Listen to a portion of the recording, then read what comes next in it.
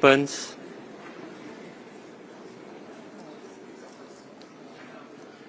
I hereby declare open the 61st session of the Human Rights Council.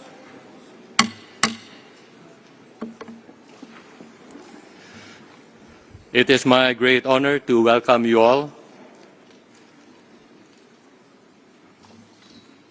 Today, your strong presence with over 120 high-level dignitaries from all regions sends a powerful and unmistakable message that this Council matters, that human rights matter, and that multilateral cooperation remains indispensable in navigating our shared challenges. Even amid pressures on the foundations of multilateralism, your presence reaffirms the determination enshrined in the Charter of the United Nations, and that is to reaffirm faith in fundamental human rights, in the dignity and worth of the human persons, and in the equal rights of men and women, and of nations large and small. As we mark the 20th year since the establishment of the Human Rights Council, we reflect not only on 2 decades of meaningful contributions, from fostering dialogue and cooperation among states to advancing norms and standards to strengthening accountability mechanisms, but also on the resiliency of this body.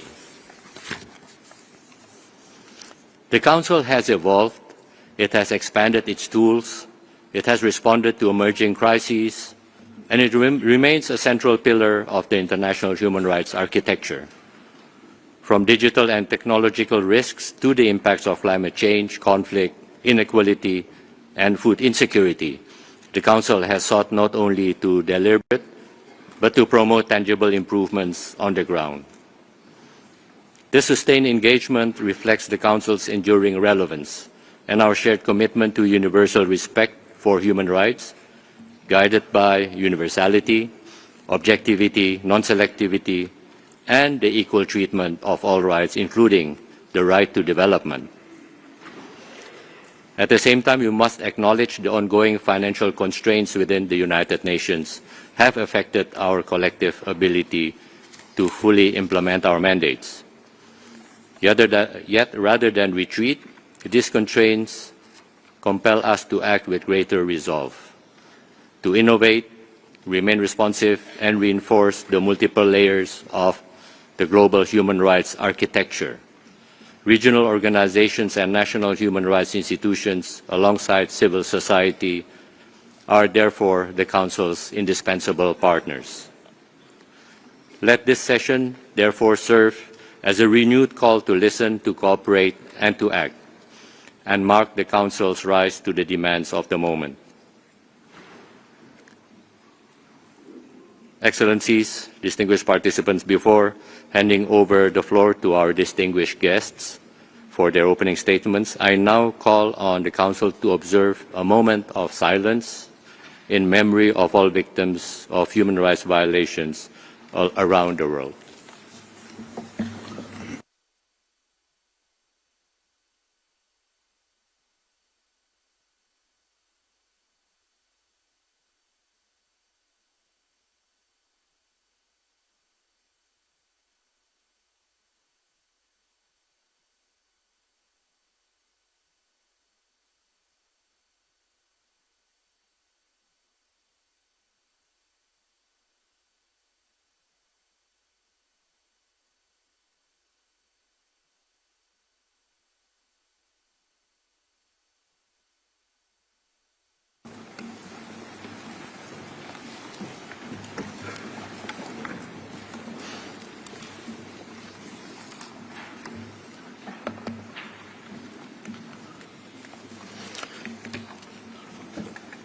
Excellencies, distinguished participants, we now have the honor of hearing statements from our distinguished guests, which will mark the opening of the 61st session of the Human Rights Council.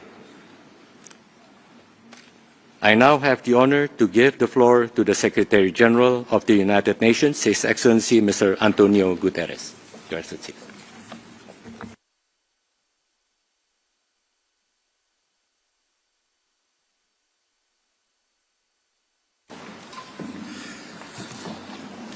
Distinguished President of the Human Rights Council, High Commissioner, Excellencies, ladies and gentlemen. Human rights are under a full-scale attack around the world. The rule of law is being outmuscled by the rule of force. And this assault is not coming from the shadows or by surprise. It is happening in plain sight and often led by those who hold the greatest power. Around the world, human rights are being pushed back deliberately, strategically, and sometimes proudly.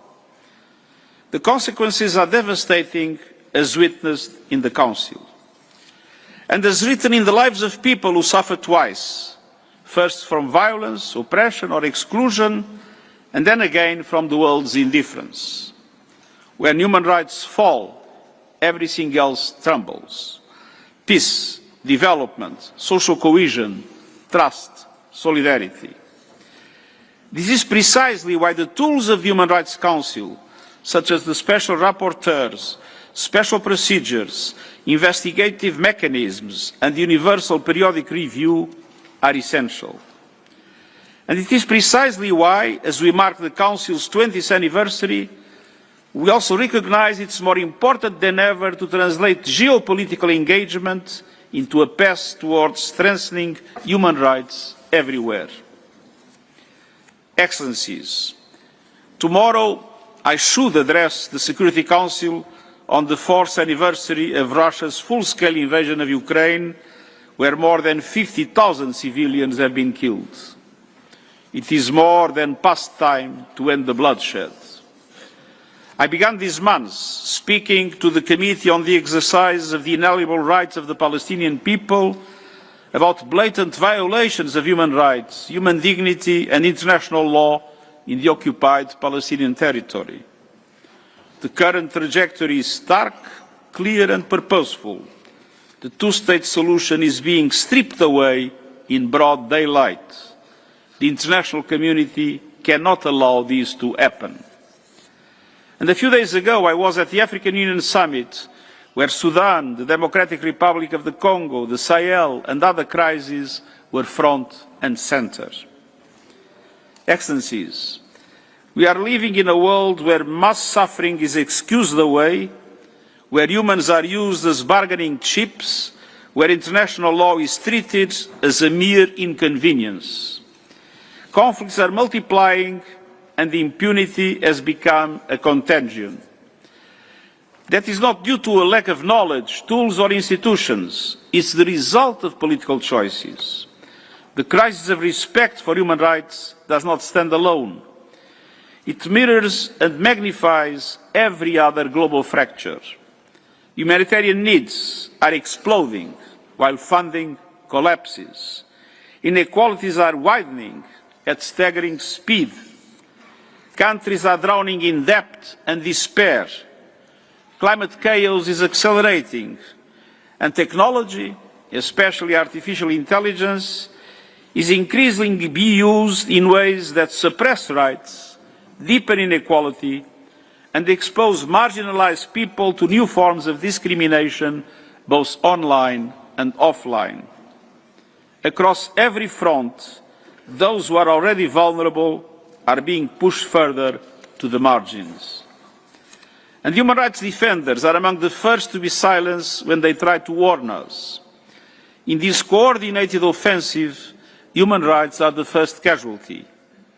We see it in a tightening grip on civic space, journalists and activists jailed, NGOs shut down, women's rights rolled back, children's rights ignored, persons with disabilities excluded, democracies eroding, the right of peaceful assembly crushed, and I condemn once again the recent violent repression of protests in Iran.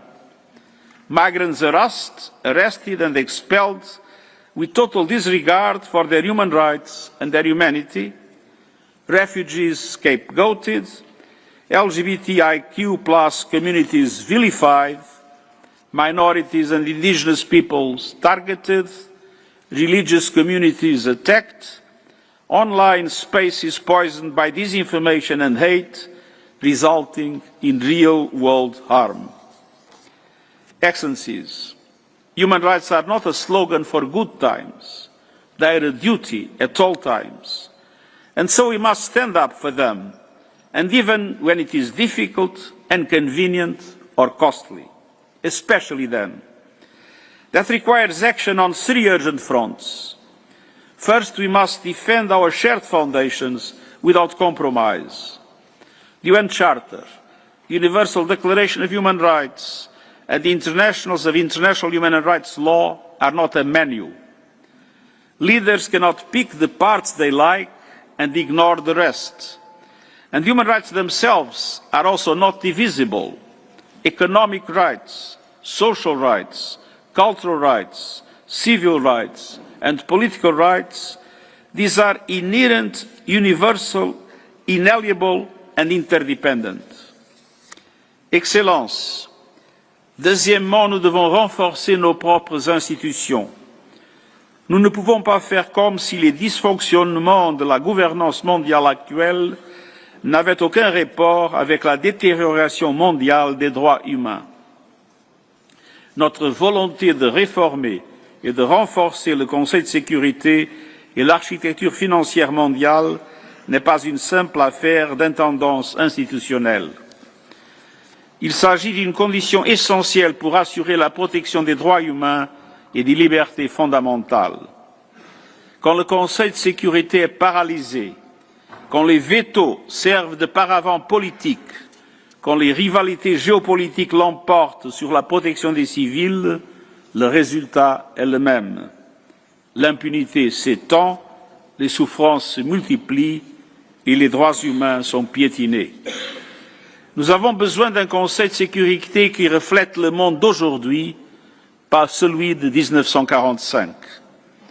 Il en va de même pour l'architecture financière internationale afin de garantir aux pays en développement une participation réelle et une voix qui compte. Quand les pays les plus petits et les plus vulnérables sont pris au piège de la dette et privés d'investissements suffisants, leurs populations sont privées de leurs droits humains, y compris l'éducation, les soins de santé, la sécurité et la dignité. Notre initiative ONU 80 renforce également le lien entre droits humains, paix, développement durable et protection en contexte humanitaire, afin que ces domaines agissent de manière plus cohérente et se renforcent mutuellement. Elle propose également de créer un groupe des droits humains à l'échelle du système des Nations unies, afin d'ancrer plus profondément les droits humains dans l'ensemble des politiques et des activités de l'organisation. Et je remercie le commissaire d'avoir mené cet effort qui s'appuie sur l'appel à l'action en faveur des droits humains. Excellencies, third, we must unlock the power of human rights. After all, human rights are not only what we defend, they are what lifts the world to a better place. When rights are upheld, people live more freely, economies grow more fairly, communities trust more deeply, and peace and stability take hold because dignity takes root. Human rights are not an obstacle to progress, they are essential to progress. We have seen it time and time again all over the world. Where rights advance, conflict loses ground. Where justice strengthens, violent extremism weakens. Where equality expands, possibility explodes. Where freedom prevails, societies flourish. And so we must change course and let human dignity set the direction. By renewing our commitment to respect for the rule of law at every level. By supporting the pivotal work of the International Court of Justice and the International Criminal Court. By delivering on the Sustainable Development Goals. By accelerating climate action. By upholding what makes us human.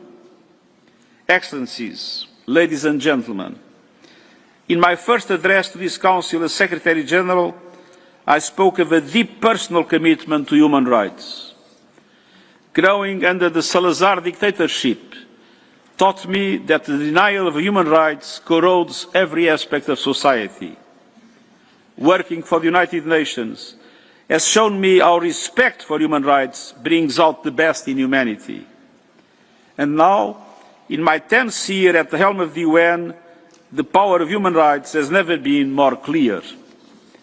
Human rights are not west or east, north or south. They are not a luxury. They are not negotiable. They are the foundation of a more peaceful and secure world. And states are bound by their obligations under the Charter and international law. We still have much work ahead together. But since this is my final address to the opening of your session, I leave you with this appeal. Do not let the erosion of human rights become the accepted price of political expediency or geopolitical competition.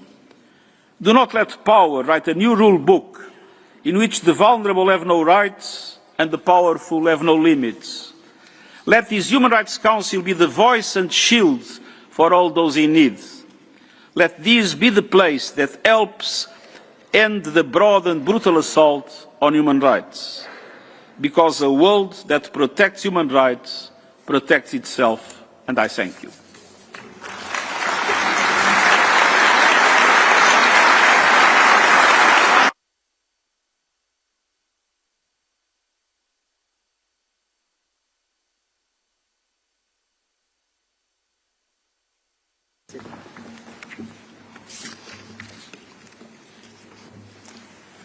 Thank you, Secretary General.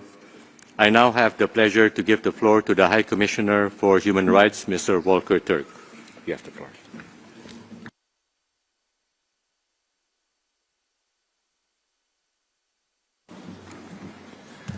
Mr. President of the Human Rights Council, Mr. Secretary General, Excellencies. A fierce competition for power, control and resources is playing out on the world stage at a rate and intensity unseen for the past 80 years. People are feeling unmoored, anxious and insecure. The gears of global power are shifting and the consequences are not clear. Some are signaling the end of the world order as we know it. But today I want to talk about another world order. One that is organized from the ground up and that is unshakable.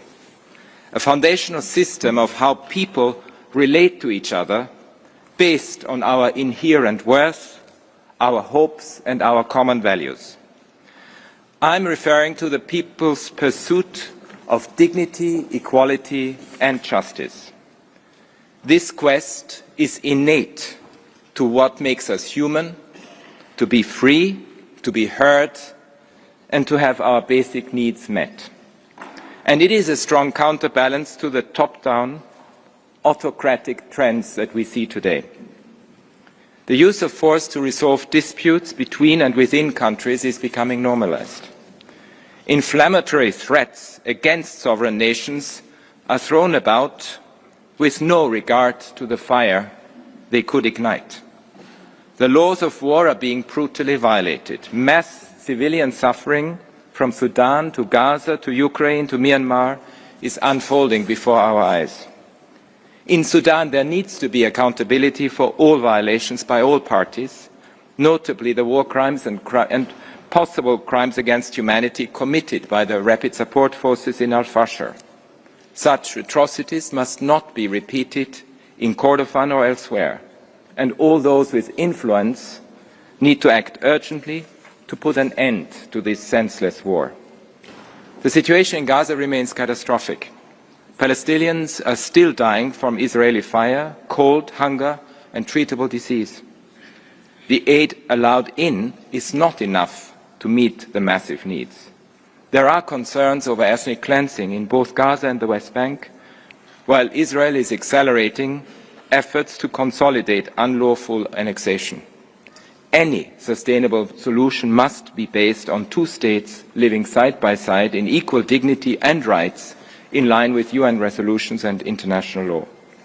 Tomorrow marks 4 years since Russia's full-scale invasion of Ukraine. 4 interminable and agonizing years. Civilian casualties have soared, and Russia's systematic attacks on Ukraine's energy and water infrastructure could amount to international crimes. The fighting needs to end, and I urge a focus on human rights and justice in any ceasefire or peace agreement. In Myanmar, 5 years after the military coup, the awful conflict is claiming even more civilian lives, and the humanitarian situation continues to deteriorate. The recent elections, staged by the military, have only deepened people's despair. Across most violent conflicts today, journalists, health and aid workers are targeted in blatant violation of international law. These actions must not be allowed to harden into the new normal.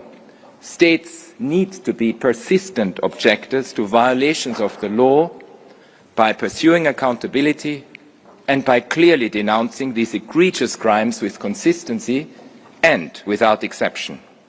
Meanwhile, violence and tensions are resurging in some countries, including South Sudan and Ethiopia. And authorities in Iran have violently repressed mass protests with lethal force, killing thousands. I will provide more detail on these and other country situations in my global update later this week. Excellencies, developments around the world point to a deeply worrying trend. Domination and supremacy are making a comeback. If we listen to the rhetoric of some leaders, what lurks behind it is a belief that they are above the law and above the UN Charter. They claim exceptional status, exceptional danger, or exceptional moral judgment to pursue their own agenda at any cost. And why wouldn't they try when they are unlikely to face consequences? They build and sustain systems that perpetuate inequalities within and between countries. Some weaponize their economic leverage. They spread disinformation to distract, silence, and marginalize.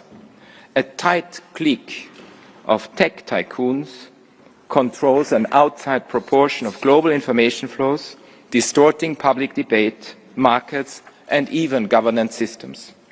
Corporate and state interests ravage our environment, robbing the riches of the earth for their own gain.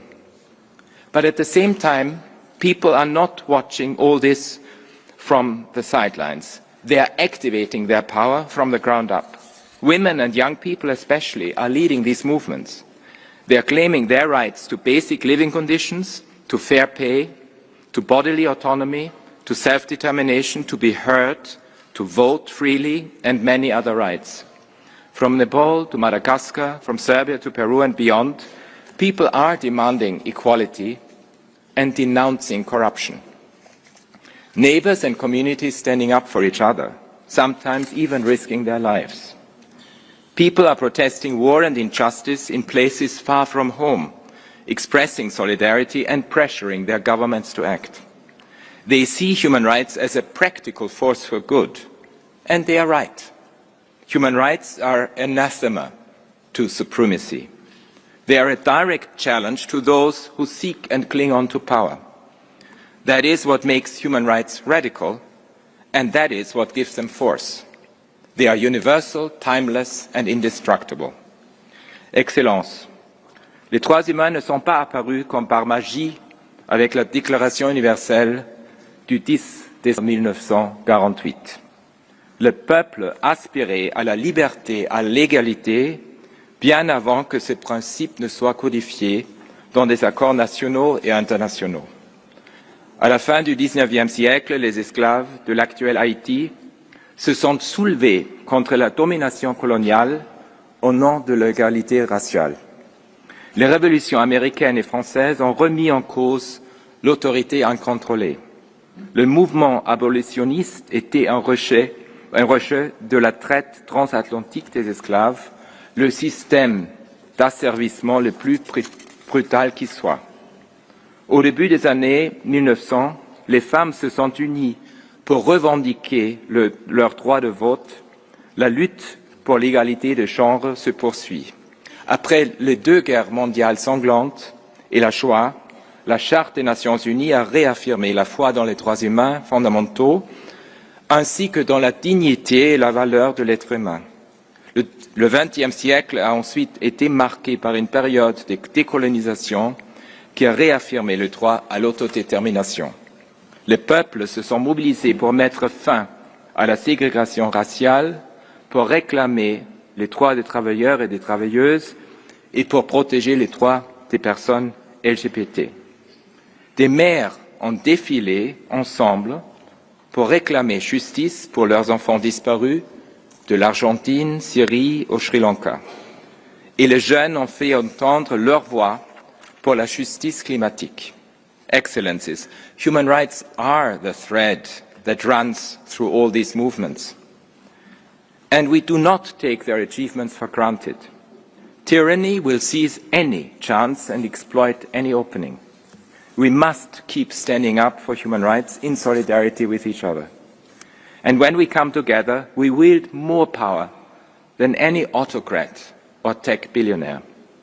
The struggle for human rights can never be derailed by the whims of a handful of leaders with reactionary, supremacist agendas. While some states are weakening the multilateral system, we need bolder and more joined-up responses. First, this means calling out violations of international law regardless of the perpetrators. Too often, denouncing violations by one party is labeled as siding with the enemy. In reality, it is upholding the universality and the pursuit of justice for all. The alternative, selective, fragmented responses weakens international law and hurts us all. The entire human rights ecosystem is designed to promote universality and ensure consistency. This includes the tools that are mandated by this Council, and I condemn all attacks against them. Second, we need stronger commitment to accountability. This includes strengthening the International Criminal Court and encouraging national prosecutions under the principle of universal jurisdiction. We need to increase the cost of breaking international law. Third, let's forge coalitions to champion what unites us and uphold equality, dignity and justice for all. We must protect the diversity of the human family and demonstrate what we gain by standing together. In the coming weeks, we will set in motion a global alliance for human rights to capture the energy and commitment that is palpable everywhere.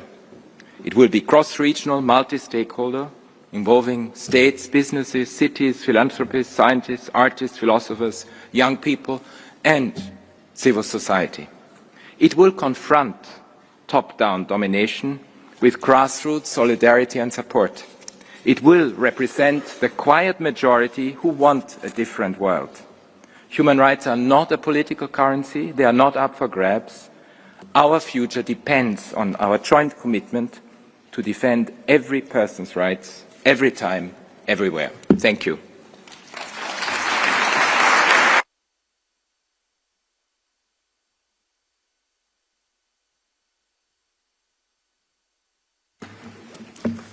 I thank the High Commissioner for Human Rights. We will now listen to the address by Her Excellency, Ms. Annalena Baerbock, President of the United Nations General Assembly, followed by His Excellency, Mr. Ignacio Cassis, Vice President of the Federal Council and Head of the Federal Department of Foreign Affairs of the Swiss Confederation in his capacity as representative of the host states. Following these statements, we will officially commence the high-level segment of this session. Now I have the honor to give the floor to the President of the 80th session of the General Assembly, Her Excellency Ms. Annalena Baerbock.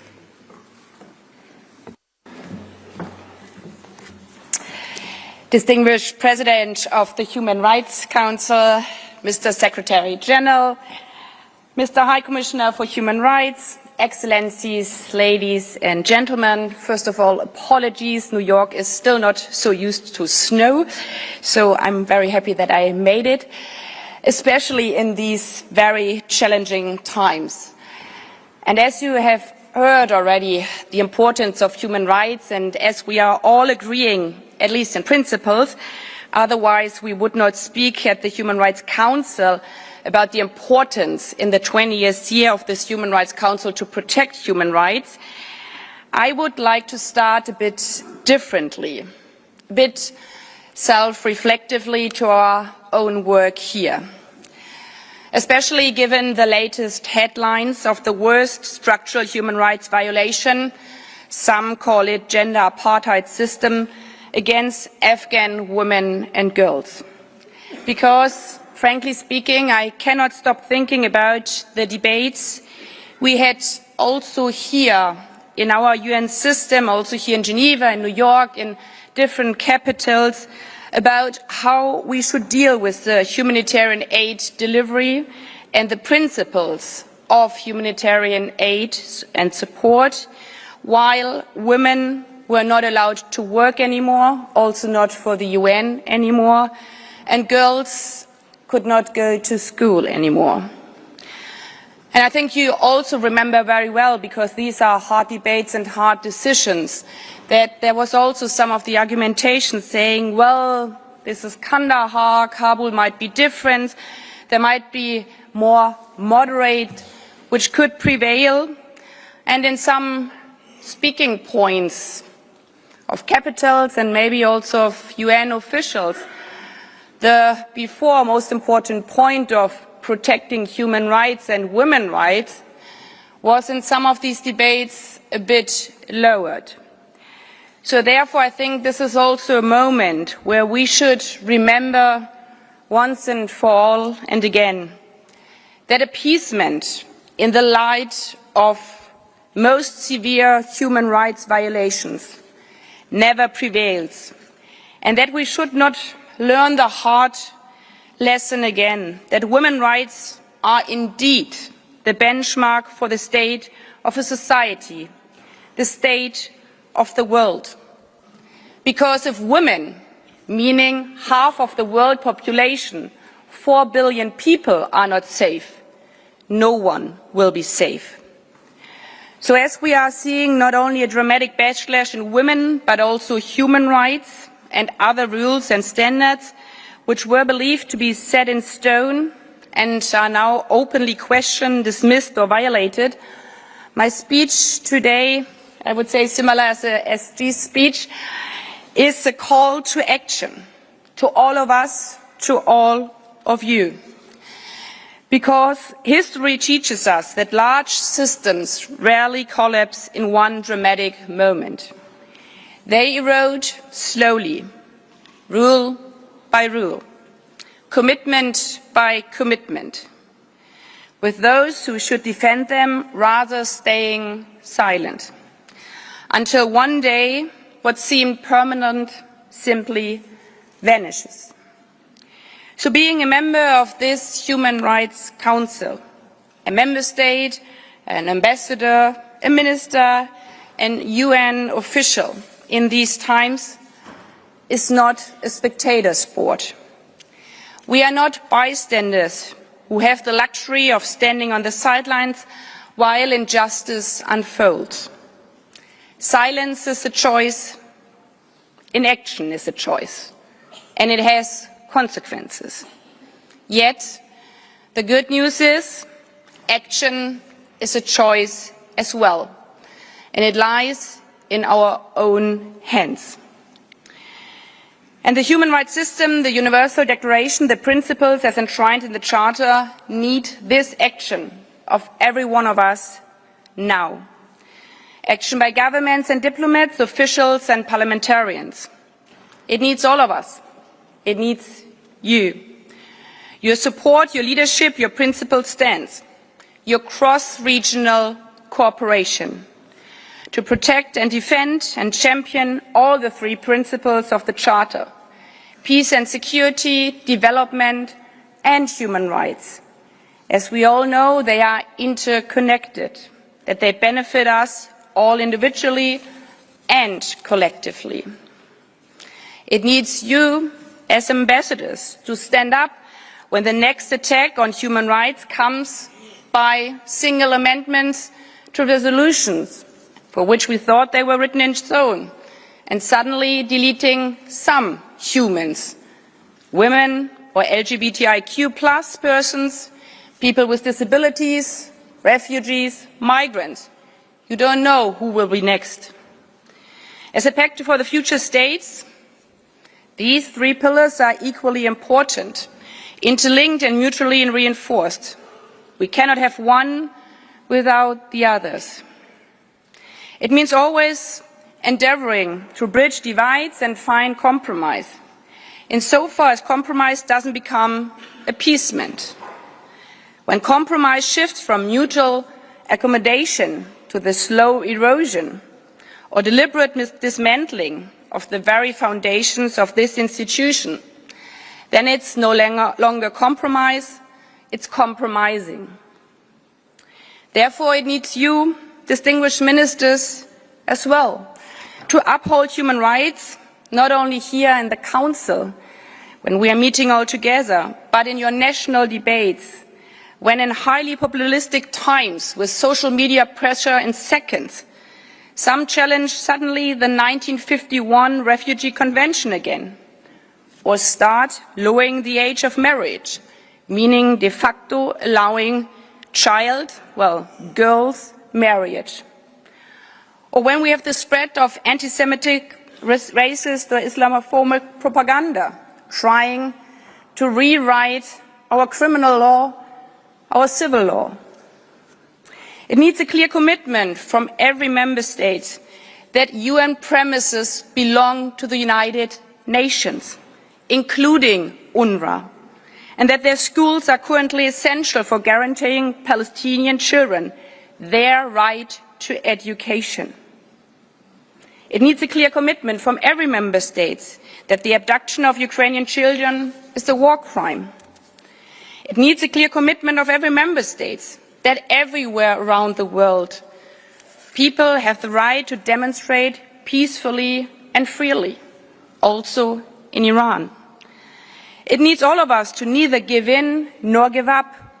If we are seeing humanitarian catastrophes, starvation, mass killings and mass rape in Sudan year after year, seeing the devastating situation of the Rohingya, yet continuing to try even harder for delivery of humanitarian assistance, for people to return, for people to be safe. It needs our common understanding that our human rights work is not static, yet must evolve as new threats to human dignity emerge. This includes the rapidly evolving fields of technology and artificial intelligence. Used responsibly, it can expand knowledge, improve healthcare, strengthen disaster response and support climate-resilient agriculture. But without safeguard, the same technologies can entrenching biases, amplifying harm, even teaching our own children how to commit suicide, currently in some countries without any consequence. Therefore, responsible global governance of technology is essential, and the AI Summit just the other day, as well as the UN's independent international scientific panel on AI, approved by the General Assembly just 11 days ago, are great proof that even and especially in these challenging times, we are indeed better together if we take the step forward. And in this regard, I would really like to thank our dear Secretary General, because he was the one pushing forward the artificial intelligence framework, the debate that this is also responsibility for our United Nations. Because it's not true that we have to lower our ambitions for caring around the world. The United Nations means especially facing new chances, but also challenges. And for sure, in these times, when our system is heavily under pressure, and 80 years is quite some time, we have to reform. So it needs all of you, all of us in Geneva, as well as in New York and the other places around the world, together to engage jointly in our UN80 reform process. And we have to be true to ourselves again. There is an overlap between the Human Rights Council and the Third Committee. There are duplications across agencies. And this is the reason why we are doing this reform, to make this institution stronger and better, more efficient, and not weakening it. Finally, for an institution built on human rights, representing all of the people, one question looms large. How is it that within 80 years, a woman has never served as Secretary General, even though half of the 8 billion people we are supposed to serve are women and girls? So again, silence is a choice, but action as well. After member states called in consensus to strongly encourage women nomination, do not suddenly, as a decision about it comes closer, let them ask you again to explain, so why should we have a woman? And what is about the competence, the question we never hear about when we talk about male applications?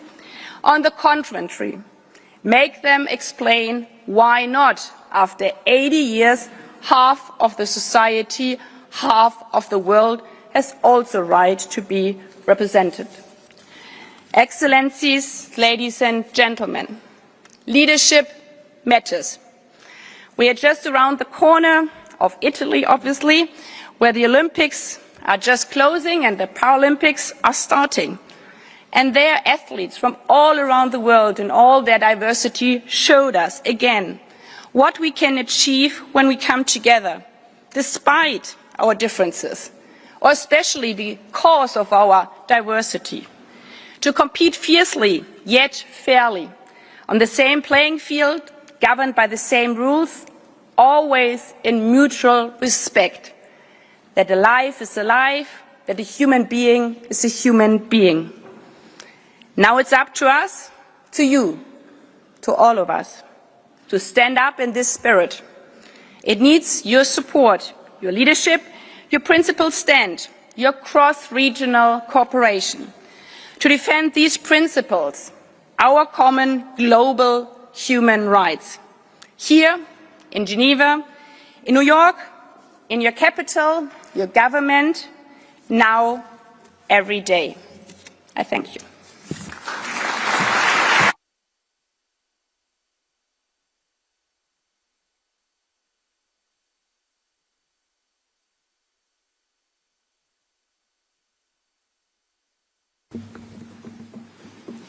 I thank the President of the General Assembly. I now have the honor of inviting His Excellency Mr. Ignacio Cassis, Head of the Federal Department of Foreign Affairs of Switzerland, to make a statement on behalf of the host country. You have the floor, Excellency.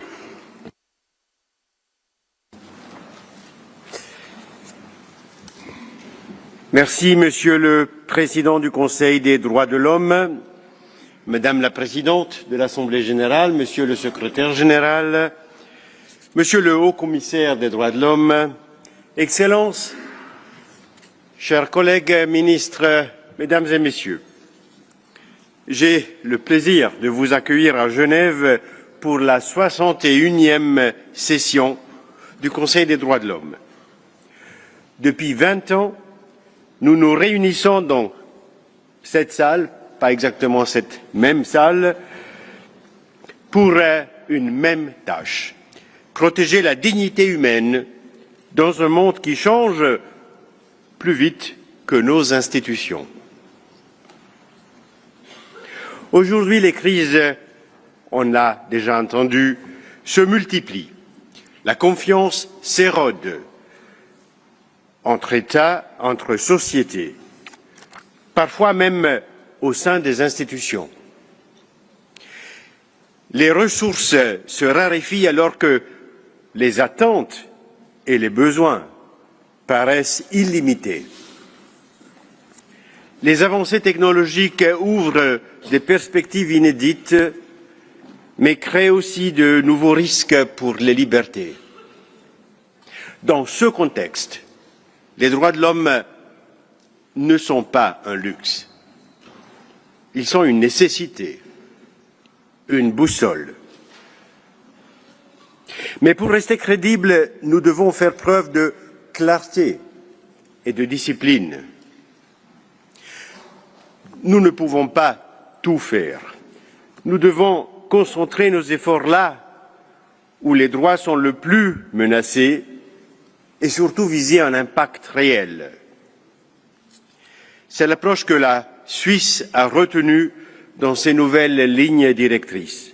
Se recentrer sur l'essentiel, la protection de l'individu et de ses libertés fondamentales, tout en réaffirmant l'universalité et l'indivisibilité des droits. 20 ans après sa création, ce Conseil doit plus que jamais être un lieu de véritable dialogue, au-delà des simples déclarations, capable d'agir face aux crises. Des progrès existent, mais ils restent fragiles et inégalement partagés. Excellences, dans un monde fragmenté, il est essentiel de préserver des lieux où le dialogue reste possible, même et surtout lorsque les positions divergent profondément. Genève est l'un de ces lieux. L'esprit de Genève, fait de respect, d'écoute, de pragmatisme, doit continuer à guider nos travaux. Je vous remercie.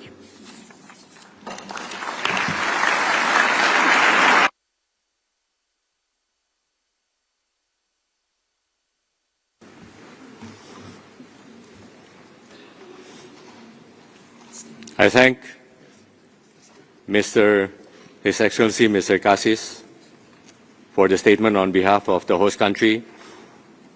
Excellencies, distinguished participants, before we proceed with the list of speakers for the high-level segment of the 61st session, let me remind you that this segment is scheduled to conclude on Wednesday, the 25th of February, and will be immediately followed by the general segment. Before giving the floor to the first speaker on the list, allow me to recall that the list of speakers for the high-level segment is available and regularly updated on the Council's extranet. Out of respect for the high dignitaries, I invite delegations to be present in the room at least 10 minutes before the start of each meeting and to maintain silence so as not to disrupt the statements. Given the large numbers of dignitaries who will address the Council, I kindly request delegations to inform the Secretariat as soon as possible of any potential delay. As in the past years, and in conformity with the Council's rules and practices, there is no possibility to interrupt a dignitary statement by way of a point of order. All requests to exercise a right of reply relating to statements delivered during the high-level segment will be accommodated after the conclusion of the general statement.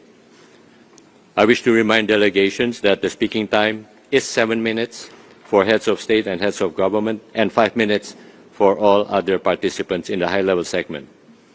I kindly ask all delegations to respect the speaking time. By adhering to your allocated time, you help other delegations to deliver their statements as scheduled. Concerning pre-recorded video statements, I wish to underscore that any videos not received in a timely manner will be rescheduled based on availability. I would also like to remind delegations to upload an electronic version of their statements through online speaker registration system so that they may be posted on the Council's extranet. It is imperative that statements be uploaded in Word format in order to enhance the Council's accessibility for persons with disabilities. Please note that statements uploaded in a non-accessible format will not be posted on the extranet. Excellencies, distinguished participants, the effective conduct of the Council sessions as well as the fulfillment of its mandate rests upon a constructive, safe, and respectful environment. It is therefore imperative that delegates, representatives of civil society, members of the Secretariat, and the Council's mandate holders are able to carry out their responsibilities free from personal attack, intimidation, or undue pressure. In this regard, I wish to express my deep concern and regret at the personal attacks and sanctions directed against certain mandate holders of the Council. Such practices are incompatible with the spirit of cooperation and dialogue and must underpin our work. Mandate holders are a cornerstone of the Council's work for the promotion and protection of all human rights worldwide. Such attacks highlight the significant challenges that these experts may face, even as they discharge their mandate with professionalism and dedication, often in particularly sensitive and complex contexts. I therefore call upon all Member States to cooperate fully with them and to refrain from any acts of intimidation, personal attacks, and unlawful unilateral sanctions that may hinder the independent and effective discharge of their mandates. In my capacity as President of the Council, I wish to reaffirm my full and unequivocal support for the mandate holders and to encourage states and all relevant stakeholders to uphold and safeguard their integrity. While recognizing that mandate holders, like all actors within the human rights system, are not beyond scrutiny and constructive dialogue, even criticism, their independence and protection remain essential to the effectiveness, credibility, and legitimacy of the Council's collective action. Finally, I would like to extend my sincere gratitude to the government of Italy for its generous support in funding the live broadcasting of the Council's high-level segment. I also wish to thank all the donors contributing to the Voluntary Technical Assistance Trust Fund for supporting the participation of least developed countries and small island developing states. Excellencies, distinguished participants, let us now proceed with the list of speakers for the high-level segment. And I have the honor to give the floor to His Excellency, Mr. Jose Ramos Horta, President of Timor-Leste. Your Excellency, you have the floor.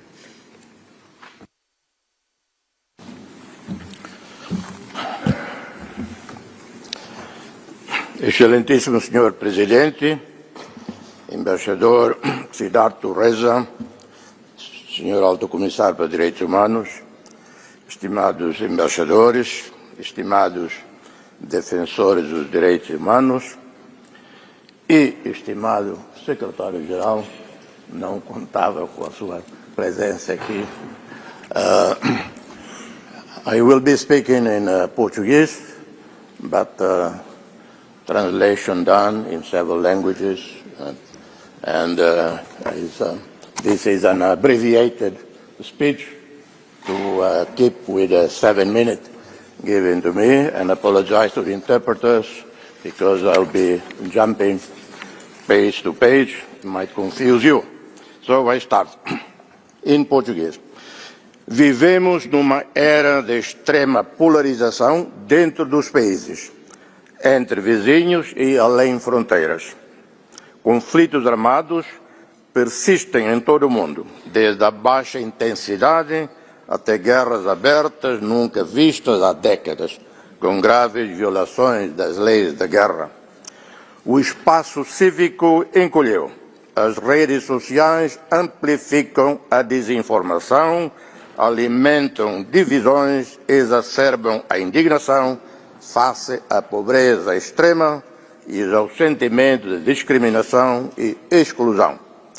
Além disso, assistimos à forma como a Mãe Natureza reage a 100 anos de devastação das florestas, mares, rios, lagos, bem como o impacto do consumo excessivo que conduz ao esgotamento crítico dos estoques de peixe em todo o mundo.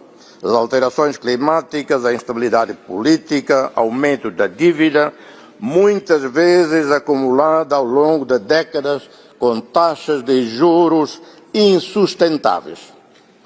E as desigualdades estruturais corroem os direitos dos povos em todas as regiões.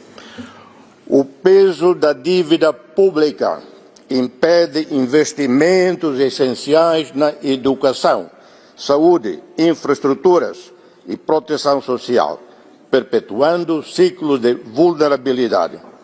Reitero apelos anteriores aos credores comerciais e estatais para que demonstrem sabedoria e compaixão, reescalonando e ou, quando necessário, simplesmente perdoando a dívida, num espírito de responsabilidade partilhada.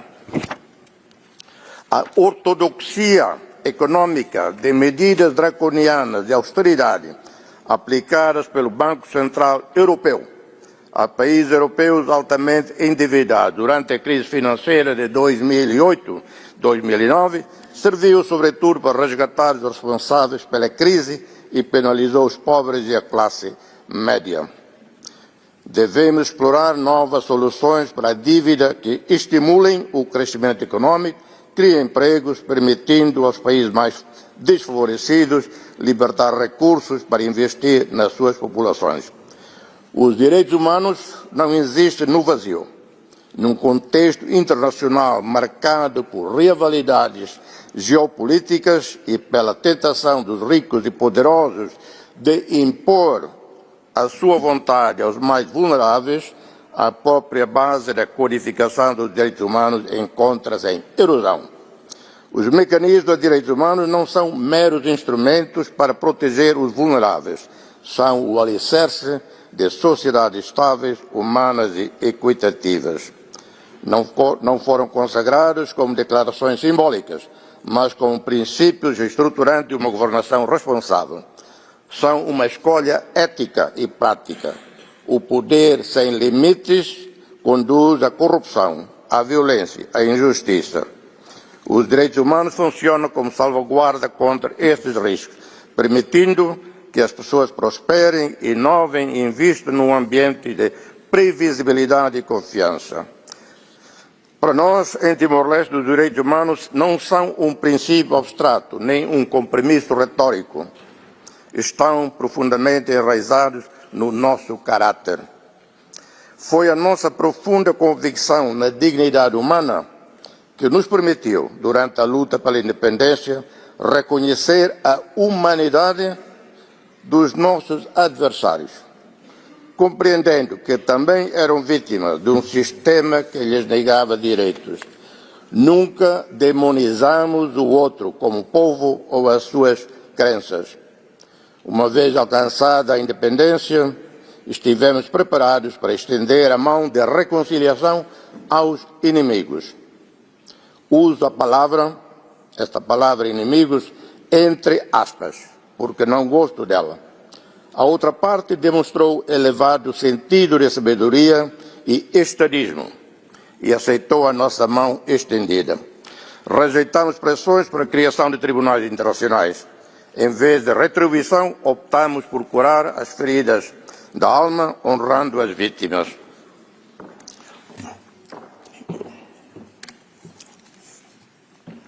A nossa Constituição consagra um amplo conjunto de direitos cívicos e políticos, econômicos, sociais e culturais. Em quase 25 anos de independência, nunca proibimos qualquer órgão de comunicação social, repórter ou colunista. A plena realização dos direitos humanos não é uma tarefa fácil. Estes direitos foram codificados porque não são necessários, mesmo quando geram debate, exigem reformas e impõem limites ao poder. Reforçamos o quadro institucional para prevenir a violência baseada no género, promover a participação política das mulheres e garantir acesso equitativo à educação, saúde e emprego. Investimos na educação como base do desenvolvimento humano e da construção da paz, consciente de que o futuro de Timor-Leste depende de uma juventude educada e saudável, plenamente integrada na vida social e econômica do país. A educação e o acesso à saúde nas instituições públicas são totalmente gratuitos. Timor-Leste mantém um firme compromisso com a promoção da paz, reconciliação e justiça transicional. A nossa experiência demonstra que a verdade, a memória e a reconciliação são essenciais para a construção de sociedades inclusivas. No quadro do grupo G7 de Estados frágeis, partilhamos ligações aprendidas com outros povos que enfrentam situações semelhantes. Condenamos todas as violações dos direitos humanos e do direito internacional humanitário, onde quer que ocorram, e apelamos à proteção de civis, responsabilização dos perpetradores e acesso humanitário seguro e sem entraves. A guerra civil em grande escala em Myanmar continua a ser motivo de preocupação para os líderes da ASEAN.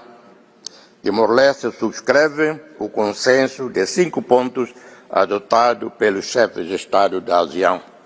Relativamente à Ucrânia, expressamos profunda preocupação com as violações contínuas do direito humanitário e juntamos-nos aos apelos para um cessar-fogo imediato e pelo respeito da soberania e integridade territorial do país. Parece que a Rússia e a Ucrânia terão de comprometer-se, ceder, sem que haja vencedores ou vencidos isolados. Os vencedores seriam os povos da Rússia e da Ucrânia, bem como os povos da Europa, cujas vidas foram severamente impactadas por esta guerra. Reafirmamos o nosso apoio ao direito do povo palestiniano à autodeterminação e apelamos à proteção especial de mulheres e crianças. Com a mesma convicção, condenamos todas as formas de antissemitismo e retiramos, sem reservas, o nosso apoio ao direito de Israel à segurança dentro de fronteiras internacionalmente reconhecidas. Não devemos rejeitar demasiadamente rápido o plano de paz para Gaza, proposto pelo presidente Donald Trump. Pelo menos vamos aguardar e ver. Entretanto, apelamos ao primeiro-ministro Benjamin Netanyahu que ordena às forças de defesa que protejam as mulheres e as crianças e parem a morte de civis. Palestinianos e israelitas devem refletir sobre os seus erros de cálculo e as oportunidades perdidas, tendo em vista uma solução viável de 2 Estados. Elogiamos o presidente dos Estados Unidos, Donald Trump, a liderança dos países árabes da linha da frente, Emirados Árabes Unidos, Catar, Arábia Saudita, o Egito, Jordânia e Omã, pelas suas consistentes contribuições humanitárias e pelos seus incansáveis esforços de mediação para pôr termo a estas catástrofes, crises humanitárias e assegurar uma paz duradoura para os povos da Ucrânia e da Rússia, bem como para os povos da Palestina e de Israel. Outras crises humanitárias prolongadas e graves permanecem relegadas ao segundo plano, exigindo a nossa renovada atenção, como no Sahel, Sudão do Sul, República Democrática do Congo e Iêmen, onde populações inteiras enfrentam fome generalizada. Apelo ao presidente dos Estados Unidos, Donald Trump, em coerência com os melhores valores humanitários e tradições do povo americano, ponha fim ao bloqueio a Cuba e com o governo cubano iniciem o processo de diálogo com vista a pôr termo a 70 anos de inimizade e confrontação e assegurem um caminho pacífico para reformas políticas e econômicas. O sistema internacional pode ser imperfeito, mas continua a ser o melhor quadro disponível para proteger os pequenos e os mais vulneráveis. Timor-Leste, como membro ativo do grupo de países G7+, apoia e acolhe o secretariado executivo em Dili, demonstrando o potencial de países com experiências comuns de construção da paz para contribuírem de forma tangível para a proteção e promoção dos direitos humanos a nível global. Como membro da ASEAN, da Comunidade dos Países da Língua Portuguesa, CPLP, parceiro empenhado dos países LDCs e dos SCIDs, Estados Insulares e em desenvolvimento, reafirmamos o nosso compromisso com os direitos humanos. Devemos também reconhecer que o debate sobre os direitos humanos se estende para além destas salas. Se estamos verdadeiramente comprometidos com a defesa dos direitos humanos, precisamos encontrar formas inovadoras de comunicar com os nossos povos. Excelências, mais do que nunca, este Conselho é necessário. Estejamos à altura das responsabilidades que nos foram confiadas, respondendo com coragem, solidariedade e humanidade às legítimas expectativas dos povos do mundo. O desafio é grande, devemos estar à altura da tarefa. May God the Almighty bless us all.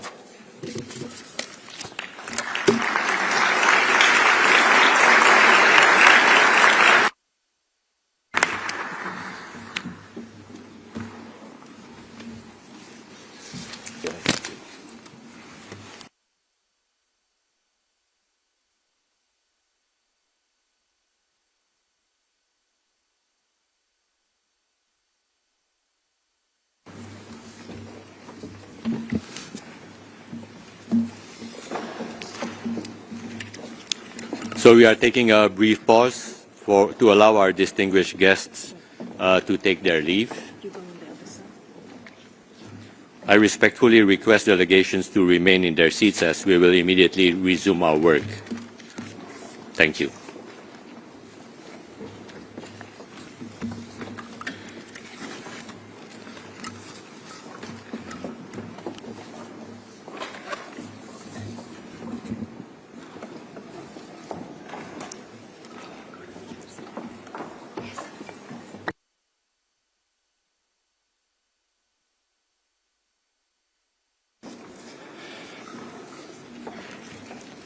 We will now return to our list of speakers. I have the honor to give the floor now to Her Excellency Ms. Hilda Hein, President of Marshall Islands, who will deliver a message by video. Mr. President, Excellencies, Yahweh Gumalik, greetings from the Marshall Islands. As a member of the Human Rights Council, the Republic of the Marshall Islands holds to the belief that the spirit of multilateralism will continue to move states towards meaningful dialogue, empathy, greater solidarity, cooperation, and action to advance the realization of human rights for all. We firmly believe that international cooperation and collective action lead to our shared prosperity. The Marshall Islands have experienced the consequences of multilateralism failing. Our atolls and islands were used to test nuclear weapons while administered by the United States of America under United Nations trusteeship. This was a monumental failure in multilateralism with lasting human rights consequences for the Marshallese people. Between 1946 and 1958, the Marshall Islands was subjected to 67 known nuclear weapons tests. The Marshallese people were exposed to nuclear fallout as well as radiation-contaminated environments and used as human test subjects in a top-secret scientific experiment called Project 4.1 to study the effects of such exposure. Our humanity was disregarded, and the scientists that carried out the study did so without our consent. They went as far as to justify this with racism, comparing us to mice and calling us uncivilized. To this day, the Marshallese people have not received an apology. There has been no meaningful reconciliation as we continue to seek justice. Reconciliation may not be easy, but it is the only way forward. It requires honesty and bold leadership to respond to our people's calls for justice and redress. After almost 80 years, we remain hopeful for meaningful reconciliation with the United Nations and the United States of America.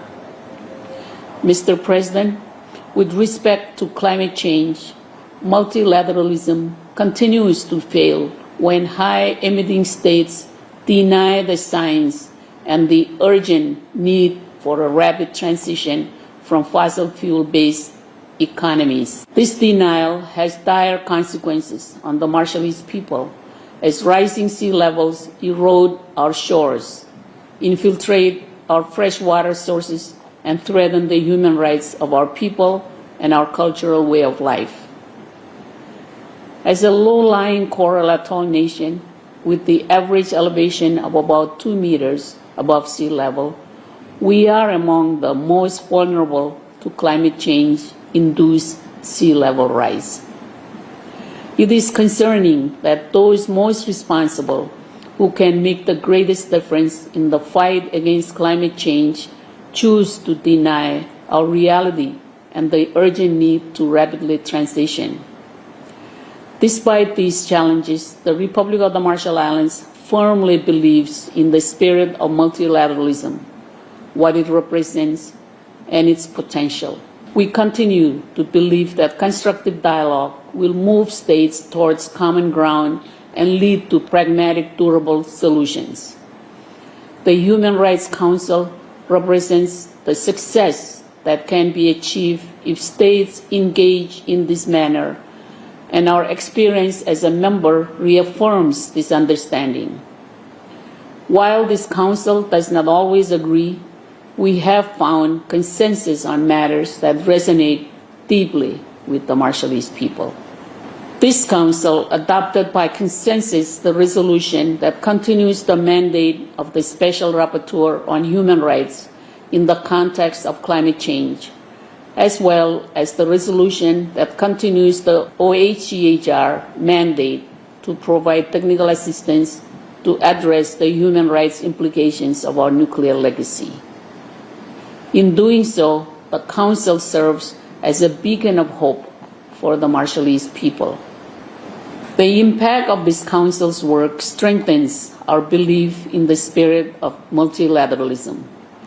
With renewed resolve, we recommit to our efforts to share our lived experiences with the human rights consequences of climate change and nuclear weapons. We will continue to insist on states fulfilling their obligations where climate change is concerned, in accordance with the unanimous advisory opinion of the International Court of Justice on states' obligations in respect of climate change. Furthermore, in October, we will seek to extend the mandate for OHCHR technical assistance to address the human rights implications of our nuclear legacy. We trust that we can continue to count Council's support. Mr. President, the Republic of the Marshall Islands will commemorate Nuclear Victims Remembrance Day on March 1st, the 72nd anniversary of the Castle Bravo test, which caused catastrophic human rights and humanitarian consequences for the Marshallese people. This year's commemoration is also significant as we approach the 80th anniversary of the start of the nuclear weapon test in the Marshall Islands on July 1st, 1946, which continued until 1958.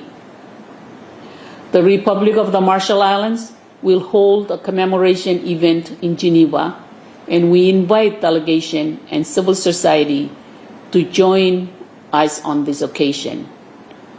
On this important anniversary, we must remember the victims of nuclear weapons and answer their calls for justice. Justice demands the abolition of nuclear weapons in recognition of the legacy of harms caused by their testing and use, as well as their continued existence. Mr. President, the Republic of the Marshall Islands is proud to serve as a member of this Council. We embrace this responsibility and will continue to uphold the principles that we hold dear as a nation and as a people. We recognize that we can offer this Council unique perspectives and understandings of human rights. And likewise, we look forward to the enriching contributions from states and civil society alike. Together, we can strengthen and promote international human rights governance through meaningful dialogue, empathy, greater solidarity, cooperation, and action. The Human Rights Council must strive to be a beacon of hope for humanity and multilateralism, and the Marshall Islands will share its light for that cause. Komoltada, and I thank you.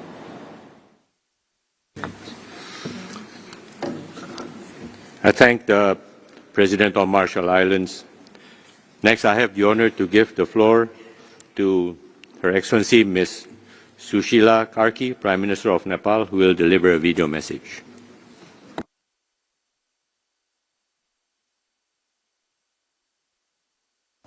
Mr. President, Mr. High Commissioner, Excellencies, at the outset, I would like to congratulate you, Mr. President, on your election as a President of Human Rights Council for 2026. Nepal assures its full support in discharging your mandate. We are meeting at a critical time. The world is facing several crises, some conventional and some emerging. Climate change, increasing conflict, and severe disaster are to name a few. And most importantly, these crises are not stand-alone. They are intertwined and complex. Multilateralism itself is being tested, but our commitment to human rights is still strong and unflinching. We must uphold the universality of human rights despite several odds and uncertainties. Mr. President, Nepal is committed to protect and promote human rights. Our journey to democracy and freedom is a testimony to our consistent effort to ensure human rights.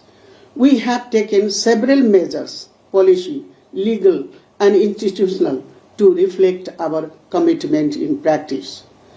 Now our priority is to institutionalize human rights and make it a culture. A culture that respects each other and ensures human dignity and equality. A culture that makes state responsible for protecting human rights and fundamental freedoms. And a culture that fosters decent living without compromising basic needs and services. Mr. President, I am happy to share with you all that Nepal has achieved remarkable progress in the field of human rights. Human rights and fundamental freedoms are the very foundation of our Constitution. It guarantees equality and social justice. It protects the rights of women, children, persons with disabilities, indigenous people, Madhesi, Tharu, Muslim, Dalit, marginalized communities, as well as sexual and gender minorities. It upholds right to education, health, employment, food, and clean environment, among others. Nepal has enacted several laws and policies to translate these rights into realities. We are party to 24 human rights instruments, including 7 core human rights conventions and 11 ILO conventions. Mr. President, Nepal is firmly committed to the purpose and principles of Charter of United Nations. Peace is an inherent characteristic of Nepali society. We successfully ended a decade-long armed conflict through home-grown and nationally-led peace process. Transitional justice is an integral part of this process. We are committed to concluding the transitional justice process in a credible, inclusive, and victim-centric manner. As we move towards the conclusion of last mile works of transitional justice, the government has reconstituted the Truth and Reconciliation Commission and the Commission of Investigation on Enforced Disappeared Persons last year.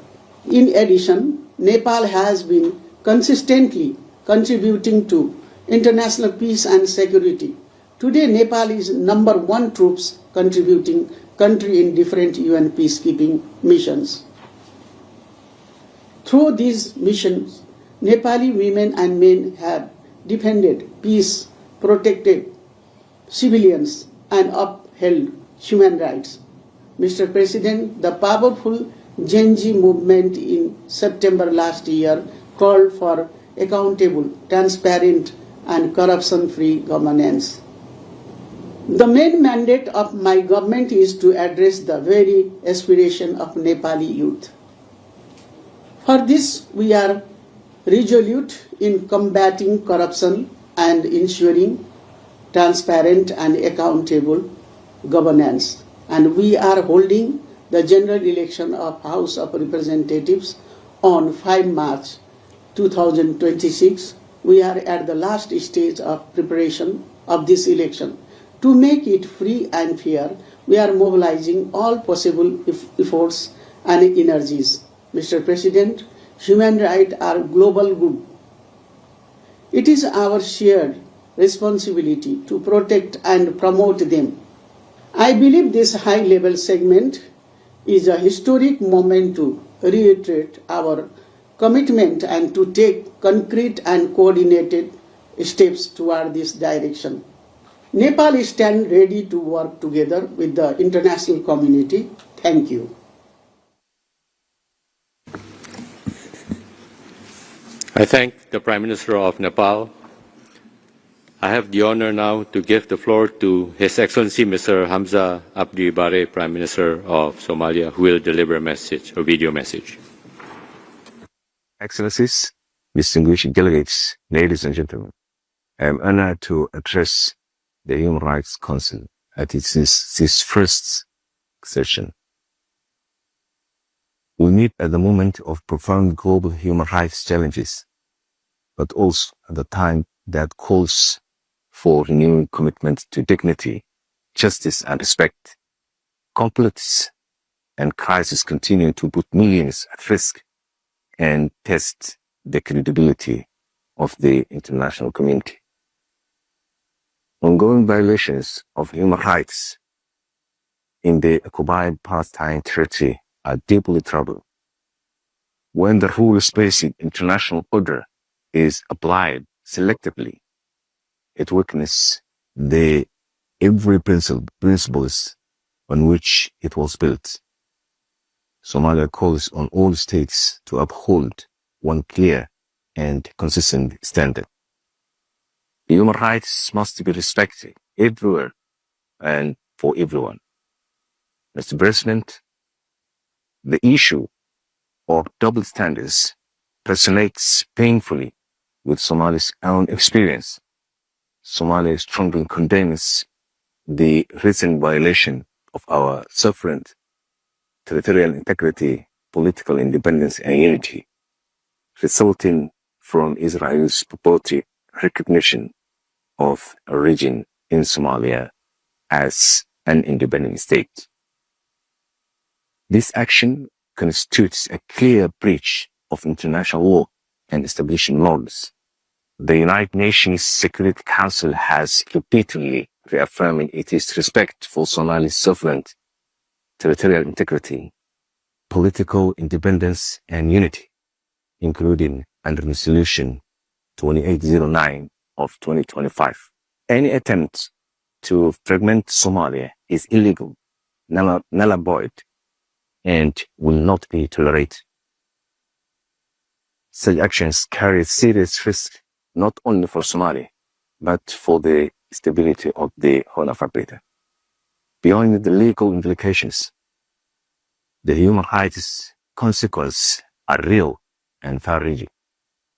Somalia has fought tirelessly against the terrorist group of Shabab. restoring peace and security in many parts of our country. However, actions that undermine Somalia's unit risk preserving these hard-won gains. Instability emboldens extremist groups, divert resources from humanitarian priorities, and threatens the fundamental rights of our citizens of life, security, and development.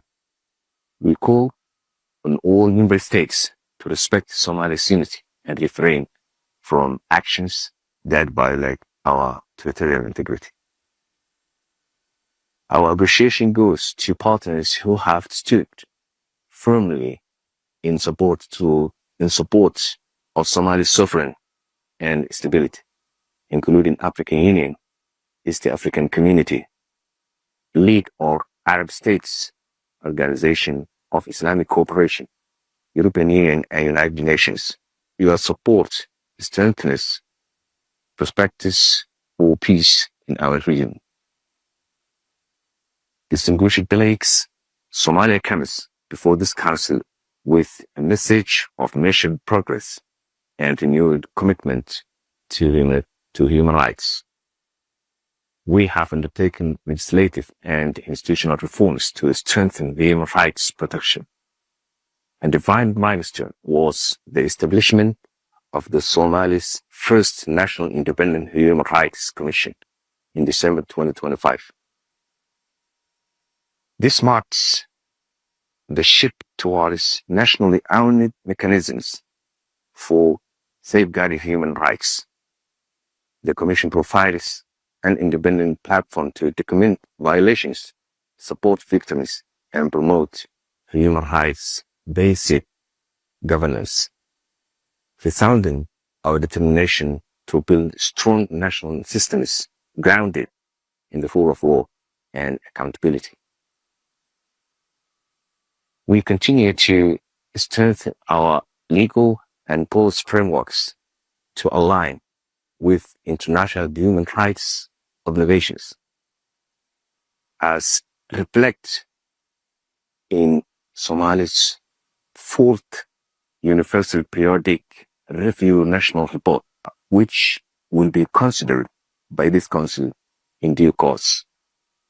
We are committed to constructive engagement with international human rights mechanisms. We maintain open dialogue with special procedures and continue implementing recommendations from previous review cycles. The transition from the mandate of the independent expert to nationally owned oversight demonstrates both progress and responsibility.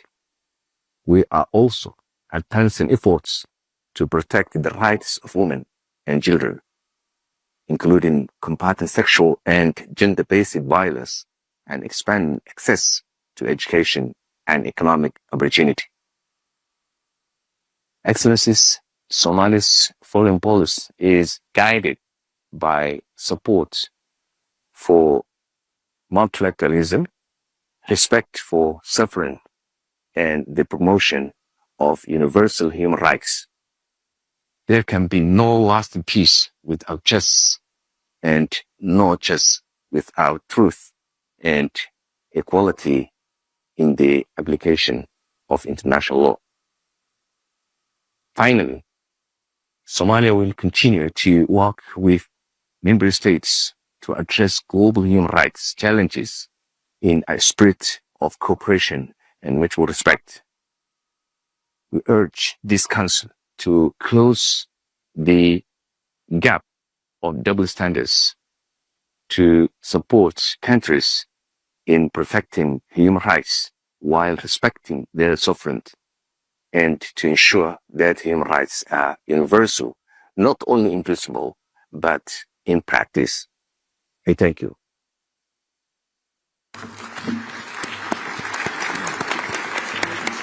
I thank the Prime Minister of Somalia. I have now the honor to give the floor to Her Excellency, Ms. Sabine Mononi, Deputy Prime Minister and Minister for Foreign Affairs of Liechtenstein. You have the floor, Madam.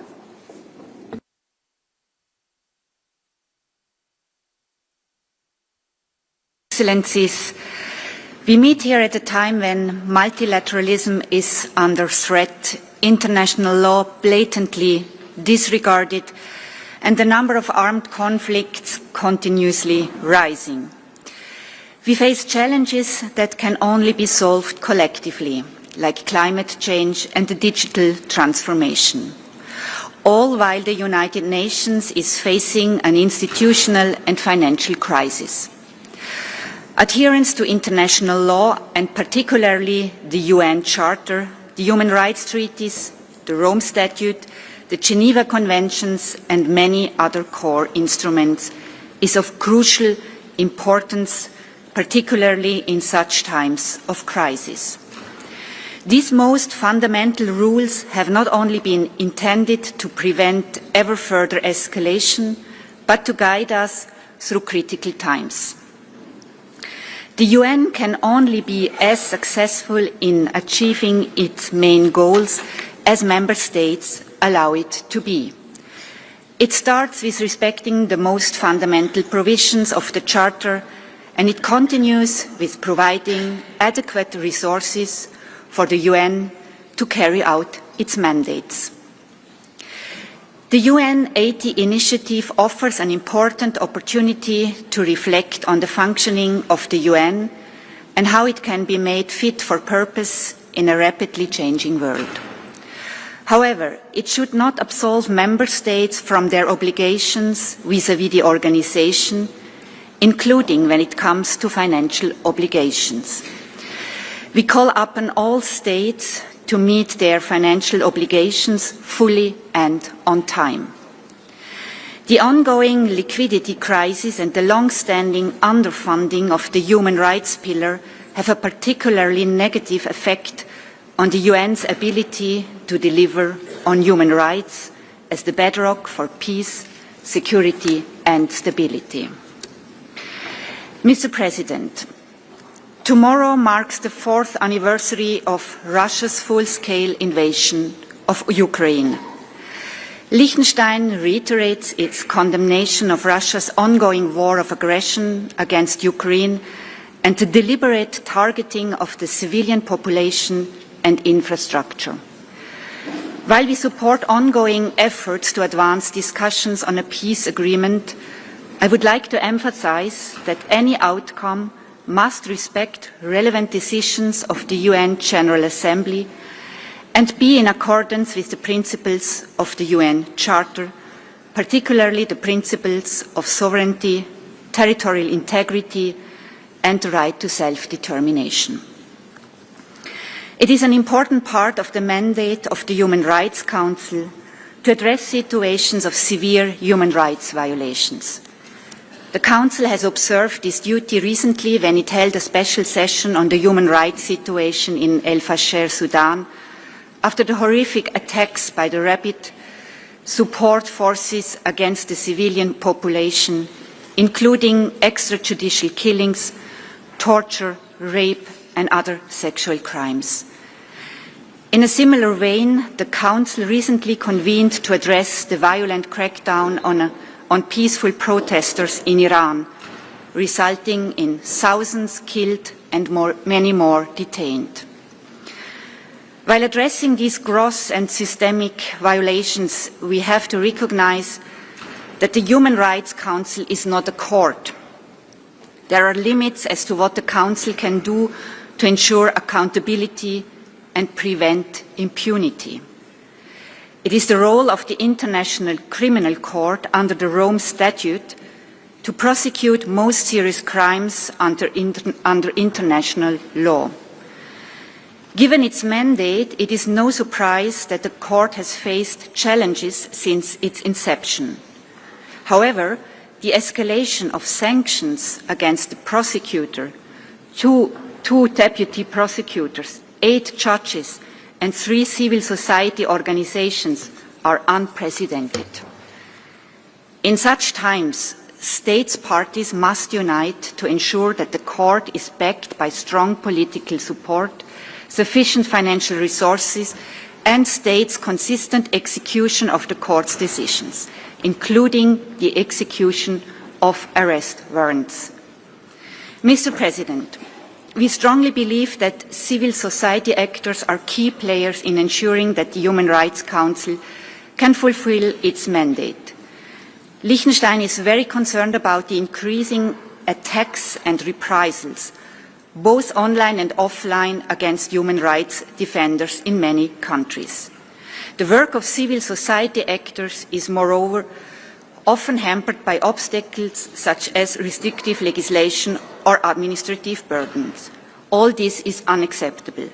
We call on all states to protect human rights defenders and to ensure an open, conducive and safe environment for them to conduct their very important work.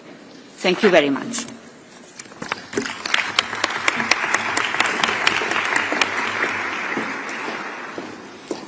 I thank the Deputy Prime Minister and Minister for Foreign Affairs of Liechtenstein. I have now the honor to give the floor to His Excellency Mr. Ervin Ibrahimovic, Deputy Prime Minister for International Relations and Minister for Foreign Affairs of Montenegro. You have the floor.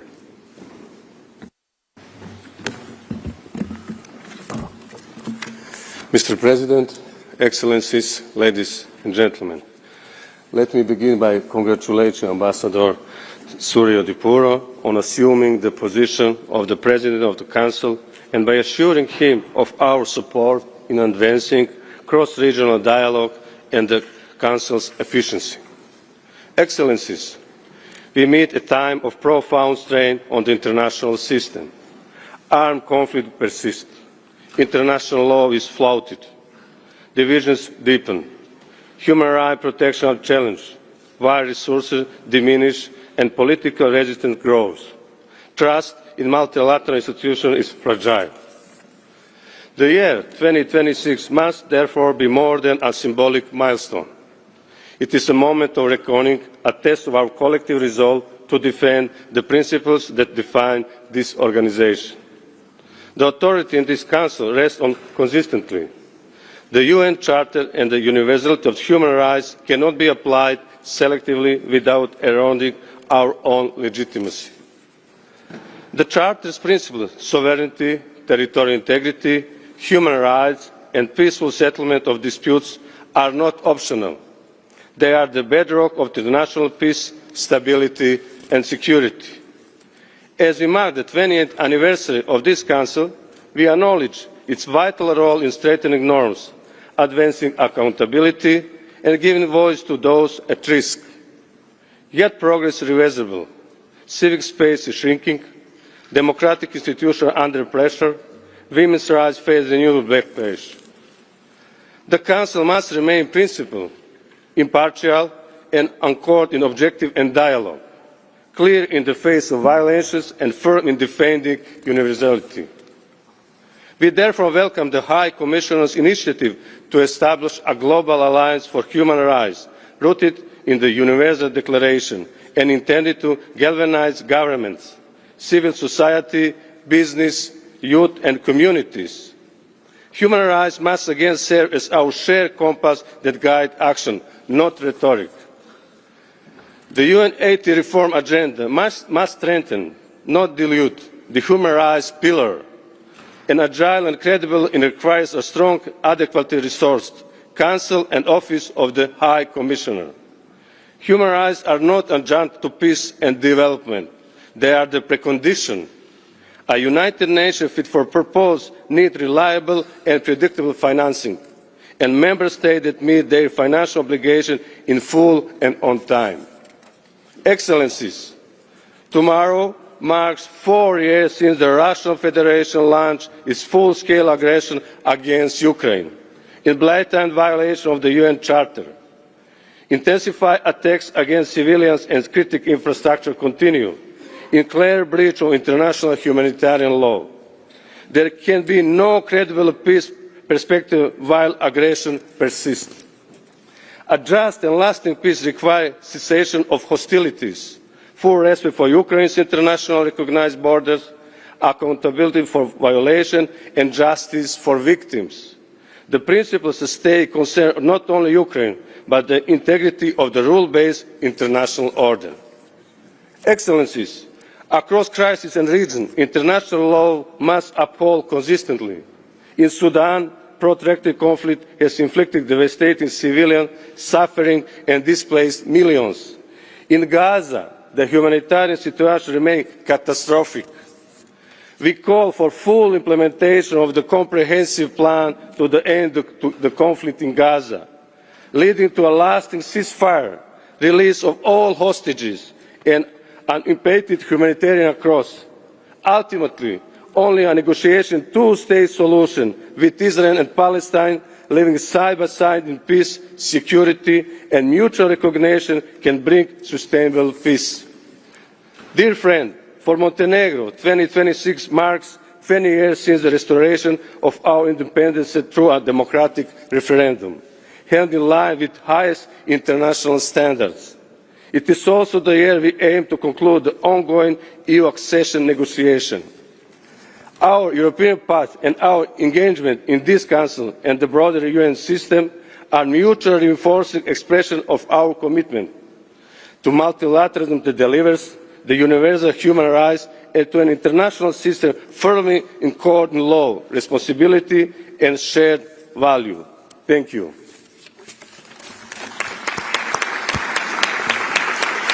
I thank the Deputy Prime Minister for International Relations and Minister of Foreign Affairs of Montenegro. I have now the honor and distinct pleasure to give the floor to His Excellency Mr. Sugiono, the Minister for Foreign Affairs of Indonesia. You have the floor, sir.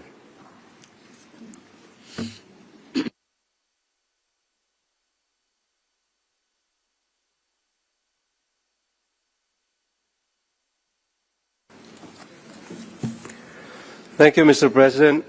Excellencies, distinguished delegates, it is an honor to address this Council once again as Indonesia assumes its presidency.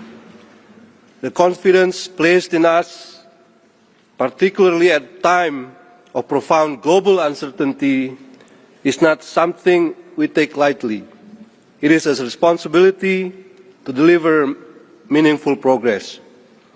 At home, we believe that human rights begin with dignity in daily life. When children can learn without hunger, families can access health care, communities feel safe, and when opportunity is within reach. Under the leadership of President Prabowo Subianto, Indonesia continues its national transformation to advance social justice, expanding access to nutritious food, health care, housing, education. Economic empowerment is not merely a matter of policy design. It is the realization of fundamental rights. To institutionalize this commitment, Indonesia is advancing the 6th generation of its National Human Rights Action Plan. This framework strengthens coordination across ministries, enhances accountabilities, and ensures that human rights promotion and protection are measurable and sustained. Indonesia continues to work closely with its national human rights institutions, fostering constructive collaboration to advance our ongoing effort in promoting and protecting human rights, in line with our national priorities and international norms. In parallel, Indonesia has undertaken legal reform through the adoption of a new criminal code and criminal procedure code.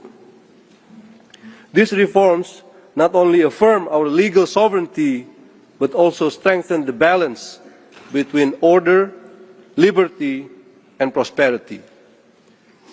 Mr. President, Excellencies, Indonesia's presidency is guided by simple belief that credibility begins at home, but responsibility extends globally.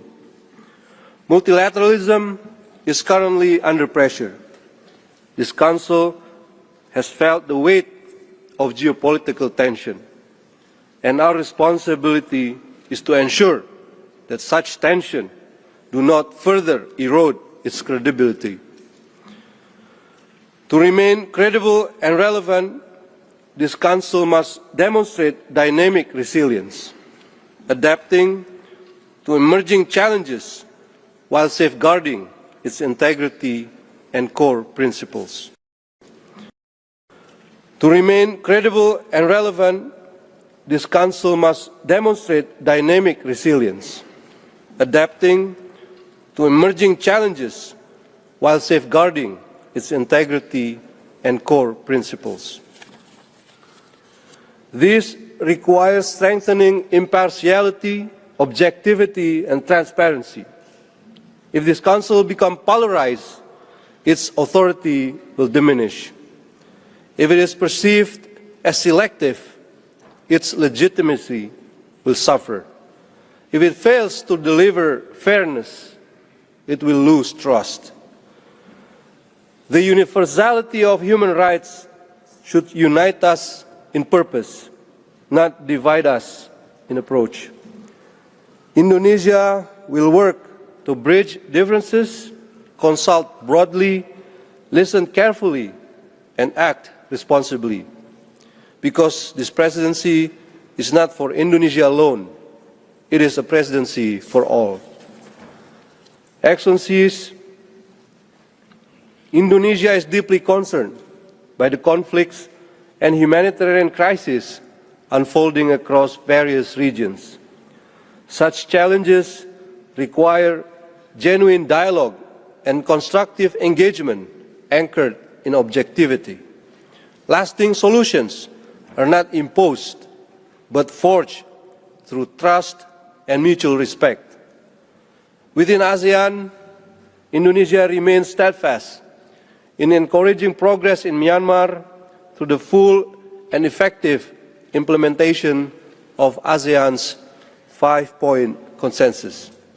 We remain committed to strengthening the ASEAN Intergovernmental Commission for Human Rights as a mechanism for promotion and protection.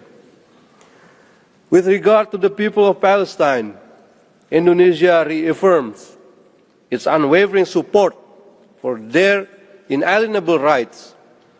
We continue to call for an immediate end to violence, rapid, full, safe, and unhindered humanitarian access, and a credible pathway toward a just and lasting peace based on the two-state solution. Upholding international humanitarian law is our collective obligation. Mr. President, Excellencies, distinguished delegates, as the Council approaches its 20th anniversary, we must reflect, are we strengthening this institution or straining it? The Council's future relevance will depend on whether it can remain consistent and principled without being politicized, responsive without being selective, and firm without abandoning fairness.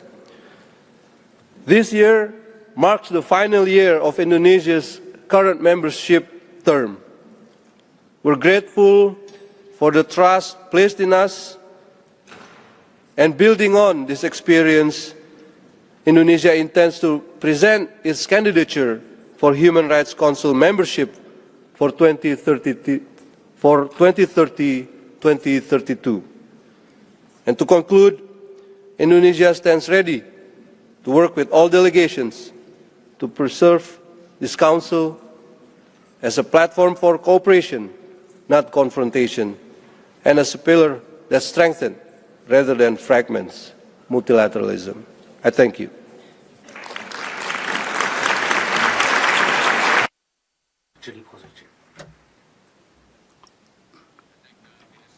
Foreign Affairs of Indonesia. Next on the list is His Excellency Mr. Wang Yi, member of the Political Bureau of the CPC Central Committee and Foreign Minister of the People's Republic of.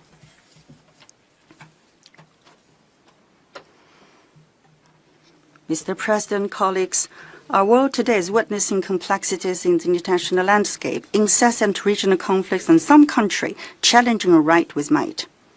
The post-war international order and global human rights governance are confronted with new critical questions. History shows that in stormy nights, we must hold high the banner of multilateralism and press ahead together.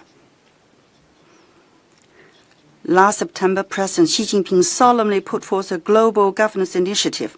More than 150 countries and international organizations stand for it. The Group of Friends of Global Governance, later launched, marks a solid step in implementing the GGI. The initiative is deeply human-centered and highly relevant to human rights, offering Chinese insight on the future of global human rights governance.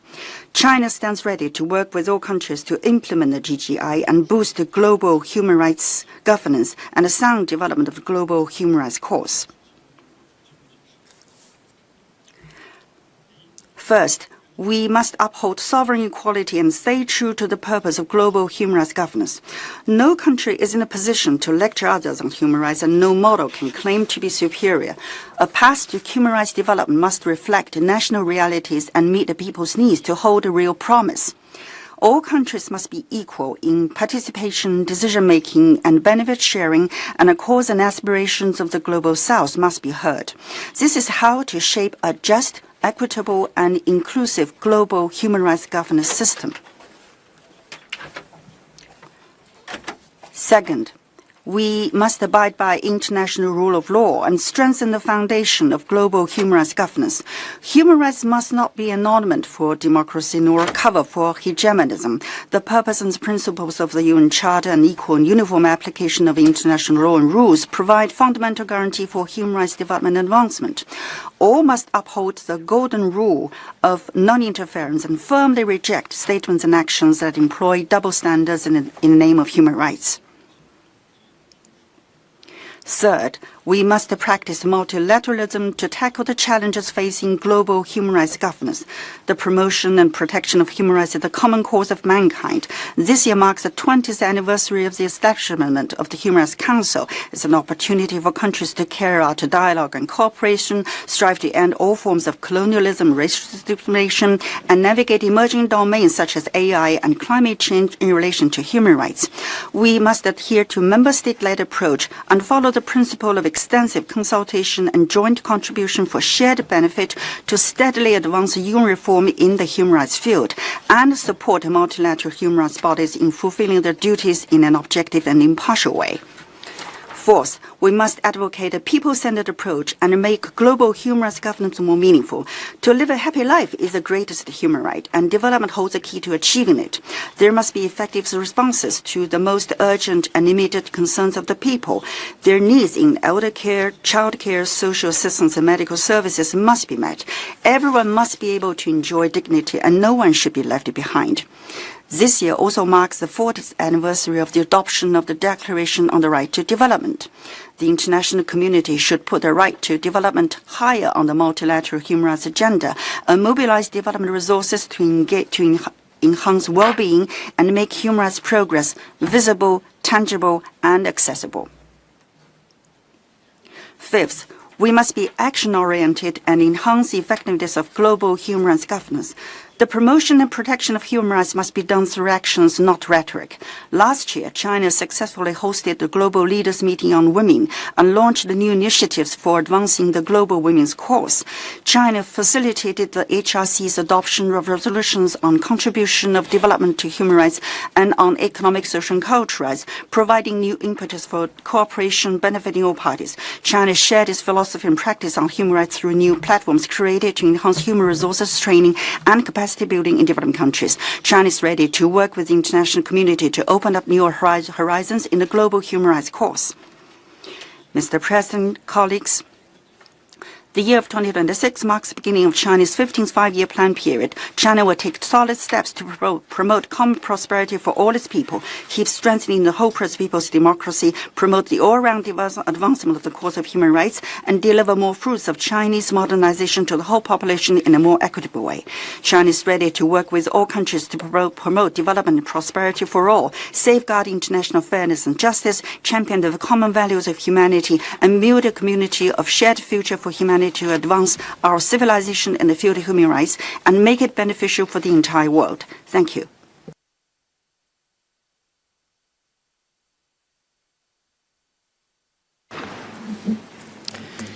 I thank the Foreign Minister of People's Republic of China, and I have the honor to give the floor to Her Excellency Ms. Liisa-Ly Pakosta, Minister of Justice and Digital Affairs of Estonia.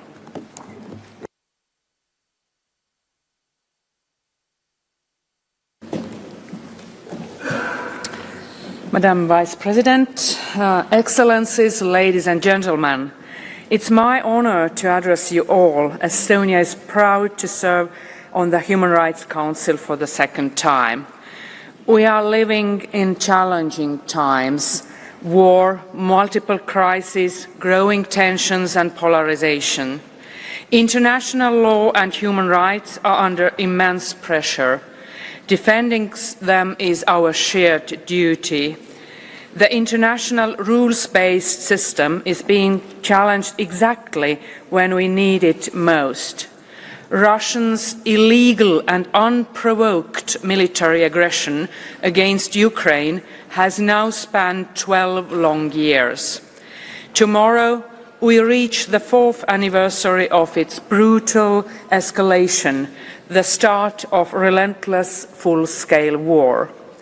If Russia truly wished to end this war, it could do so in an instant. Despite international efforts to put an end to Russia's war of aggression and to pave the way for just and lasting peace, Russia has intensified its targeted attacks against Ukraine's energy and other civilian infrastructure. Attacks clearly intended to cut off Ukrainian people from electricity, heating and water supplies in harsh winter conditions constitute a clear breach of Russia's obligations under international humanitarian law and may amount to war crimes. Moreover, since the start of the war of aggression against Ukraine, tens of thousands of Ukrainian children have been unlawfully and forcibly deported by Russia. This is not only a crime under international law, it's a tragedy to break a nation by attacking its most vulnerable with a genocidal aim of erasing their national identity. Estonia remains committed to work with partners to ensure the safe return of children to Ukraine. We reaffirm our support for the International Criminal Court in ensuring accountability for all violations and war crimes committed by Russia's authorities. In this regard, the work of the Commission of Inquiry on Ukraine remains vital. This month, Estonian Parliament became the first to approve the Council of Europe's agreement establishing the Special Tribunal for the crime of aggression against Ukraine. We encourage other states to follow. The perpetrators must not go unpunished, and this should be our shared international understanding. Thus, we welcome the Council's attention to many deeply concerning human rights situations, including in Afghanistan, Belarus, DPRK, Iran, Palestine, especially in Gaza, Russia, Sudan, Syria.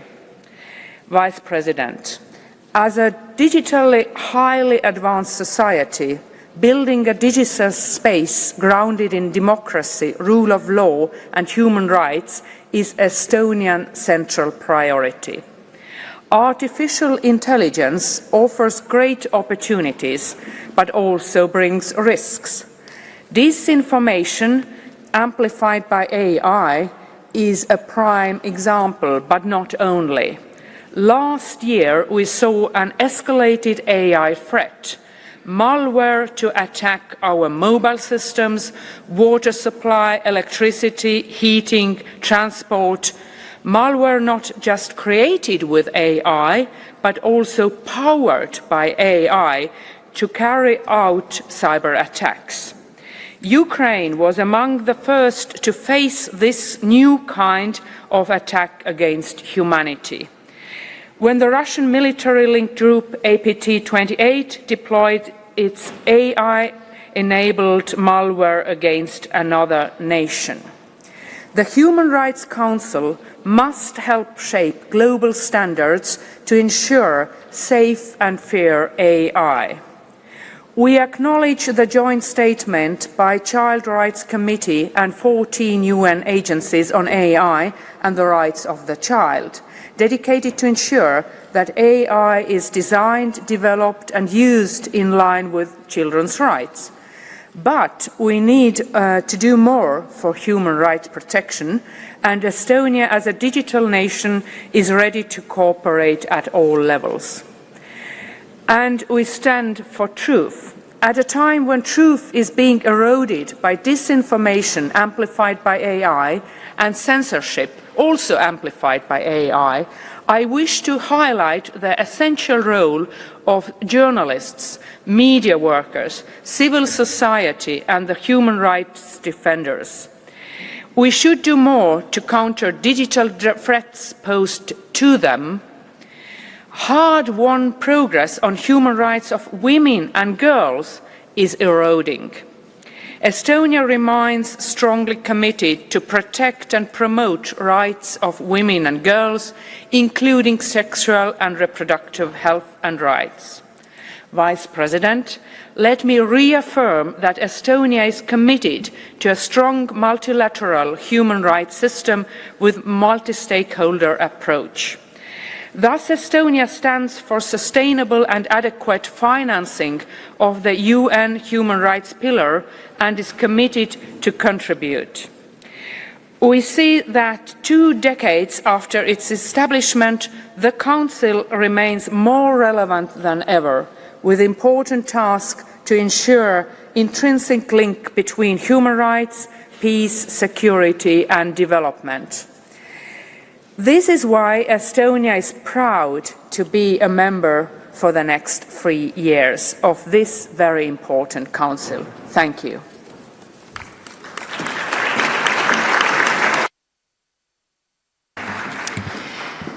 Thank you. And next I have the honor to give the floor to His Excellency Mr. Fuad Mohammed Hussein, Deputy Prime Minister, Minister of Foreign Affairs of Iraq, by video message. بسم الله الرحمن الرحيم سعادة السيد سيدهارتو. On behalf of God, the Merciful, the Compassionate, Mr. President of the Human Rights Council, High Commissioner for Human Rights, Your Excellencies, ladies and gentlemen, may the peace of God and His blessing be upon you.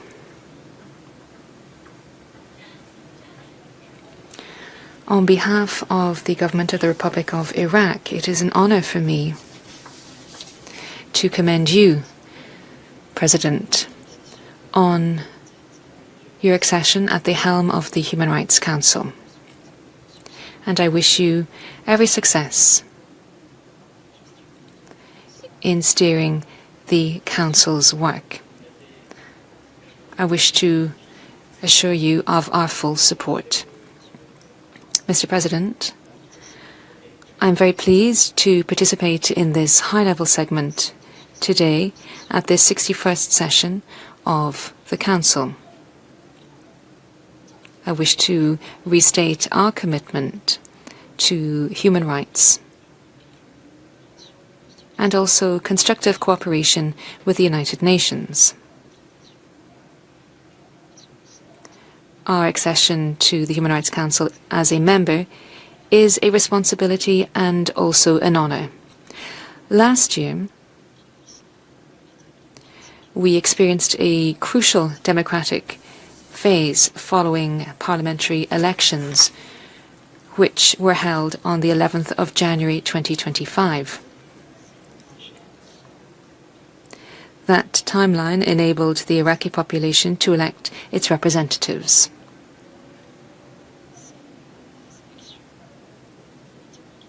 The elections were organized in line with approved legal standards in full transparency, with oversight from the United Nations, the European Union, the League of Arab States, and there was a significant turnout at those elections.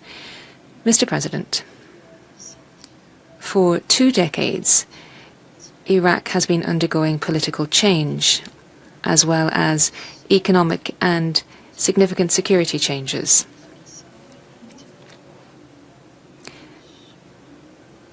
This has been reflected in our national stability and our regional influence. We are moving forward steadily towards stability and sustainable development. Thus, the improvement of the security situation has allowed for the return of almost 5 million IDPs to their places of origin following the defeat of the terrorist organization Daesh. Iraq would like to underscore the important and responsible role it has played to ensure the return of its citizens who were in the Dal-Hol camp in the northeast of Syria. Over 23,000 of our citizens have benefited from an orderly and safe return. This is a highly complex international issue in humanitarian and security terms. Mr. President, the Iraqi experience stems from our faith in a pluralist society. Our national and religious components enjoy full liberty.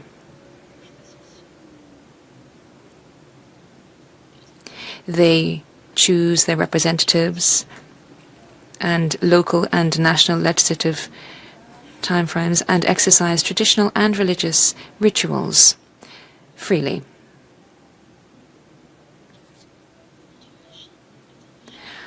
Our regime is a constitutional, democratic and federal one. Federal institutions are evolving, and there is irreproachable interaction between the federal government in Baghdad, the government in the Kurdistan and Erbil, and also the governments in the various Iraqi governorates. Iraq is continuing its role to combat terrorism, and we have very close cooperation with our regional and national partners. And once again, we call upon the international community to shoulder its legal and moral responsibilities.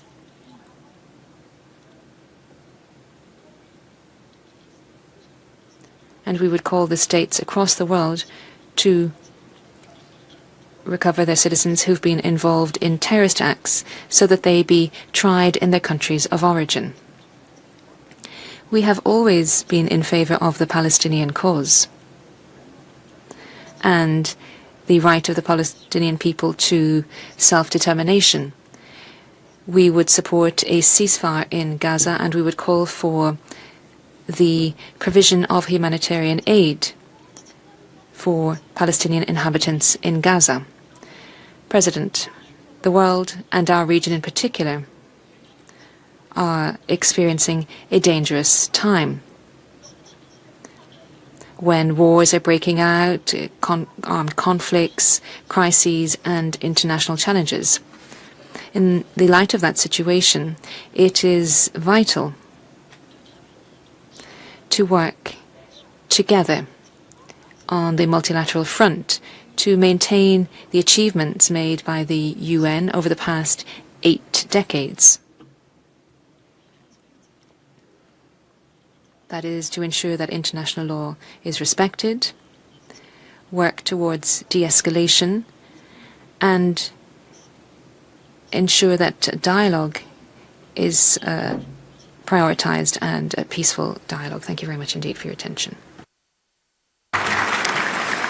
Thank you. Next, I have the honor to give the floor to His Excellency Mr. Bruno Rodriguez Parilla, Minister of Foreign Affairs of Cuba.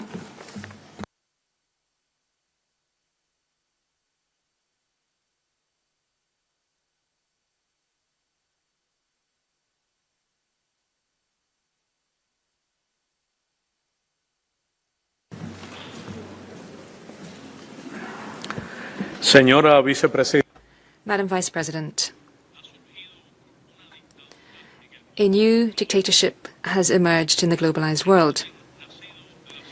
The order resulting from the Second World War to avoid a third war is being destroyed, and the philosophy of dispossession is being proclaimed as the exceptional and supreme right of the United States of America to conquer, and the use of force as an imminent, natural and customary behavior.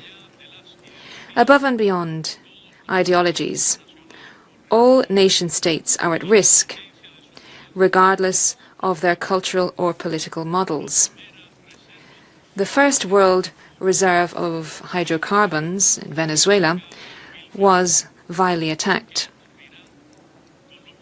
What will happen to the critical minerals, rare earths, and water reserves?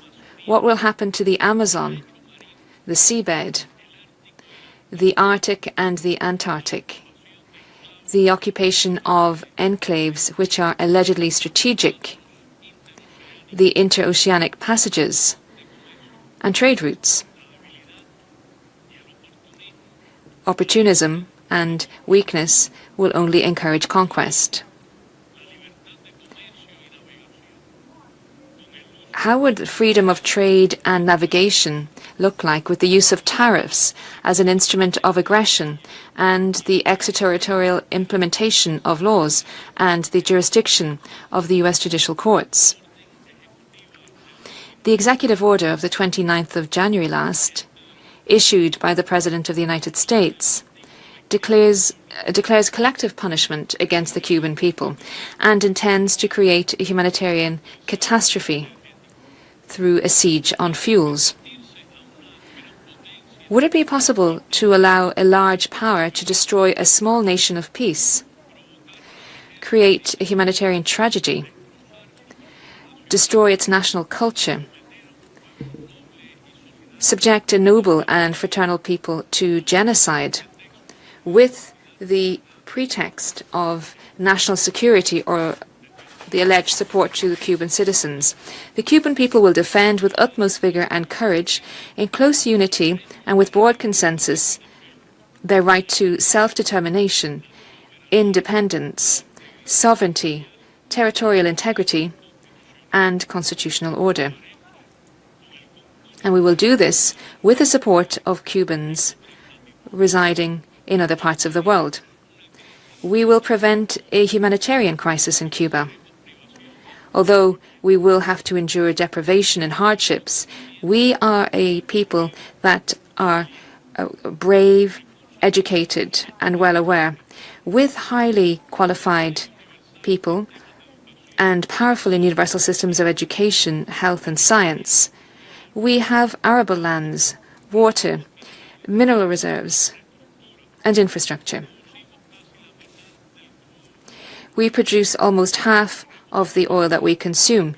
We have refining capacity, and we are making progress in a significant and efficient investment in renewable energy. 3 generations of Cubans, through hardship, have overcome the U.S. blockade for over 60 years. We have stood in solidarity with all countries, in particular with nations of the South. Even in the worst-case scenario, we shall persist, and we shall find creative solutions. Against all odds, we will mitigate the humanitarian damage. We will stand in solidarity. We will also be willing to engage in a dialogue with the United States based on equal sovereignty and international law. Mutual respect, reciprocal benefit, without any preconditions or interference in domestic affairs, to achieve civilized relations within our differences. And we will even promote cooperation in areas where it is possible. Our commitment to the defense and promotion of all human rights for all human beings is growing stronger. We will continue to defend the inalienable right of the Palestinian people and the integrity of migrants. We admire the people of Minnesota in their community resistance. We will oppose double standards and political manipulation. In the year marking the centenary of the commander-in-chief of the Cuban Revolution, Fidel Castro Ruz, our determination to defend the country is absolute, and the determination to safeguard a society focused on achieving the full dignity of human beings and the maximum possible justice is irrevocable. Thank you very much.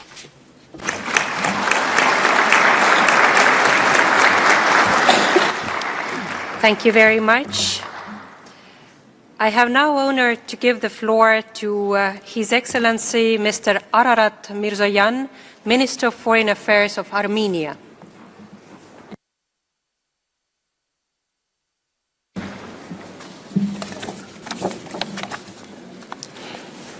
Honorable Chair, Excellencies, let me first extend my heartfelt congratulations to the President and the members of the Bureau of the Human Rights Council on the election. I would also like to take this opportunity to convey appreciation to the High Commissioner for Human Rights and his office. For Armenia, our vision and intentions are unequivocally premised on the conviction that the human rights pillar of the United Nations must be further strengthened and adequately resourced to ensure prevention, accountability and non-recurrence of violations and abuses of international human rights and humanitarian law. Mounting conflicts and humanitarian emergencies, as well as systemic inequality and their irreversible global impact, warrant nothing less. Armenia stands ready to ensure that the ongoing UN-8T initiative and the forthcoming review process of the Human Rights Council will serve as an important opportunity for honest reflection and concrete action to strengthen the Human Rights Council and its mechanisms as cornerstones of the UN human rights architecture. Dear colleagues, like many other democracies these days, our society is also facing a huge wave of hybrid threats, including disinformation, manipulation and foreign interference. Those are targeted, systemic, hostile campaigns designed to achieve specific goals, including undermining trust of our citizens in democratic institutions and the effective enjoyment of human rights. Confronting these challenges has become a daily activity through continuous strengthening of the democratic resilience. Years of sound reforms, higher levels of rule of law and human rights-based policies, as well as transparent and accountable institutions have produced tangible development outcomes, also reflected in internationally recognized indices. In the Freedom in the World 2025 report of Freedom House, Armenia received 54 out of 100, with significant scores for political rights and civil liberties. Quite remarkably, in 2025, Armenia ranked 34th on the Reporters Without Borders World Press Freedom Index, marking a significant improvement from 43rd place of the previous year. According to the World Economic Forum's Global Gender Gap Report 2025, Armenia ranks among the top countries in women's educational attainment and has seen steady increases in women's representation in all spheres of political life. In line with Armenia's commitment to consolidating implementation of its human rights obligations, last year Armenia established its national mechanism on implementation, reporting and follow-up, and launched its supportive digital tool, the Armenia's Institutional Network for Monitoring and Reporting, AI-NEMRA, which serves as a centralized system bringing together recommendations issued by international and regional human rights mechanisms. Armenia's engagement, however, is not confined to domestic implementation. We seek to contribute substantively to the strengthening of global safeguards against the gravest violations of international law. In this context, at the present session of the Human Rights Council, Armenia will once again table the resolution on the prevention of genocide. The progressive development of this resolution has reflected emerging challenges at the intersection of international human rights law, international humanitarian law, and international criminal law, and has consolidated international consensus on the means to address them. Support by all member states to this important resolution will be a much needed signal of our shared obligation to end the scourge of genocide. Excellencies, after decades of violent conflict and humanitarian emergencies, Armenia, together with Azerbaijan, took decisive actions towards establishing long-term peace in our region. Last year's Peace Summit in Washington not only established peace between the two countries, but also paved the way for trade, connectivity, and people-to-people contacts. To take this path beyond the agreements between governments, we are also planting seeds of genuine dialogue and trust between our societies, including affected populations. Though the painful humanitarian consequences of the conflict are still to be resolved and the wounds of the distant and recent past linger on, we have chosen the difficult path of reconciliation. This is indeed a difficult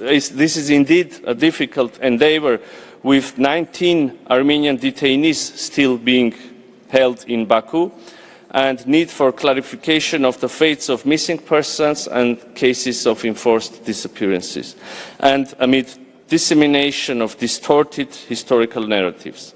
Nevertheless, Armenia remains firmly committed to pursuing this path to its future-oriented conclusion, with the understanding that further institutionalization of peace will foster a more conducive environment for addressing the consequences of the conflict.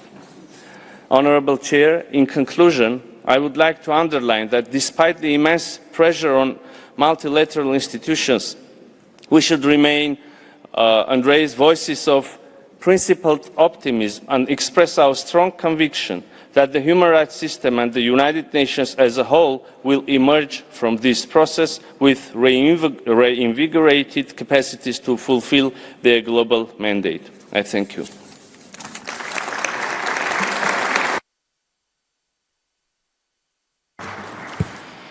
Thank you very much. Next, I have the honor to give the floor to His Excellency Mr. Ronald Ozi Lamola, Minister of International Relations and Cooperation of South Africa.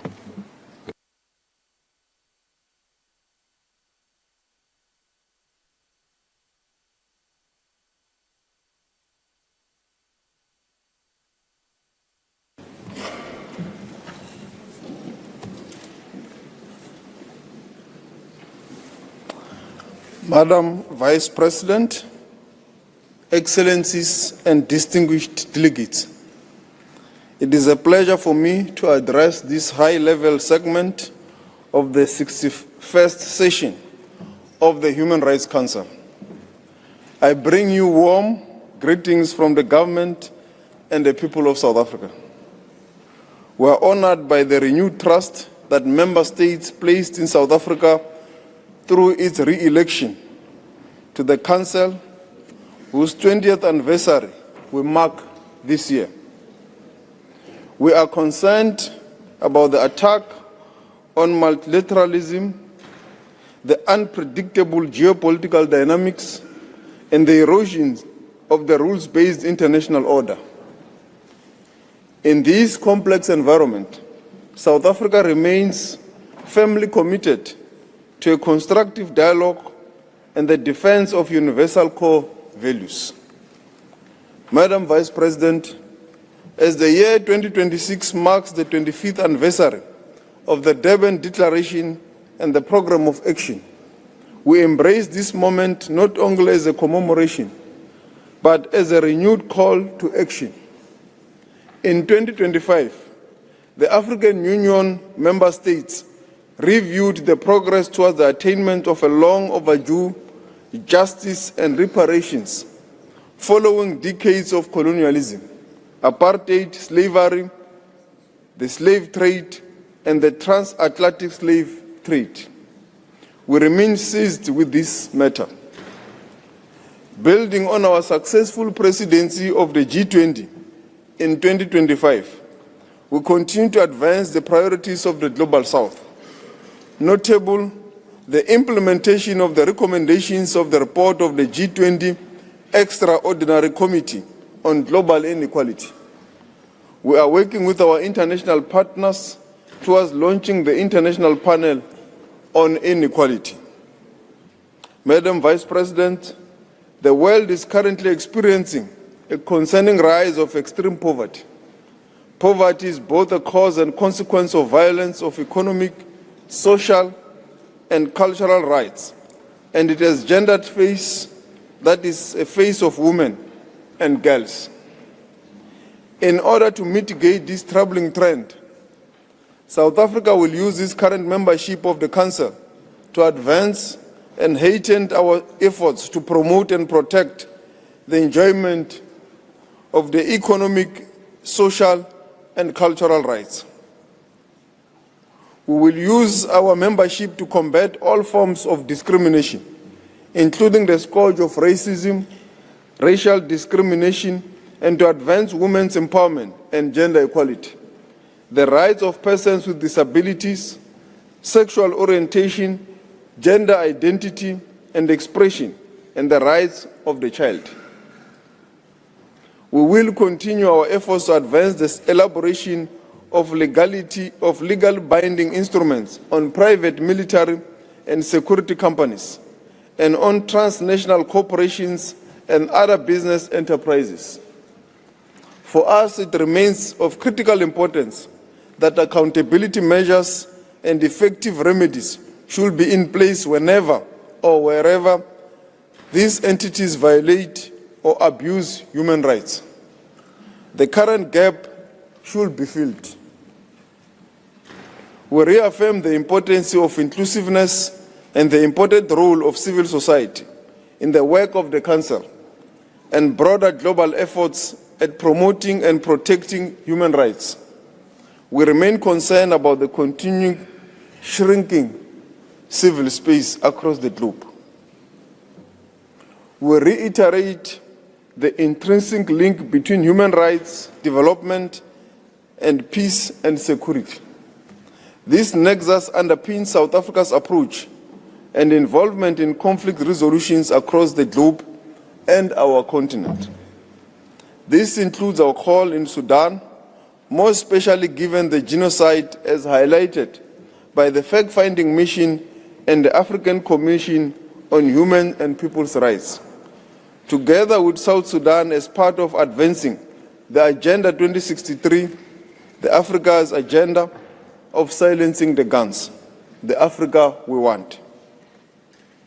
South Africa reiterates our unwavering support and solidarity with the Palestinian people.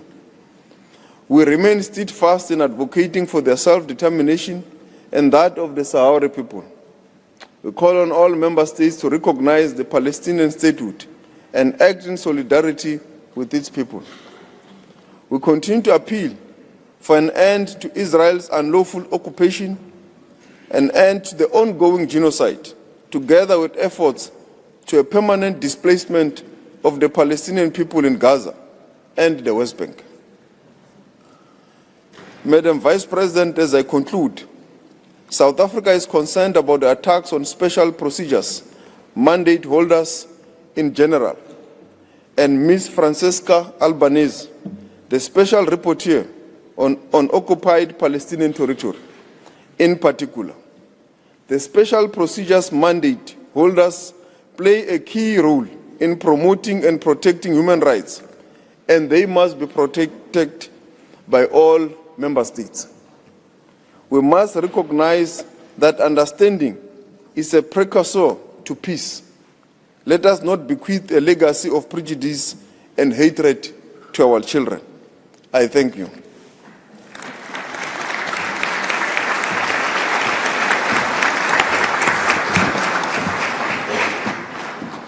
Thank you very much. Next, I have the honor to give the floor to His Excellency Mr. Alberto van Claveren Storck, Minister of Foreign Affairs of Chile, by video message.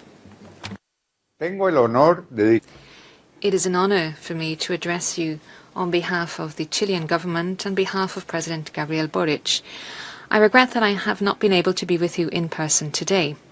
However, I'd like to convey very clearly the importance that Chile attaches to the Human Rights Council and its mandate as a specific expression of our belief in the universal value of fundamental rights and international law.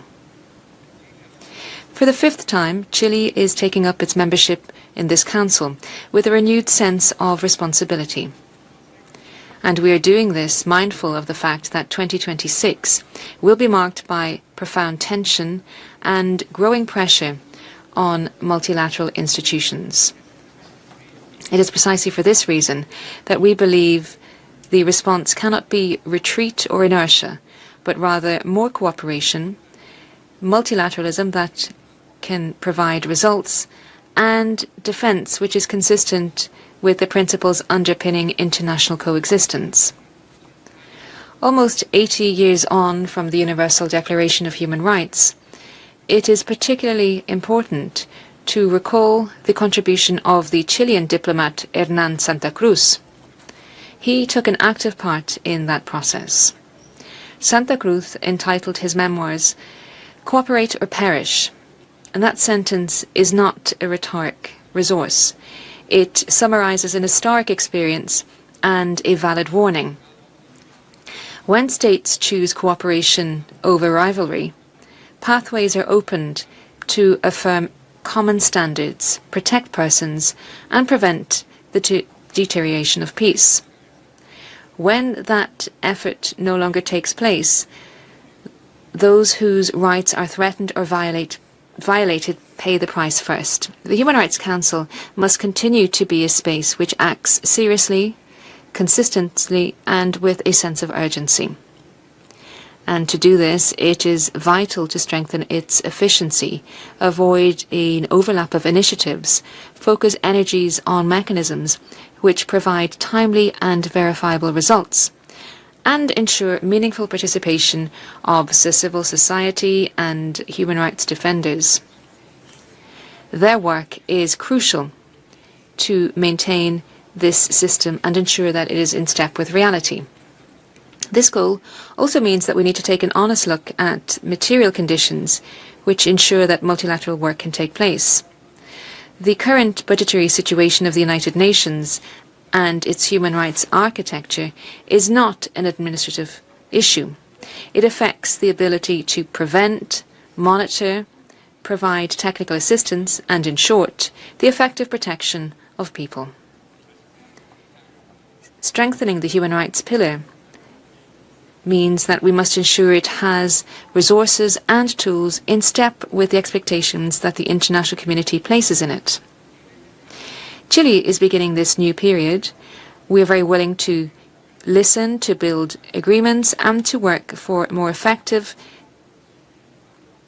council and to be closer to those who require our actions. It is along that spirit that we reassert our commitment to international cooperation and multilateralism that complies and fulfills its promise. Protect all persons without exceptions. We wish you a fruitful and constructive session. Thank you very much.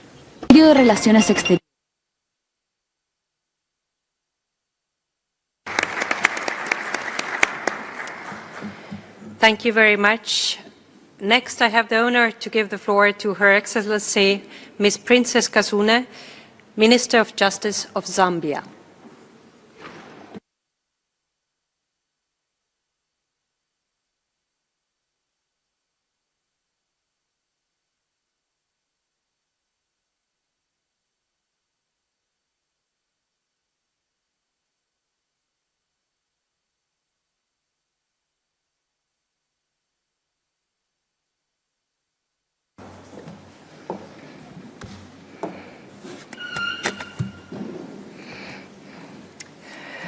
Madam Vice President, Excellencies, distinguished delegates, we meet at a time when the global human rights system is under extreme pressure. Some question its fairness and values, while others suggest we step away from it. But Zambia believes that stepping away is not the answer. Rather, the times require that to enhance international cooperation to help overcome the challenges we are facing. It is true that we are stronger if we stand united than if we separate.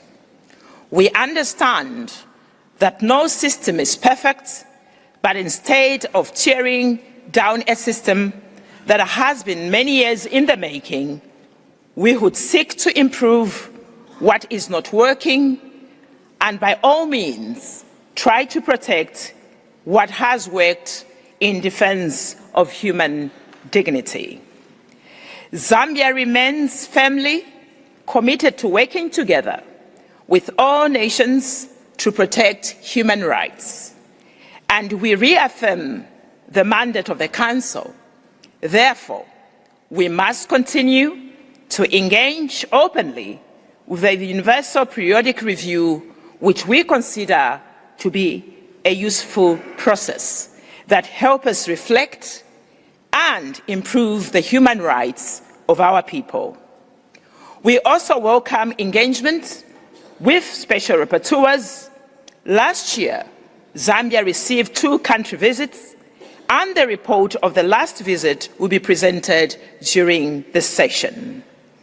We see these visits as an opportunity to strengthen our institutions and improve the protection of our people.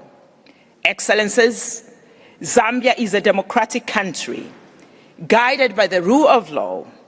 In August this year, we will hold our general elections.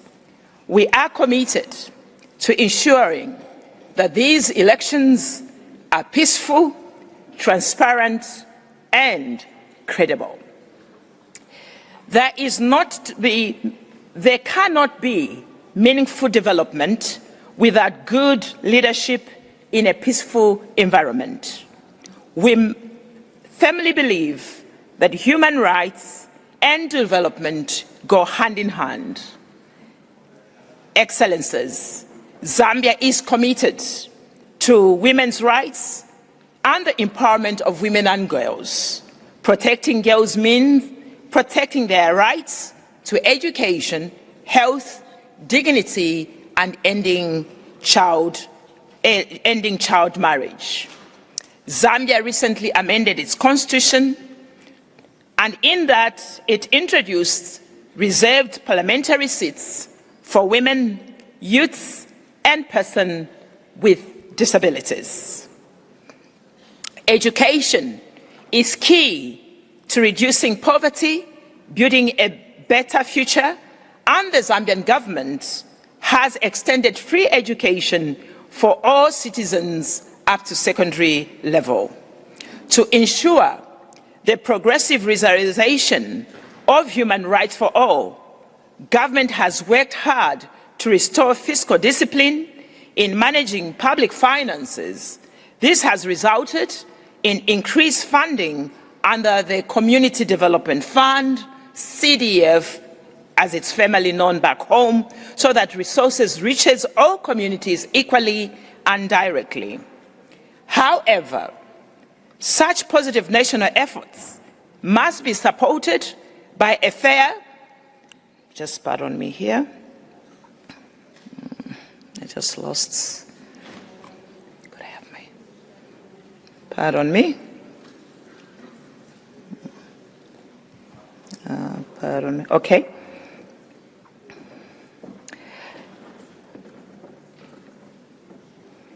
Okay. Just pardon me there. Education is key in reducing the poverty and building a better future. And the Zambian government has expanded its free education to all secondary school level. To ensure the progressive realization of human rights for all, the Zambian government has worked hard to restore fiscal discipline in managing public finances. This has resulted in the increase of the CDF fund, as already alluded to. However, such positive national efforts must be supported by fair global financial systems. The high cost of capital first by developing countries has resulted in heavy debt burden that reduces the ability of such nations to invest in health, education, and social protection. The impact of debt on the full enjoyment of all human rights is real. Climate change is another serious challenge. Drought and food shortages has affected the rights to food, water, and health. Hence, climate justice requires support for countries that are most affected but least responsible for the environmental degradation. Excellencies, Zambia has presented its candidature for the membership to the Human Rights Council for the term of 2027 to 2029. If elected, Zambia pledged to serve as a fair, balanced, constructive voice within the Council and beyond. We pledge to ensure that the Council continues to represent the voice of all conditions in a mutual, respectful, and impartiality manner.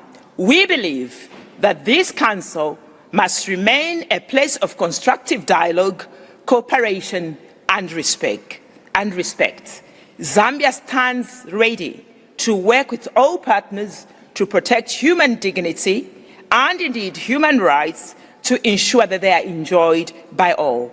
May God help us all, and I thank you.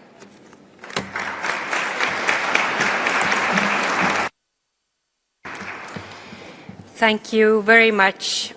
Next, I have the honor to give the floor to His Excellency Mr. Ian Borg, Deputy Prime Minister and Minister of Foreign Affairs and Tourism of Malta, by video message.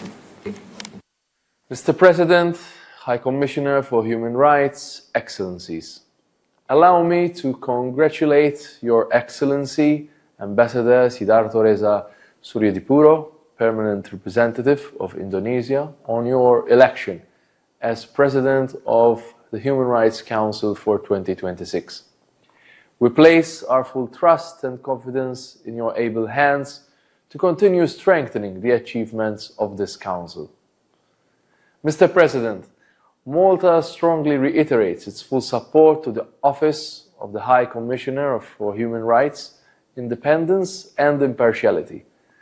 We also highly appreciate the High Commissioner's relentless efforts to promote and protect human rights everywhere. Malta shares his alarm on the ongoing tragic situation in Sudan, where civilians, particularly women and girls, are being subjected to unspeakable horrors, including sexual and gender-based violence. As we did during the 38th special session last November, we call for an immediate halt all hostilities and violations, and to hold perpetrators to account. Likewise, we remain seriously concerned on the situation in the Islamic Republic of Iran. The last special session brought to our collective attention the devastating effects of the crackdown on innocent protesters, with thousands of casualties for simply exercising their right to protest.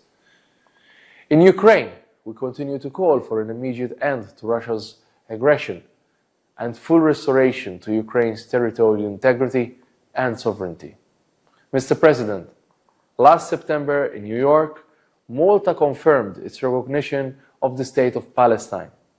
We did so as a demonstration of our commitment to a genuine and peaceful two-state solution, as the only way forward that will secure the future of both peoples.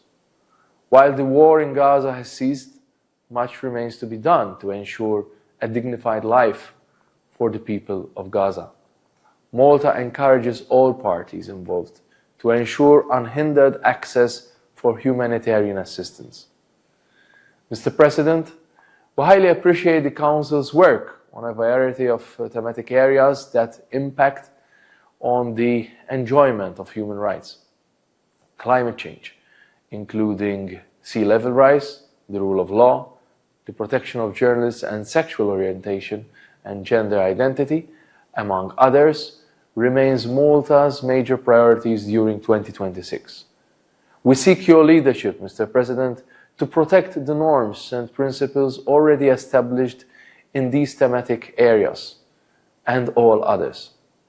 Mr. President, we regret that strong pushback on well-established human rights principles is increasing and eroding international human rights law and calling into question the very institutions and structures created to protect them.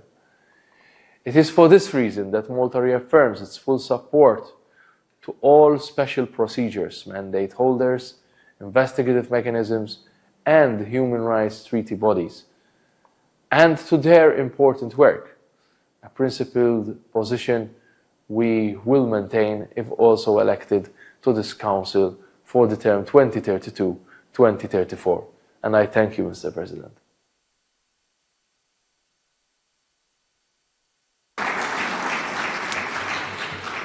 I thank the Foreign Minister of Malta. Excellencies, dear participants, with this statement we have come to the end of the list of speakers for this first meeting. We will now take a short technical break and will reconvene in a few minutes to continue with the high-level segment. I hereby close the first meeting of the 61st session of the Human Rights Council.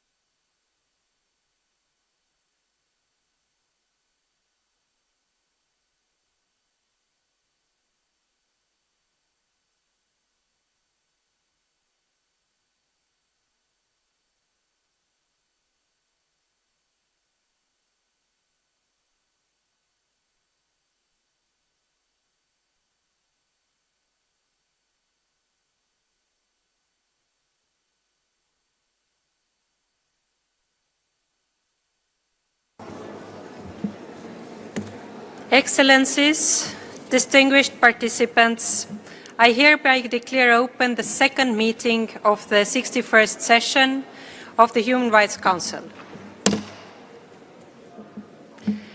And we will continue with a high-level segment. And I have the honor to give the floor to Son Excellence, Monsieur Maxime Prévost, Vice-Premier Ministre.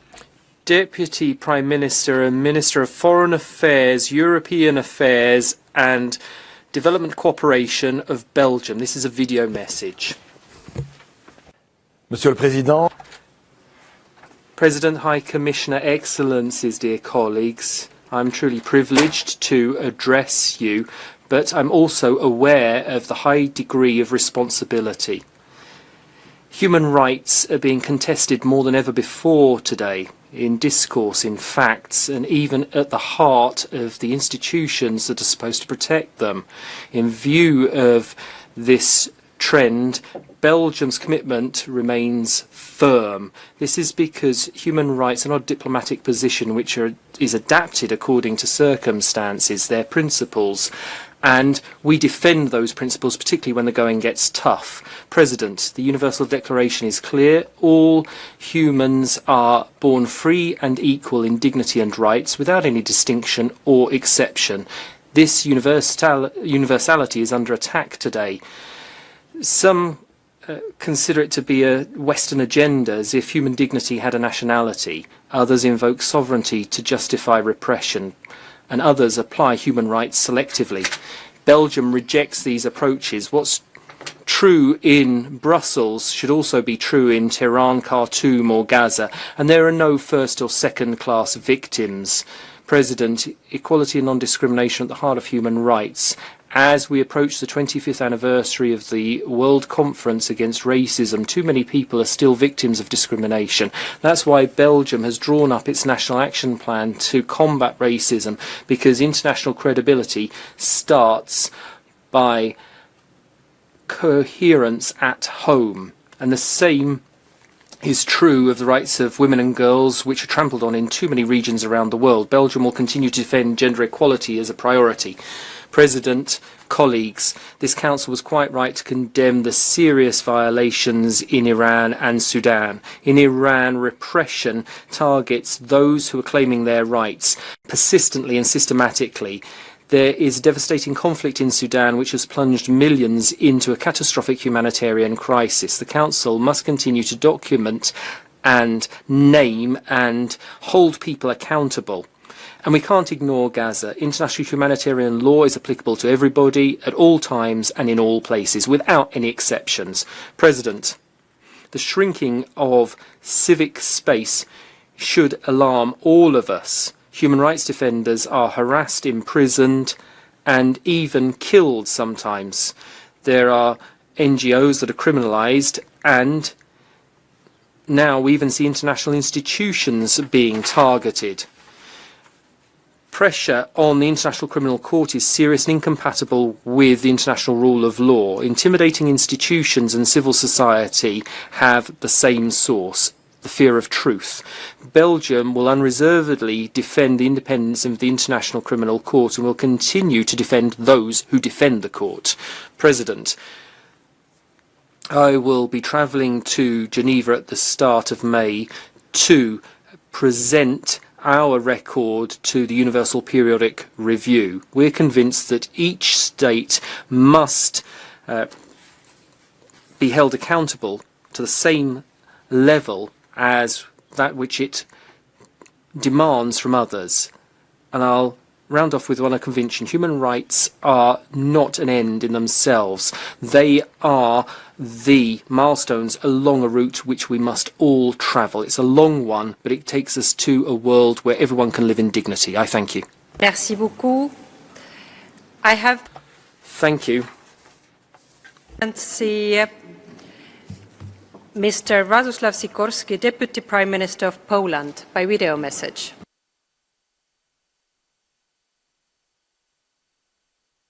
Mr. President, Excellencies, we are living through a turning point in history. The international order can no longer be taken for granted. Respect for the UN Charter and human rights is eroding and fundamental freedoms are coming under strain. In this time of volatility, should we lose faith in the multilateral system, or should we look to it as one of the few anchors of stability? Ladies and gentlemen, Poland remains committed to the mission of the Human Rights Council. We recognize its mechanisms to protect victims and to bring the truth to light in order to hold perpetrators accountable. These days, one of the most flagrant human rights violations are unfolding right in our immediate neighborhood, from the systemic repression in Belarus and Russia to the brutal realities in Russian-occupied Ukrainian territories. In Ukraine, the Kremlin attacks power grids, hospitals and schools, targeting the most vulnerable. Within Russia and Belarus, the state wages war against its own people, using a vast arsenal of tools to extinguish any spark of dissent, legal persecutions, disinformation, or outright violence. Behind every UN report from those territories, there is a human being, a life lost, a journalist unjustly detained, or a community leader disappeared. Remembering our own difficult path to independence, Poland remains unapologetic in demanding accountability for human rights violations. We are committed to protecting human rights defenders, particularly those targeted by transnational repression. Mr. President, the global human rights landscape may appear bleak, but as I stated before this Council 13 years ago, despair is not a strategy. A determined international community has all the capacity to overcome current turbulence. It is our task to reinforce the multilateral system and make it deliver on its promise of peace, justice, and accountability. Thank you.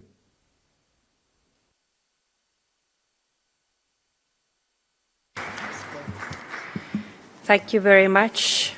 Next, I have the honor to give the floor to Her Excellency Ms. Maka Bochorisvili, Minister of Foreign Affairs of Georgia. Excellency, you have the floor.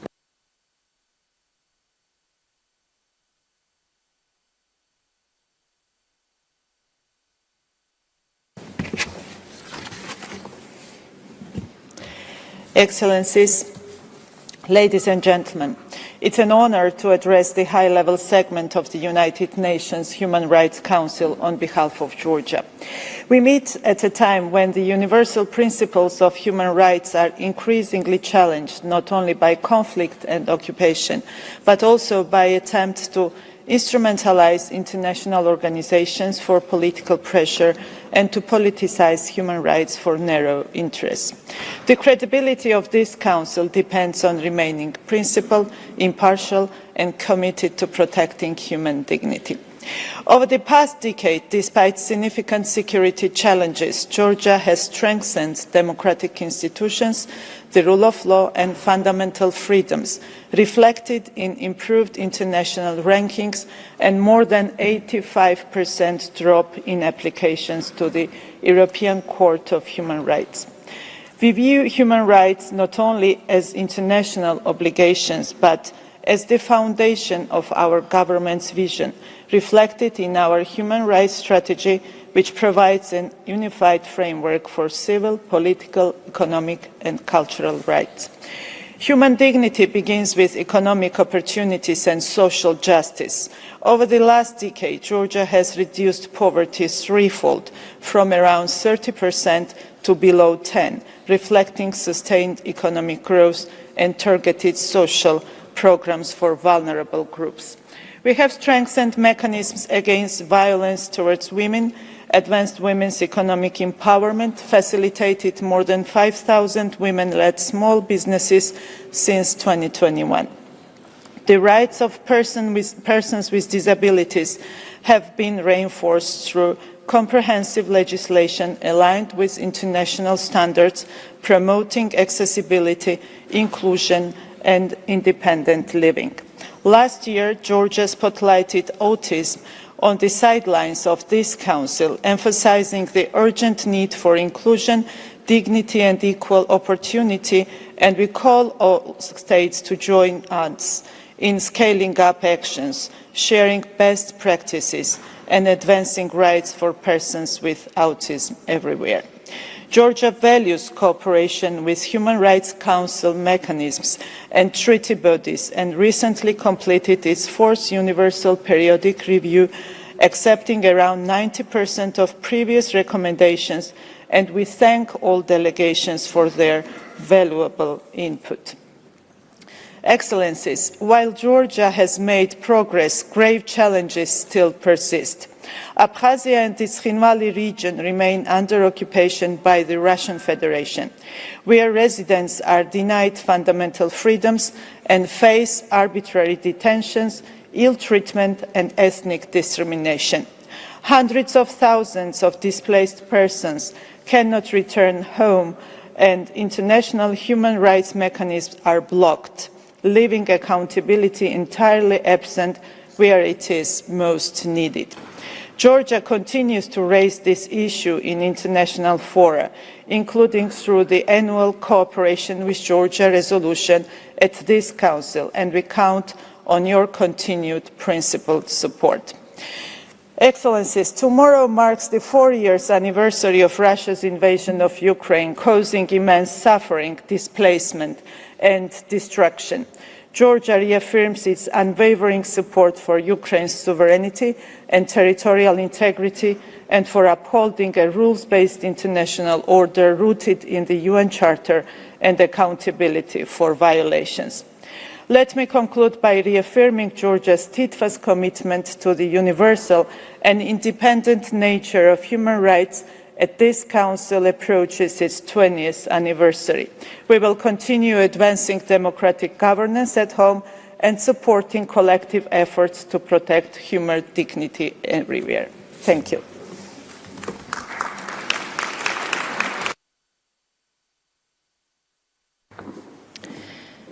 Thank you very much. Next, I have the honor to give the floor to Her Excellency Ms. Thorgerður Katrín Gunnarsdóttir, Minister of Foreign Affairs of Iceland. Excellency, you have the floor.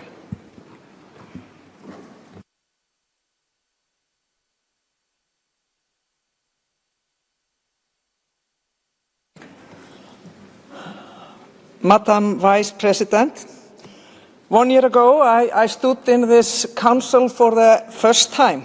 Iceland had just taken its seat on the Human Rights Council, and I dared to be hopeful that when I returned I would speak of a year that turned to a path of peace and progress.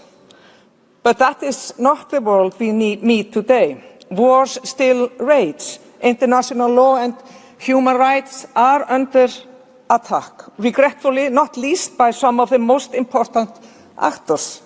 The very principles that underpin the international human rights system continue to be tested. For 4 years, Russia's illegal and unjustified full-scale invasion of Ukraine has caused devastating human suffering. The people of Ukraine continue to defend a rules-based order on behalf of Europeans, and we continue to call for a just and lasting peace grounded in international law and accountability. In Gaza, the situation remains catastrophic. Full and safe and unhindered access for humanitarian aid is crucial, and so allowing UNRWA and other UN agencies to carry out their mandate. And the situation in the West Bank must not be overlooked. We condemned recent Israeli decisions which aim to expand and entrench Israel's unlawful presence in the West Bank. We must actively work toward a just and to a sustainable peace based on the two-state solution and the right to self-determination. And dear colleagues, we are witnessing a deeply troubling global backlash against fundamental human rights. In the past 3 years alone, 5 countries have passed laws criminalizing consensual same-sex relations. Basic rights such as access to safe abortion and freedom of expression are under pressure. Fundamental principles are being eroded and in some cases deliberately dismantled. This is not happening in isolation. It is a part of a wider erosion of democracy, of human dignity and the rules-based international order. For a small state like Iceland, whose security and prosperity depend on these values, this is abstract concern. It is existential. And Madam Vice President, accountability is not optional. It's not optional. It is foundational because impunity fuels further abuse. Over the past year on this Council, Iceland has sought to act accordingly. We led the call for a special session on the Islamic Republic of Iran. We called for the establishment of an independent investigate mechanism for human rights violation in Afghanistan, and we welcome the Council's resolution on human rights violation in El Fasher in Sudan. At home, we continue to strengthen our human rights framework. Even though Iceland ranks among the highest in the world in equality, we are not immune to a backlash.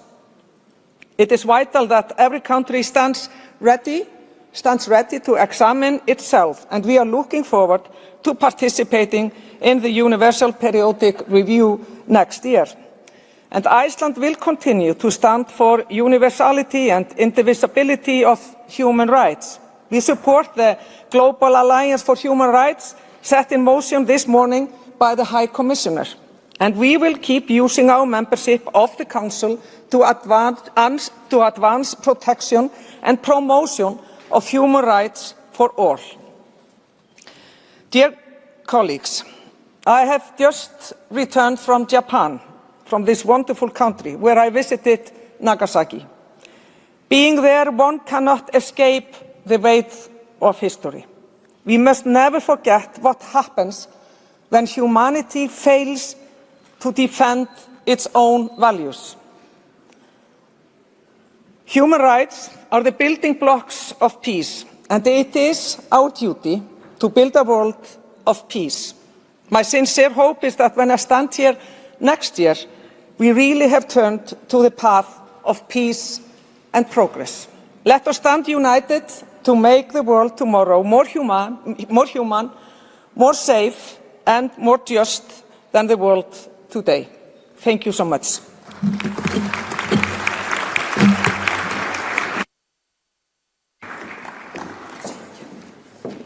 Thank you so much. I have the honor to give the floor next to His Excellency Mr. Shenbek Kulubayev, Minister of Foreign Affairs of Kyrgyzstan. Excellency, you have the floor.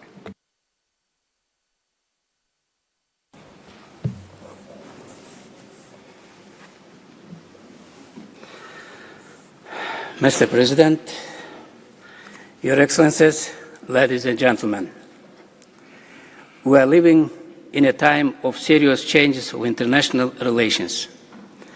Trust in international institutions is declining. International law and human rights standards are increasingly being ignored. More often, power replaces law. In such conditions, small states risk being left out of decision-making. For Kyrgyzstan, this approach is unacceptable. This year marks the 20th anniversary of the Council, which was created as a platform for dialogue and practical solutions, not confrontation. Today we heard criticism about how its mechanisms are used. We do not agree with these assessments, but we cannot ignore them either. If we want to preserve the Council's authority, we must focus not on political pressure, but on real protection of human rights. The UN reform has entered an important stage. It offers a rare opportunity to rethink the role of effectiveness of the organization. Kyrgyzstan supports meaningful reform. We believe reform should strengthen our ability to respond to modern challenges, not simply reduce budgets. Ladies and gentlemen, Kyrgyzstan welcomes the ceasefire in Gaza and the efforts of US President Donald Trump to achieve lasting peace. We believe that a sustainable peace cannot be built on a ceasefire alone. The Palestinian people must take part in all stages of the peace process. Peace cannot be fair if the voices of the people are not heard. Ladies and gentlemen, as a neighbor of Afghanistan, Kyrgyzstan highlights its strategic importance for the future of Central and South Asia. Today, Afghanistan's population exceeds 40 million people, and it is expected to grow significantly. Combined with climate change, water shortage, and the land degradation, this may lead to large-scale migration that will affect areas far beyond our region. Afghanistan should not be seen only as a source of problems, but also a country with a great human potential. Its stability is directly linked to the security of neighboring states. We believe that isolating Afghanistan and limiting its access to financial resources only worsens the humanitarian situation and the protection of fundamental human rights. Ladies and gentlemen, for Kyrgyzstan, human rights are not foundation of state policy. We believe that sustainable development is impossible without respect for human dignity and accountable institutions. The rule of law is a key principle for us. The abolition of the death penalty remains strong. In 2025, the Constitutional Court confirmed that it cannot be reinstated, showing that in Kyrgyzstan, law guides state decisions. The 2025 parliamentary elections we held with broad international observation and the use of digital technologies. A legally established 33% quota for women in parliament reflects our commitment to real equality between women and men. Ladies and gentlemen, regional stability and integration are key priorities of Kyrgyz diplomacy. In 2025, thanks to the political will of the leaders of Kyrgyzstan, Tajikistan, and Uzbekistan, a long-standing border dispute in the Fergana Valley was resolved. Our people's choice, security, trust, and dialogue. The 5 Central Asian states are strengthening cooperation. The C5+1 format allows the countries of the region to speak with the one voice and engage in equal dialogue with global partners. Kyrgyzstan is a small country, but we strongly believe in multilateral cooperation. The future of human rights depends on our ability to preserve dialogue, respect international law, and listen to one another. I thank you.